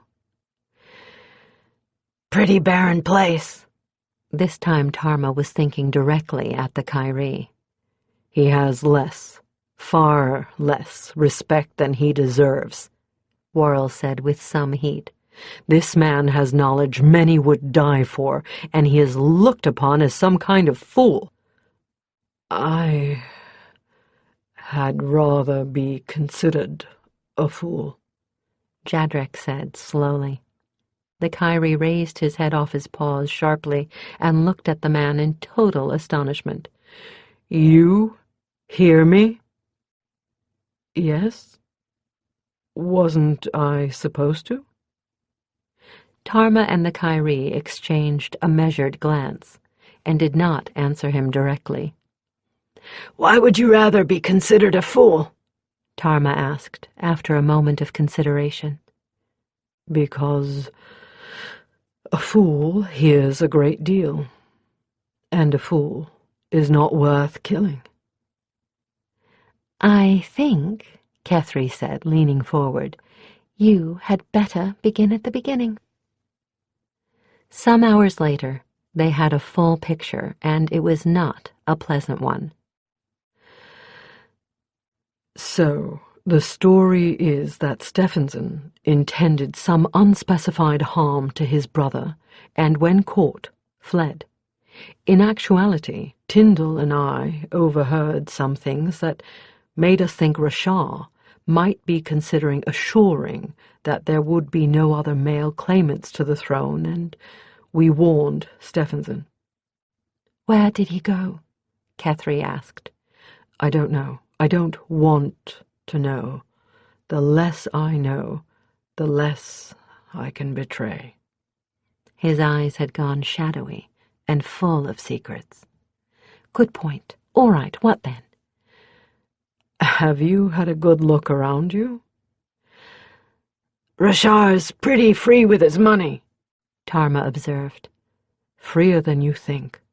He supports most of the hangers-on here. He's also indulging in some expensive habits. Trandust, it said. Certainly some very expensive liquors, dainties, and ladies. "Nice lad. Where's the money coming from?" Jadrek sighed. That's the main reason why I, and my father before me, are not in favor. King Destilian began taxing the peasantry and the merchant class far too heavily to my mind about 20 years ago. Rashar is continuing the tradition. About half of our peasants have been turned into serfs. More follow every year. Opposing that was a point Stephenson agreed with me on, and one of the reasons why Destilian intended to cut him out of the succession. "But didn't?" Kethry asked. Jadrek shook his head.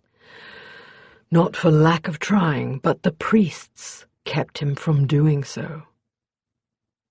Idra, Tarma reminded them. She saw what Rashar was doing, and began to think that despite Stephenson's habit of hopping into bed with anything that wiggled its hips at him, he might well have been a better choice after all. He certainly had more understanding of the peasantry and how the kingdom's strength depends on them. Jadrek almost managed to smile. Granted, he spent a great deal of time with them and pretty much with rowdies, but I'm not certain now that his experience with the rougher classes was a bad thing. Well, Idra wanted an excuse to go after him. I unearthed the old story of the sword that sings. Rashar has one chink in his armor. He's desperate to prove he's the rightful monarch. Idra took Rashar the old archive books and got permission to look for the sword. Then she vanished. The fire crackled while they absorbed this. "But she'd intended to go after Stephenson?" Kethry asked finally. Jadrek nodded. It might well be that she decided to just go before Rashar could change his mind. Tarma finished the sentence. "But you aren't entirely certain that something didn't happen to her, or that something didn't happen right after she set out?" He nodded unhappily, twisting his hands together in his lap. She would have said goodbye. We've been good friends for a long time. We used to exchange letters as often as her commissions permitted. I saw the world through her eyes. There was a flash of longing in his face, there for only an instant, then shuttered down. But it made Tarma wonder what it must be like to have dreams of adventuring and be confined to the body of a half-lame scholar. She stood up, suddenly uncomfortable with the insight. The tiny room felt far, far too confining. "Jadrek, we'll talk with you more later. Right now you've given us plenty to think on." You'll try and find out what's happened to her? He started to stand, but Kethry gently pushed him back down into his chair as Tarma turned abruptly, not wanting to see any more of this man's pain. She turned the latch silently, cracked the door open, and checked for watchers in the corridor beyond. Looks clear. Kethry and Worrell slipped out ahead of her, and Tarma glanced back over her shoulder soberly. The archivist was watching them from his chair, and there was a peculiar, painful mixture of hope and fear on his face. Jadrek, that was why we came here in the first place. And be warned, if anything has happened to Idra, there might not be a town here once the Hawks find out about it. And with that, she followed her partner back into the corridor. Chapter 7. Jadrek tried to return to his book, but it was fairly obvious that he was going to be unable to concentrate on the page in front of him. He finally gave up and sat staring at the flickering shadows on the farther wall. His left shoulder ached abominably. It had been wrenched when the door had been jerked out of his hands. This would be a night for a double dose of medicine, or he'd never get to sleep. Sleep would not have come easily anyway, not after this evening's conversation. Tyndall had been after him for the past several days to talk to the women, but Jadrek had been reluctant and suspicious. Now Tyndall would probably refrain from saying, "I told you so," only by a strong exercise of will. What did decide me, anyway? He wondered, trying to find a comfortable position as he rubbed his aching shoulder, the dull throb interfering with his train of thought. Was it the presence of the Kyrie? No, I don't think so. I think I made up my mind before they brought him in. I think it was the pretty one that made up my mind. Kethry. She's honest in a way I don't think could be counterfeited. I can't read the Shinaeen, but if you know what to look for, Kethry's an open book. He sighed. And let's not be fooling ourselves. It's the first time in years that a pretty woman looked at you with anything but contempt, Jadrek. You're as susceptible to that as the next man. More. He resolutely killed half-wisps of wistful might-be's and daydreams, and got up to find his medicines. Tarma left Worrell watching the archivist's door from the corridor, just in case. His positioning was not nearly as good as she'd have wished. In order to keep out of sight, he'd had to lair up in a table nook some distance away from Jadrek's rooms, and not in direct line of sight. Still, it would have to do. She had some serious misgivings about the archivist's safety, especially if it should prove that he was being watched. Creeping along the corridors with every sense alert was unnervingly like being back with the Hawks on a scouting mission. Kethry had hesitantly and reluctantly tendered the notion of using her powers to spy out the situation ahead of them. Tarma had vetoed the idea, to her partner's obvious relief. If there was any kind of mage-talented spy keeping an eye on Jadrek, use of magic would not only put alerts on the archivist, but on them as well. Their own senses must be enough. But it was tense work. Tarma was sweating before they made it to the relative safety of the guesting section. They slipped their more ornate outfits back on in the shelter of the same alcove where they'd doffed them, and continued on their way. Now was the likeliest time for them to be caught, but they got back to their rooms without a sign that they had been noticed, or so Tarma thought. She was rather rudely disabused of that notion as soon as they opened the door to their suite. Moonlight poured down through one of the windows in the right-hand wall of the outer room, making a silver puddle on a square of the pale marble floor. As Tarma closed the door and locked it, she caught movement in that moonlight out of the corner of her eye. She jerked her head around and pulled a dagger with the hand not still on the latch in the automatically defensive reaction to seeing motion where none should be. The moonlight shivered and wavered, sending erratic reflections across the room and acting altogether unlike natural light. Tarma snatched her other hand away from the latch and whirled away from the door she had just locked. Her entire body tingled, from the crown of her head to the soles of her feet, with an energy she was intimately familiar with. The only time she ever felt like this was when her teachers were about to manifest physically. For over the years she had grown as sensitive to the energies of the star-eyed as Kethry was to mage energies. But the spirit Calenadril, her teachers, never came to her when she was within 4 walls, and doubly never when she was in walls that were as alien to them as this palace was. She sheathed her blade. Little good it would do against magic and spirits. Set sweating palms against the cool wood of the door. She stared dumbfounded at the evidence of all she'd been told being violated. The shadow and moonlight was hardening into a man-shaped figure, flowing before her eyes into the form of a Shinaeen, garbed and armed in black, and veiled. Only the Calenadril wore black, and only the spirit Calenadril went veiled. And here, where no one knew that, it was wildly unlikely that this could be an illusion, even if there were such a thing as a mage skilled enough to counterfeit the warrior's powers well enough to fool a living Calenadril.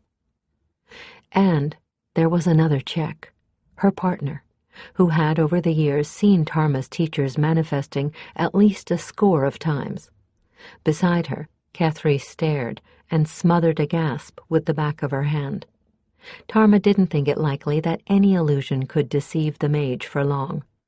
To top it all, this was not just any Shinaeen, not just any spirit Calenadril, for as the features became recognizable, what could be seen above his veil, Tarma knew him to be no less than the chief of all her teachers. He seemed to be fighting against something.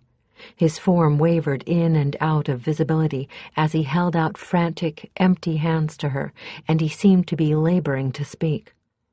Kethry stared at the spirit Calenadril in absolute shock. This could not be happening. But it was, and there was no mistaking the flavor of the energy the spirit brought with him. This was a true Leshya'e Calenadril, and he was violating every precept to manifest, here and now, within sight of non-Shinaeen, which could only mean that he was sent directly by Tarma's own aspect of the four-faced goddess, the warrior. Then she saw with mage sight the veil of sickly white power that was encasing him like a filthy web, keeping him from full manifestation. Goddess, there's a counterspell. Kethry started out of her entrancement. It's preventing any magic from entering this room. He can't manifest. I have to break it or... Don't! Tarma hissed, catching her hands as she brought them up. You break a counterspell and they'll know one of us is a mage. Kethry turned her head away, unable to bear the sight of the Calenadril struggling vainly against the evil power containing him. Tarma turned back to her teacher to see that he had given up the effort to speak, and she saw that his hands were moving in the same Shinaeen hand signs she had taught Kethry and her scouts. Keth, his hands! As Kethry's eyes were again drawn to the Leshya'e's figure, Tarma read his message. Death danger, she read, and assassins, wise one. Warrior, it's Jadrek, he's going to be killed. She reached behind her for the door, certain that they were never going to make it to Jadrek's rooms in time. But Worrell had been watching her thoughts, probably alerted through the bond they shared to her agitation. Mind mate, I go, rang through her head. At the same moment, as if he had heard the Kyrie's reply, the Leshya'e Calenadril made a motion of triumph and dissolved back into moonlight and shadow. While Kethry was still staring at the place where the spirit had stood, Tarma was clawing the door open, all thought of subterfuge gone. She headed down the corridor at a dead run, and she could hear Kethry right behind her. This time, there would be no attempt at concealment. Worrell's voice was sharp in her mind, angry and tasting of battle hunger.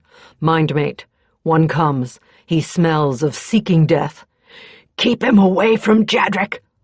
There was no answer to that, as she put on a burst of speed down the corridor, at least not an answer in words. But there was a surge of great anger, a rage such as she had seldom sensed in the Kyrie, even under battle fire. Then Tarma had evidence of her own of how strong the mind-mate bonding between herself and the Kyrie had become, because she began to get image flashes carried on that rage. A man, or armed man, with a long, wicked dagger in his hand, standing outside Jadrek's door. The man turning to face Worrell, even as Jadrek opened the door. Jadrek, stepping back a pace with fear stark across his features, then turning and stumbling back into his room, the man ignoring him, meeting the threat of Worrell, unsheathing a sword to match the knife he carried. Tarma felt the growl the Kyrie vented, rumbling in her own throat as she ran, felt him leap. Now they were in the older section, running down Jadrek's corridor. Kethry was scarcely a step behind her as they skidded to a halt at Jadrek's open door.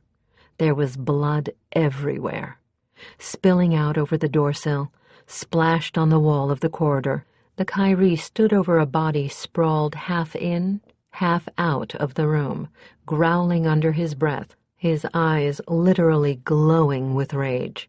Worrell had taken care of the intruder less than seconds before their arrival, for the body at his feet was still twitching, and the Kyrie's mind was seething with aggression and the aftermath of the kill.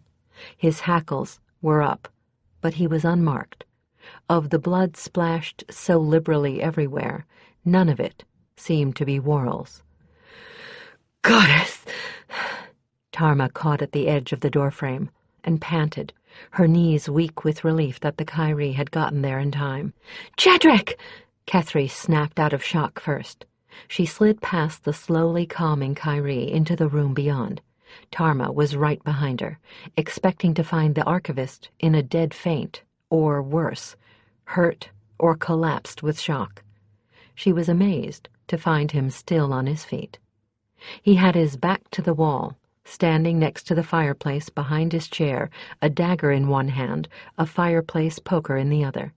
He was pale, and looked as if he was likely to be sick at any moment, but he also looked as if he was quite ready to protect himself as best he could, and was anything but immobilized with fear or shock. For one moment he didn't seem to recognize them. Then he shook his head a little, put the poker carefully down, sheathed the dagger at his belt, then groped for the back of his chair and pulled it toward himself, the legs grating on the stone. He all but fell into it. Jadrek, are you all right? Tarma would have gone to his side, but Kethry was there before her. Jadrek was trembling in every nerve and muscle as he collapsed into his chair. Gods! One breath more. Too close. Too close. Kethry took his wrist before he could wave her away and felt for his pulse. He stared at her anxious face, so close to his own, and felt his heart skip for a reason other than fear. Damn it, you fool, she's just worried that you're going to die on her before you can help her with the information they need. Then, he thought, feeling a chill creep down his back, Gods, I might. If Cha has been a watcher on me all this time, it means he suspected me of warning Stefan. And if that watcher chose to strike tonight only because I spoke to a pair of strangers, Archivist, your hours are numbered. Kethry checked Jadrek's heartbeat, fearing to find it fluttering erratically. To her intense relief, it was strong, though understandably racing. Gods above, I think I will be all right, he managed, pressing his free hand to his forehead. But I would be dead if not for your Kyrie. Who was that? Kethry asked urgently. Who? That was a member of the king's personal guard, he replied thickly. Brightest goddess! I knew I was under suspicion, but I never guessed it went this far. They must have had someone watching me. Watching to see who you talk to, no doubt, Tarma said grimly, her lips compressed into a thin line. And the king must have left orders what was to happen to you if you talked to strangers. Hell, fire, and corruption. Now I'm a liability, as far as Rashah is concerned. He was pale, and with more than shock, but there was determination in the set of his jaw as he looked at Tarma. Cha has only one way of dealing with liabilities, as you've seen. Lord and Lady help me, I'm under a death sentence. Without trial or hearing, I haven't got a chance, unless I can escape. Woman, you've got to help me. If you want any more help with finding Idra, you've got... Kethry had angry words on her tongue, annoyed that he should think them such cowards, but Tarma beat her to them. What kind of gutless boobs do you think we are? Tarma snapped. Of course we'll help you. Damn it, man. It was us coming to you that triggered this attack in the first place. Keth, clean up the mess. Go ahead and use magic. We're blown now anyway. Kethry nodded. After the visitor, I should say so. Even if there wasn't anyone watching, he'll have left residue in the trap spell. Did you pick up any eyes? She let her mage senses extend. No, not then and not now. Evidently they haven't guessed our identity. Small piece of warrior's fortune. Well, I'm getting rid of the body before somebody falls over it. It's likely this bastard was the only watcher, Archivist, or you'd have been caught out before this. She paused to think. If I hide him, they may wait to check things out until after he was due to report. Hell, if they can't find him, they may wait a bit longer to see if he's gone, following after one of Jadric's visitors. That should buy us a couple more hours. Jadric, are there any empty rooms along here? Most of them are empty, he said dully, holding his hands up before his eyes and watching them shake with a kind of morbid fascination. Nobody is quartered along here who isn't in disgrace. This is the oldest wing of the palace, and it's been poorly maintained and repaired but little. Gods, no wonder nobody came piling out to see what the ruckus was. Tarma's lip curled in disgust. Bastard really gives you respect, doesn't he? Well, that's another piece of good luck we've had tonight. And Tarma turned back to deal with the corpse as Kethry began mustering her energies for cleanup. Tarma bundled the body into its own cloak, giving Worrell mental congratulations over the relatively clean kill. The Kyrie had only torn the man's throat out. The man had been relatively small. She figured she could handle the corpse alone. She heaved the bundle over her shoulder with a grunt of effort, trusting to the thick cloak to absorb whatever blood remained to be spilled, and went out into the corridor, picking a room at random. The first one she chose didn't have its own fireplace, so she left that one, but the second did. It was a matter of moments and a good bit of joint-straining effort to stuff the carcass up the chimney. By the time she returned, a little judicious use of magic had cleaned up every trace of a struggle around Jadric's quarters, and Kethry and the archivist were in the little bedroom that lay beyond the closed door in his sitting room. The mage was helping Jadric to make a pack of his belongings, and Jadric was far calmer now than Tarma had dared to hope. Worrell was stretched across the doorway, still growling under his breath. He gave her a gentle warn-off as she sent him a thought. His bloodlust was up, and he didn't want her in his mind until he had quieted himself. Jadric had lit a half-dozen candles and stuck them over every available surface. The bedroom was as sparse as the outer room had been, though smelling a little less of damp. There was just a wardrobe, a chest, and the bed. Jadric, how well do you ride? Tarma asked, taking over the bundle Kethry was making and freeing her to start a new one. Not well, he said shortly, folding packets of herbs into a cloth. It's not my ability to ride, it's the pain. I used to ride very well. Now I can't stand being in a saddle for more than an hour or so. And if we drugged you? He shrugged. Drugged, aren't I likely to fall off? And you'd have to lead my beast, even if you tied me into the saddle. That would slow you considerably. Not if I put you on hard. Or better yet, Keth, you're light, and you don't go armored. How about if I take all the packs and Bane carries double? Kethry examined the archivist carefully. It should be all right. Jadrek doesn't look like he weighs much. Put him up in front of me, and I can hold him on, even if he's insensible. The archivist managed a quirk of one corner of his mouth. Hardly the way I had hoped to begin my career of adventuring. Tarma raised an eyebrow at him. You look surprised. Sword Lady, I did a great deal of my studying in hopes of one day being able to aid some heroic quester. After all, what better help could a hero have than a lore master? Then he held out one hand and shoved the sleeve of his robe up so they could see the swollen wrists. My body betrayed me, and my dreams. So goes life. Tarma winced in sympathy. Her own bones ached in the cold these days. Enough that rough camping left her stiff and limping these days for at least an hour after rising, or until she finished her warming exercises. She didn't like to think how much pain swollen joints meant. Have you any plan? The archivist continued. Or are we just going to run for it? Tarma shook her head. Don't you think it? Running off blindly is likely to run us right into a trap. We came out of the south. The Hawks are to the south and west. I'd bet the King's men'll expect us to run for familiar territory. So, we go opposite?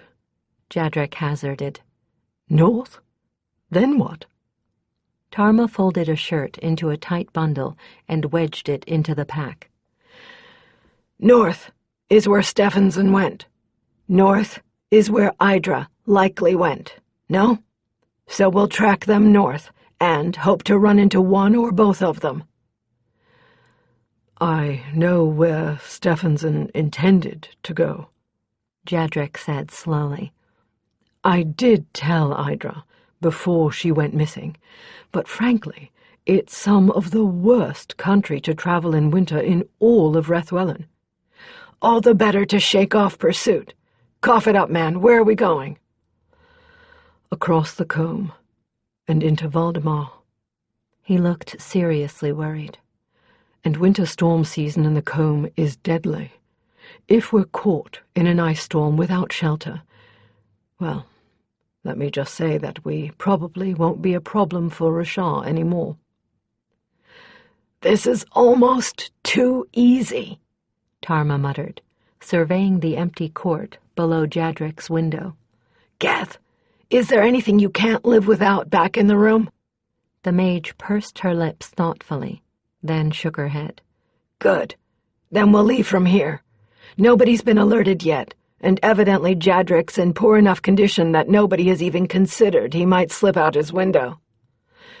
With good reason, Sword Lady, Jadrek replied, coming to Tarma's side and looking down into the court himself. I can't imagine how I could climb down. Alone, you couldn't. We'll help you, Kethry told him. I can actually make you about half your real weight with magic, then we'll manage well enough. The archivist looked down again and shuddered, but to his credit did not protest. They'd sent Worrell for a short coil of rope from the stables. There were always lead ropes and lunges lying around, and any of those would be long enough. He returned just as Kethry completed her spellcasting. They tied one end around Jadrek's waist. Then Kethry scrambled out of the window and down the wall to steady him from below as Tarma lowered him. Before they were finished, Tarma had a high respect for the man's courage. Climbing down from the window put him in such pain that when they untied him, they found he'd bitten his lip through to keep from crying out. All their gear was still with the mares. When they'd left Hawk's Nest, they'd chosen to use a different kind of saddle than they normally chose, one meant for long rides and not pitched battles. Like the saddles Jody preferred, these were little more than a pad with stirrups, although the pad extended out over the horse's rump. When Tarma carried Worrell pillion, he had a pad behind her battle saddle to ride on. There was just enough room on the extended body of this saddle for him to do the same. So Kethry had no trouble fitting Jadrek in front of her, which was just as well.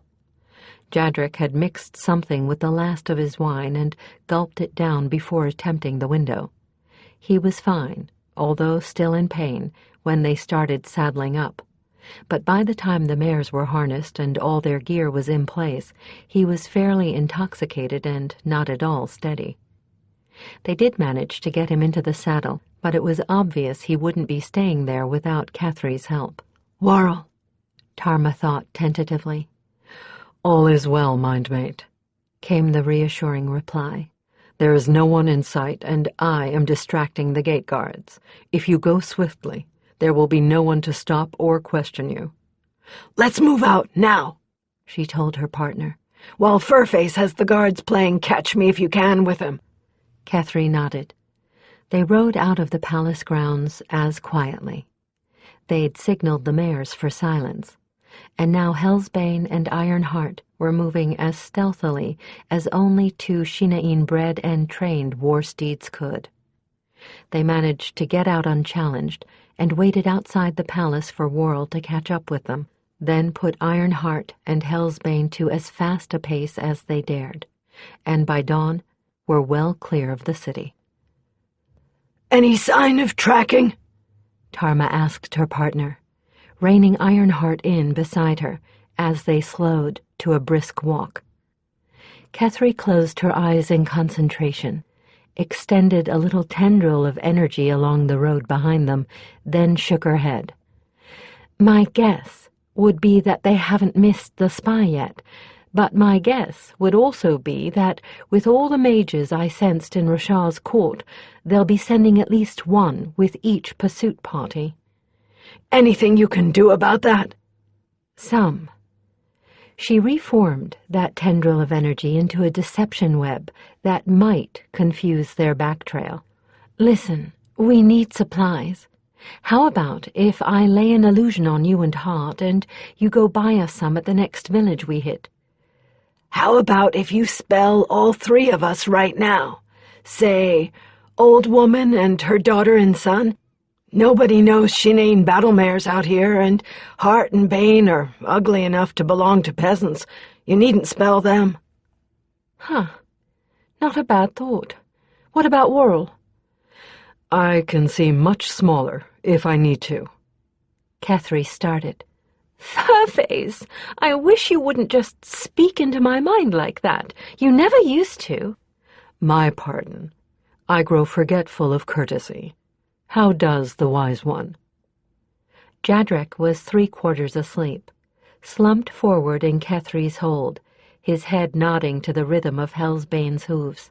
Kethry touched his neck below his ear, lightly enough not to disturb him. All right, his pulse is strong. If you would have my advice? When the Kyrie tendered his opinion, it was worth having. Go ahead. Rouse him up and make him speak with you. He will do his body more harm by riding unconscious. On that subject, Tarma interrupted. how long can you keep our illusions going? What kind of shape are you in? Kethry shrugged. I've been mostly resting my powers so far. I can keep the spell up indefinitely. Why? Because I want to stay under roofs at night for as long as we can. Rough camping is going to be hard on our friend at best. Be a hell of a note to save him from assassins and lose him to pneumonia. Kethry nodded, thinking of how much pain the archivist was already in. What kind of roofs? In order of preference. Out-of-the-way barns, the occasional friendly farmer, and the cheapest inns in town. Sound, I think. Pull up here. I might as well cast this thing now, and I can't do it on a moving horse. Here was a grove of trees beside the road. They got the horses off and allowed them to browse, while Kethry concentrated. Worrell flung himself down into the dry grass and lay there panting. He was not built for the long chase. Before too long, Tarma would have to bring him up to ride pillion behind her for a rest. Kethry got Jadrek leaning back against her, then spread her hands wide, palms facing out. A shell of faint, roseate light expanded from her hands outward to contain them and their horses. Tarma could see her lips moving silently in the words of the spell.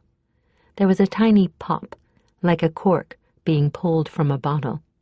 Then Tarma felt an all-too-familiar itching at the back of her eyes, and when she looked down, she saw that she was wearing a man's garb of rough, brown homespun instead of her Calenadril-styled black silks.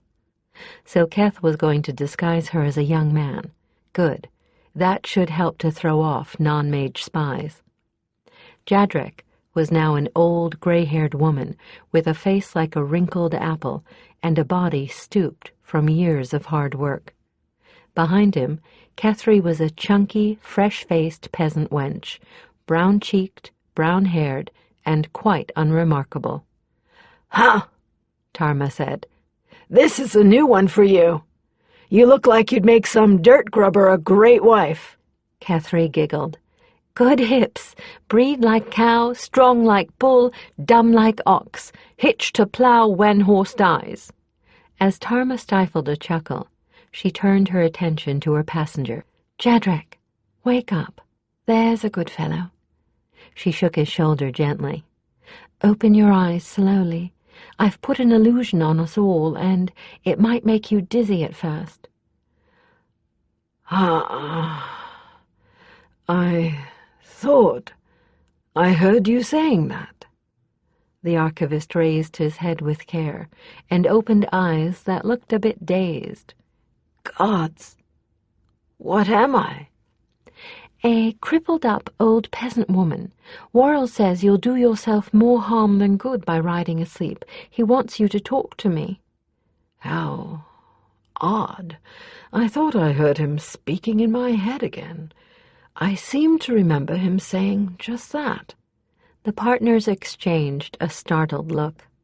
Evidently Jadrek had a mage gift no one had ever suspected, for normally the only folk who heard Worrell's mind voice were those he intended to speak to.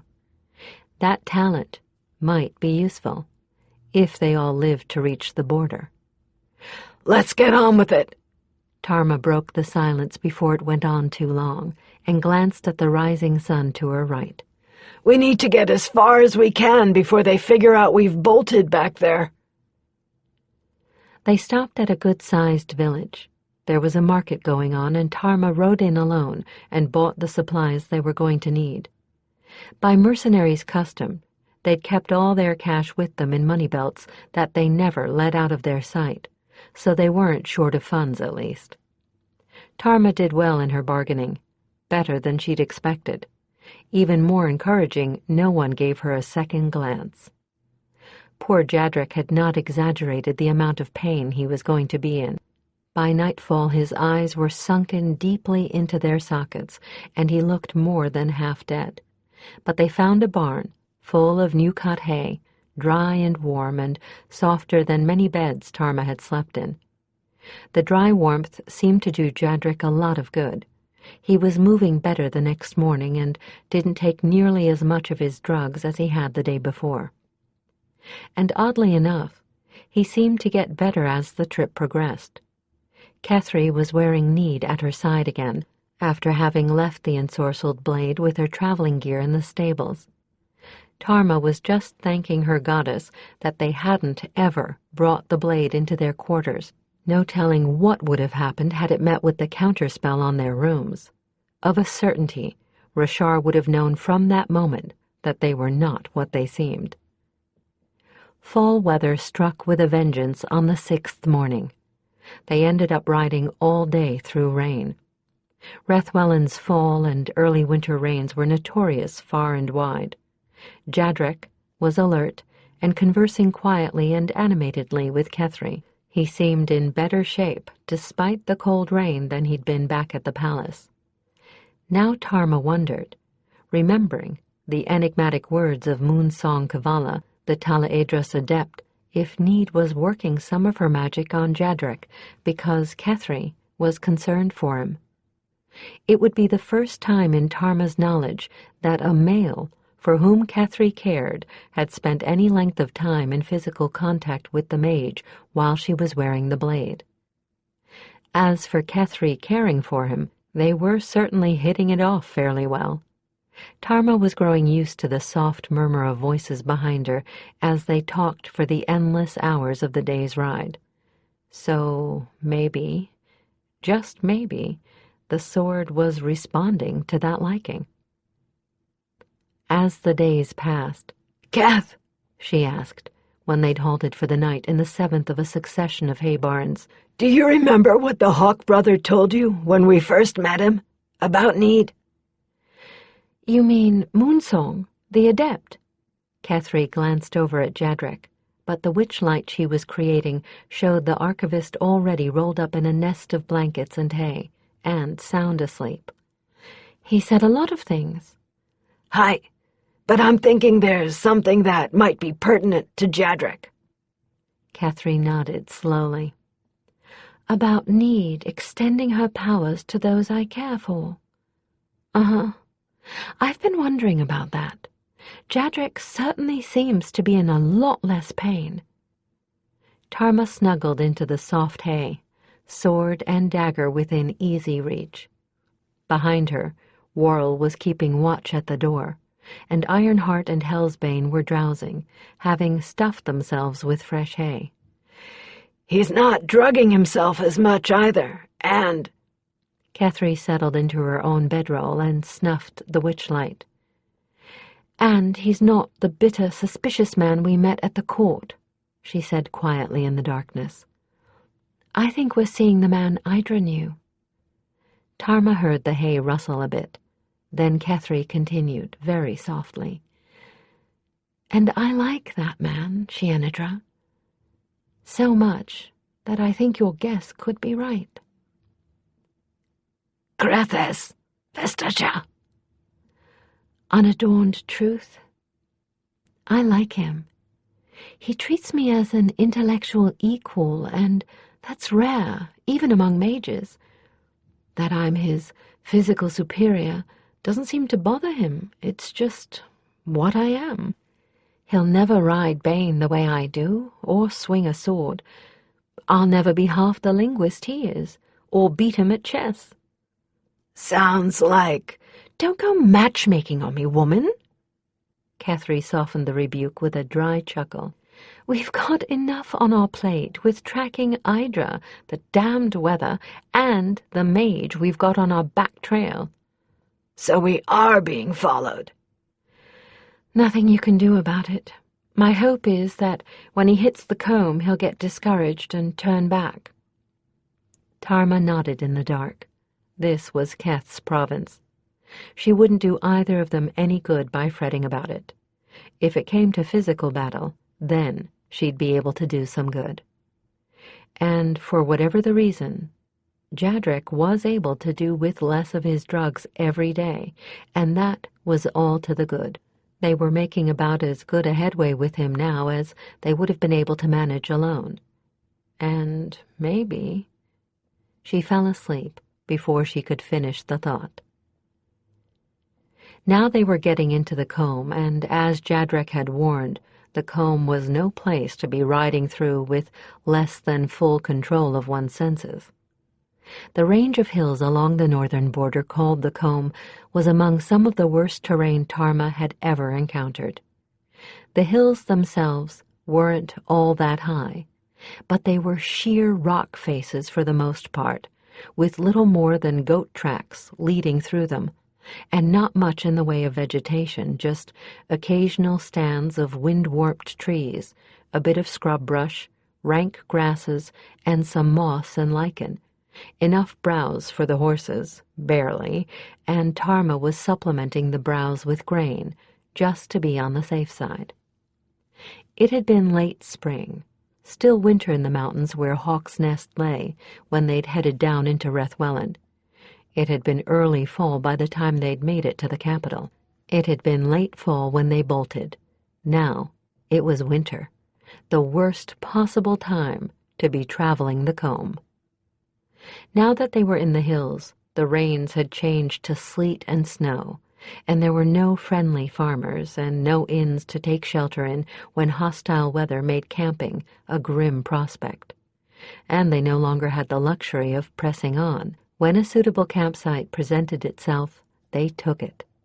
If there wasn't anything suitable, they suffered. They'd been 3 days with inadequate camps, sleeping cold and wet and waking the same. Kethry had dropped the illusions 2 days ago.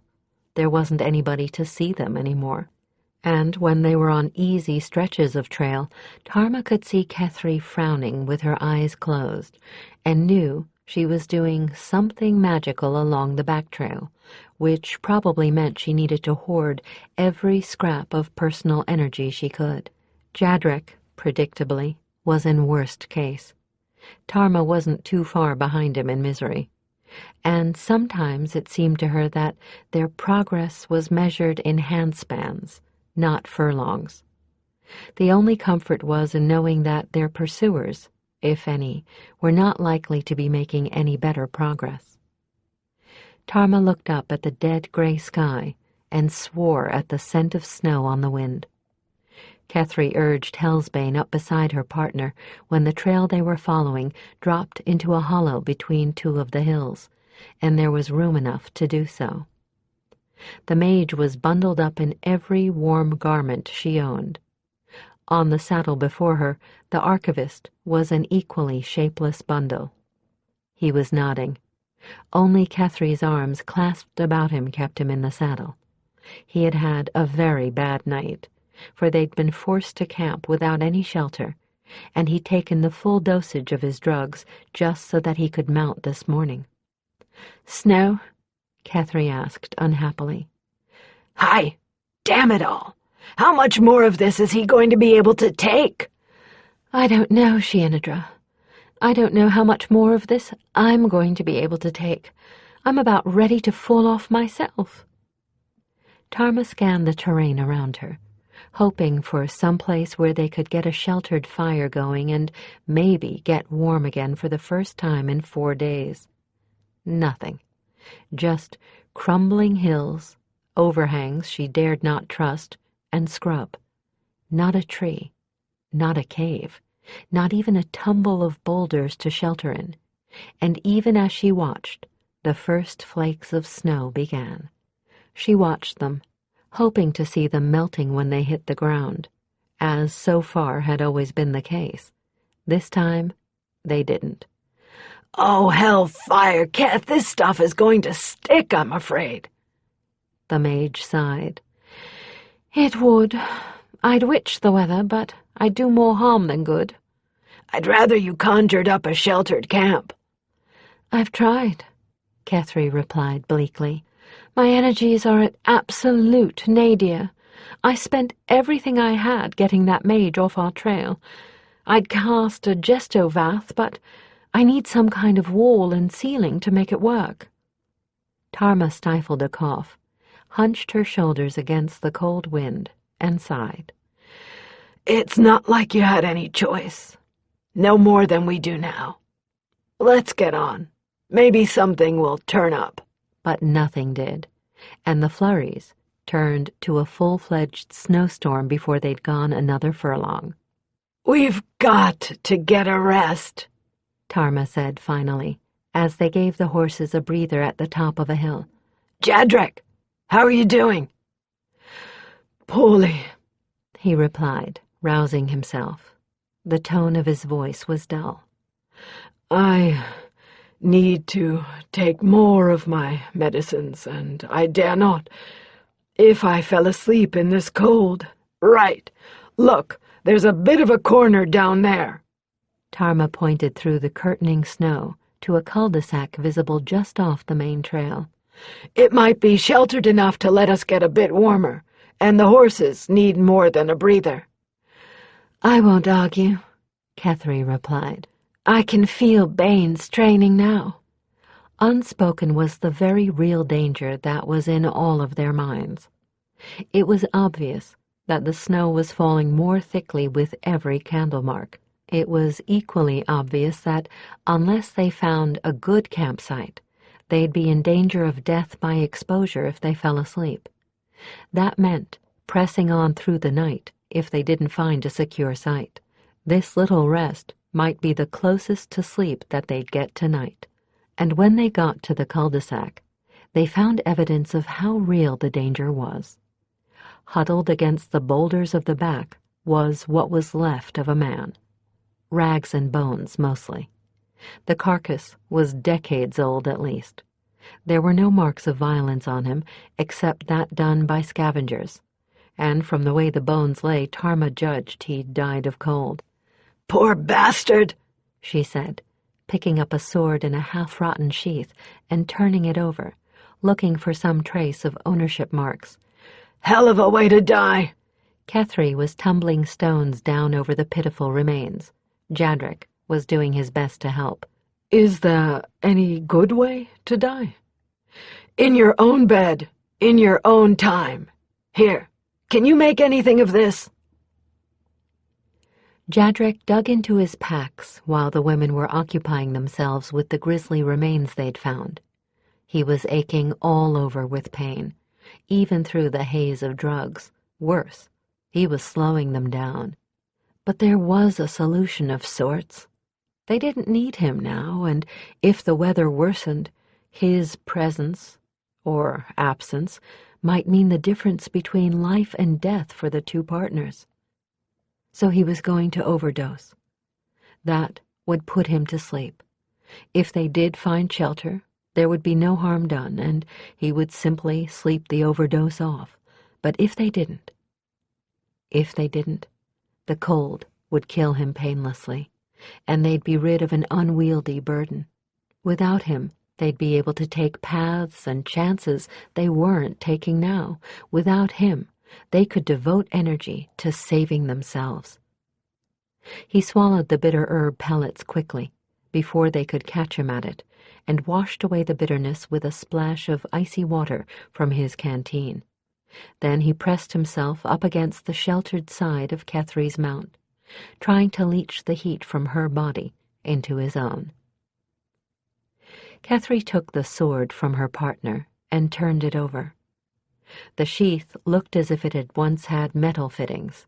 There were gaping sockets in the pommel and at the ends of the quillions of the sword that had undoubtedly once held gemstones. There was no evidence of either now. "Poor bastard. Might have been a merc down on his luck," Tarma said. "That's when you know you're hitting the downward slide, when you're selling the decorations off your blade." Kethry slid the sword a little out of the sheath. It resisted, with a grating sound, although there was no sign of rust on the dull gray blade. Tarma leaned over her shoulder and scratched the exposed metal with the point of her dagger, then snorted at the shiny marks the steel left on the metal of the sword. "Well, I feel a little less sorry for him," Kethry retorted. "My guess is that he was a thief. This was some kind of dress blade, but the precious metal and the stones have been stripped from it." "Have to be a dress sword," the Shina'in said in disgust. "Nobody in their right mind would depend on that thing. It isn't steel or even crude forged iron. You're right, he must have been a thief, and probably the pretties were stripped by somebody that came across the body." Tarma turned back to her inspection of her mare's condition, and Kethry nodded, shoving the blade back into its sheath. "You're right about this thing," she agreed. "Metal that soft wouldn't hold an edge for 5 minutes. Damn thing is nearly useless. That pretty much confirms it. The departed wasn't dressed particularly well. I doubt he'd have much use for a dress sword." She started to stick the thing point down into the cairn they'd built. Then, moved by some impulse she didn't quite understand, put it into her pack instead. There was something about that sword, something buried below the seaming of its surface, something that tasted of magic. And if there was magic involved, Kethry thought vaguely, It might be worth saving to look into later. Neither Tarma nor Jadrek noticed. Tarma was checking Ironheart's feet, and Jadrek was pressed up against Hellsbane's side with his eyes closed, trying to absorb some of the mare's warmth into his own body. Tarma straightened up with a groan. "Well, people, I hate to say this, but—" Kethry and Jadrek sighed simultaneously. "I know," Kethry replied. "Time to go." Darkness was falling swiftly, and the snow was coming down thicker than ever. They'd given up trying to find a campsite themselves. Tarma had sent Worrell out instead. That meant they had one less set of eyes to guard them, but Worrell was the only one who stood a chance of finding shelter for them. Tarma was leading both horses. On a trail this uncertain, she wanted it to be her that stumbled or fell, not the mare's. She was cold to the point of numbness, and every time Hellsbane tripped on the uneven ground, she could hear Jadrek catching his breath in pain and Kethry murmuring encouragement to him. Tarma was no longer thinking much beyond the next step, and all her hopes were centered on the Kyrie. If they didn't find shelter by dawn, they'd be so weary that no amount of will could keep them from resting, and once resting, no amount of foreknowledge would keep them from falling asleep, and they would die. Tarma wondered how many ghosts haunted the combe, fools or the desperate, lured into trying to thread the rocky hills and falling victim to no enemy but the murderous weather. She half listened to the wind wailing among the rocks above them. It sounded like voices, the voices of hungry ghosts, vengeful ghosts, jealous of the living, the kinds of ghosts that showed up in the songs of her people now and again, who sought only to lure others to their deaths so that they might have company. How many fools? How many ghosts? A white shape loomed up out of the dusk before them, blocking the path. A vague, ivory rider on an ethereal silver horse, appearing suddenly and soundlessly out of the snow, like a pallid harbinger of cold death. "Lissa, here!" Tarma croaked, and dropped the reins of both horses, pulling the sword slung at her back in the next instant, and wondering wildly if goddess-blessed steel could harm a hungry ghost. "Mind, mate! No!" Worrell jumped down from the hillside to her right to interpose his bulk between her and the spirit. "Mind, mate! This is help!" "Peace be upon you, lady." The voice of the one astride the strange white beast was not that of a spirit, nor, when Tarma allowed a corner of herself to test the feel of him, was there any of the tingle she associated with magic. The man's voice was not hollow, as a spirit normally sounded. It was warm, deep, and held a tinge of amusement. "Your four-footed friend came looking for aid, and we heard his calling. I did not mean to startle you." Tarma's arm shook as she resheathed the blade. "Goddess bless! Warn a body next time. You just about ate 6 thumbs of steel." "Again, your pardon, but we could not tell exactly where you were. Your presences seemed rather blurred." "Never mind that," Kethry interrupted from behind Tarma, her voice sharp. "Who are you? What are you? Why should we trust you?" The man did not seem to be taken aback by her words. "You're wise not to take anything on appearance, lady. You don't know me, but I do know you. I've talked to your friend mind to mind, and I know who you are and what you wish. You can trust me on 3 counts. He and his horse moved in to stand, nose to nose with Ironheart. Tarma saw with no little surprise that, even in the fading light, the beast's eyes were plainly a bright and startling blue. "First, that you are no longer in Rethwellan. You crossed the border some time back, and you are in Valdemar. The enemy on your back trail will not be able to pass the border, nor would I give you to him.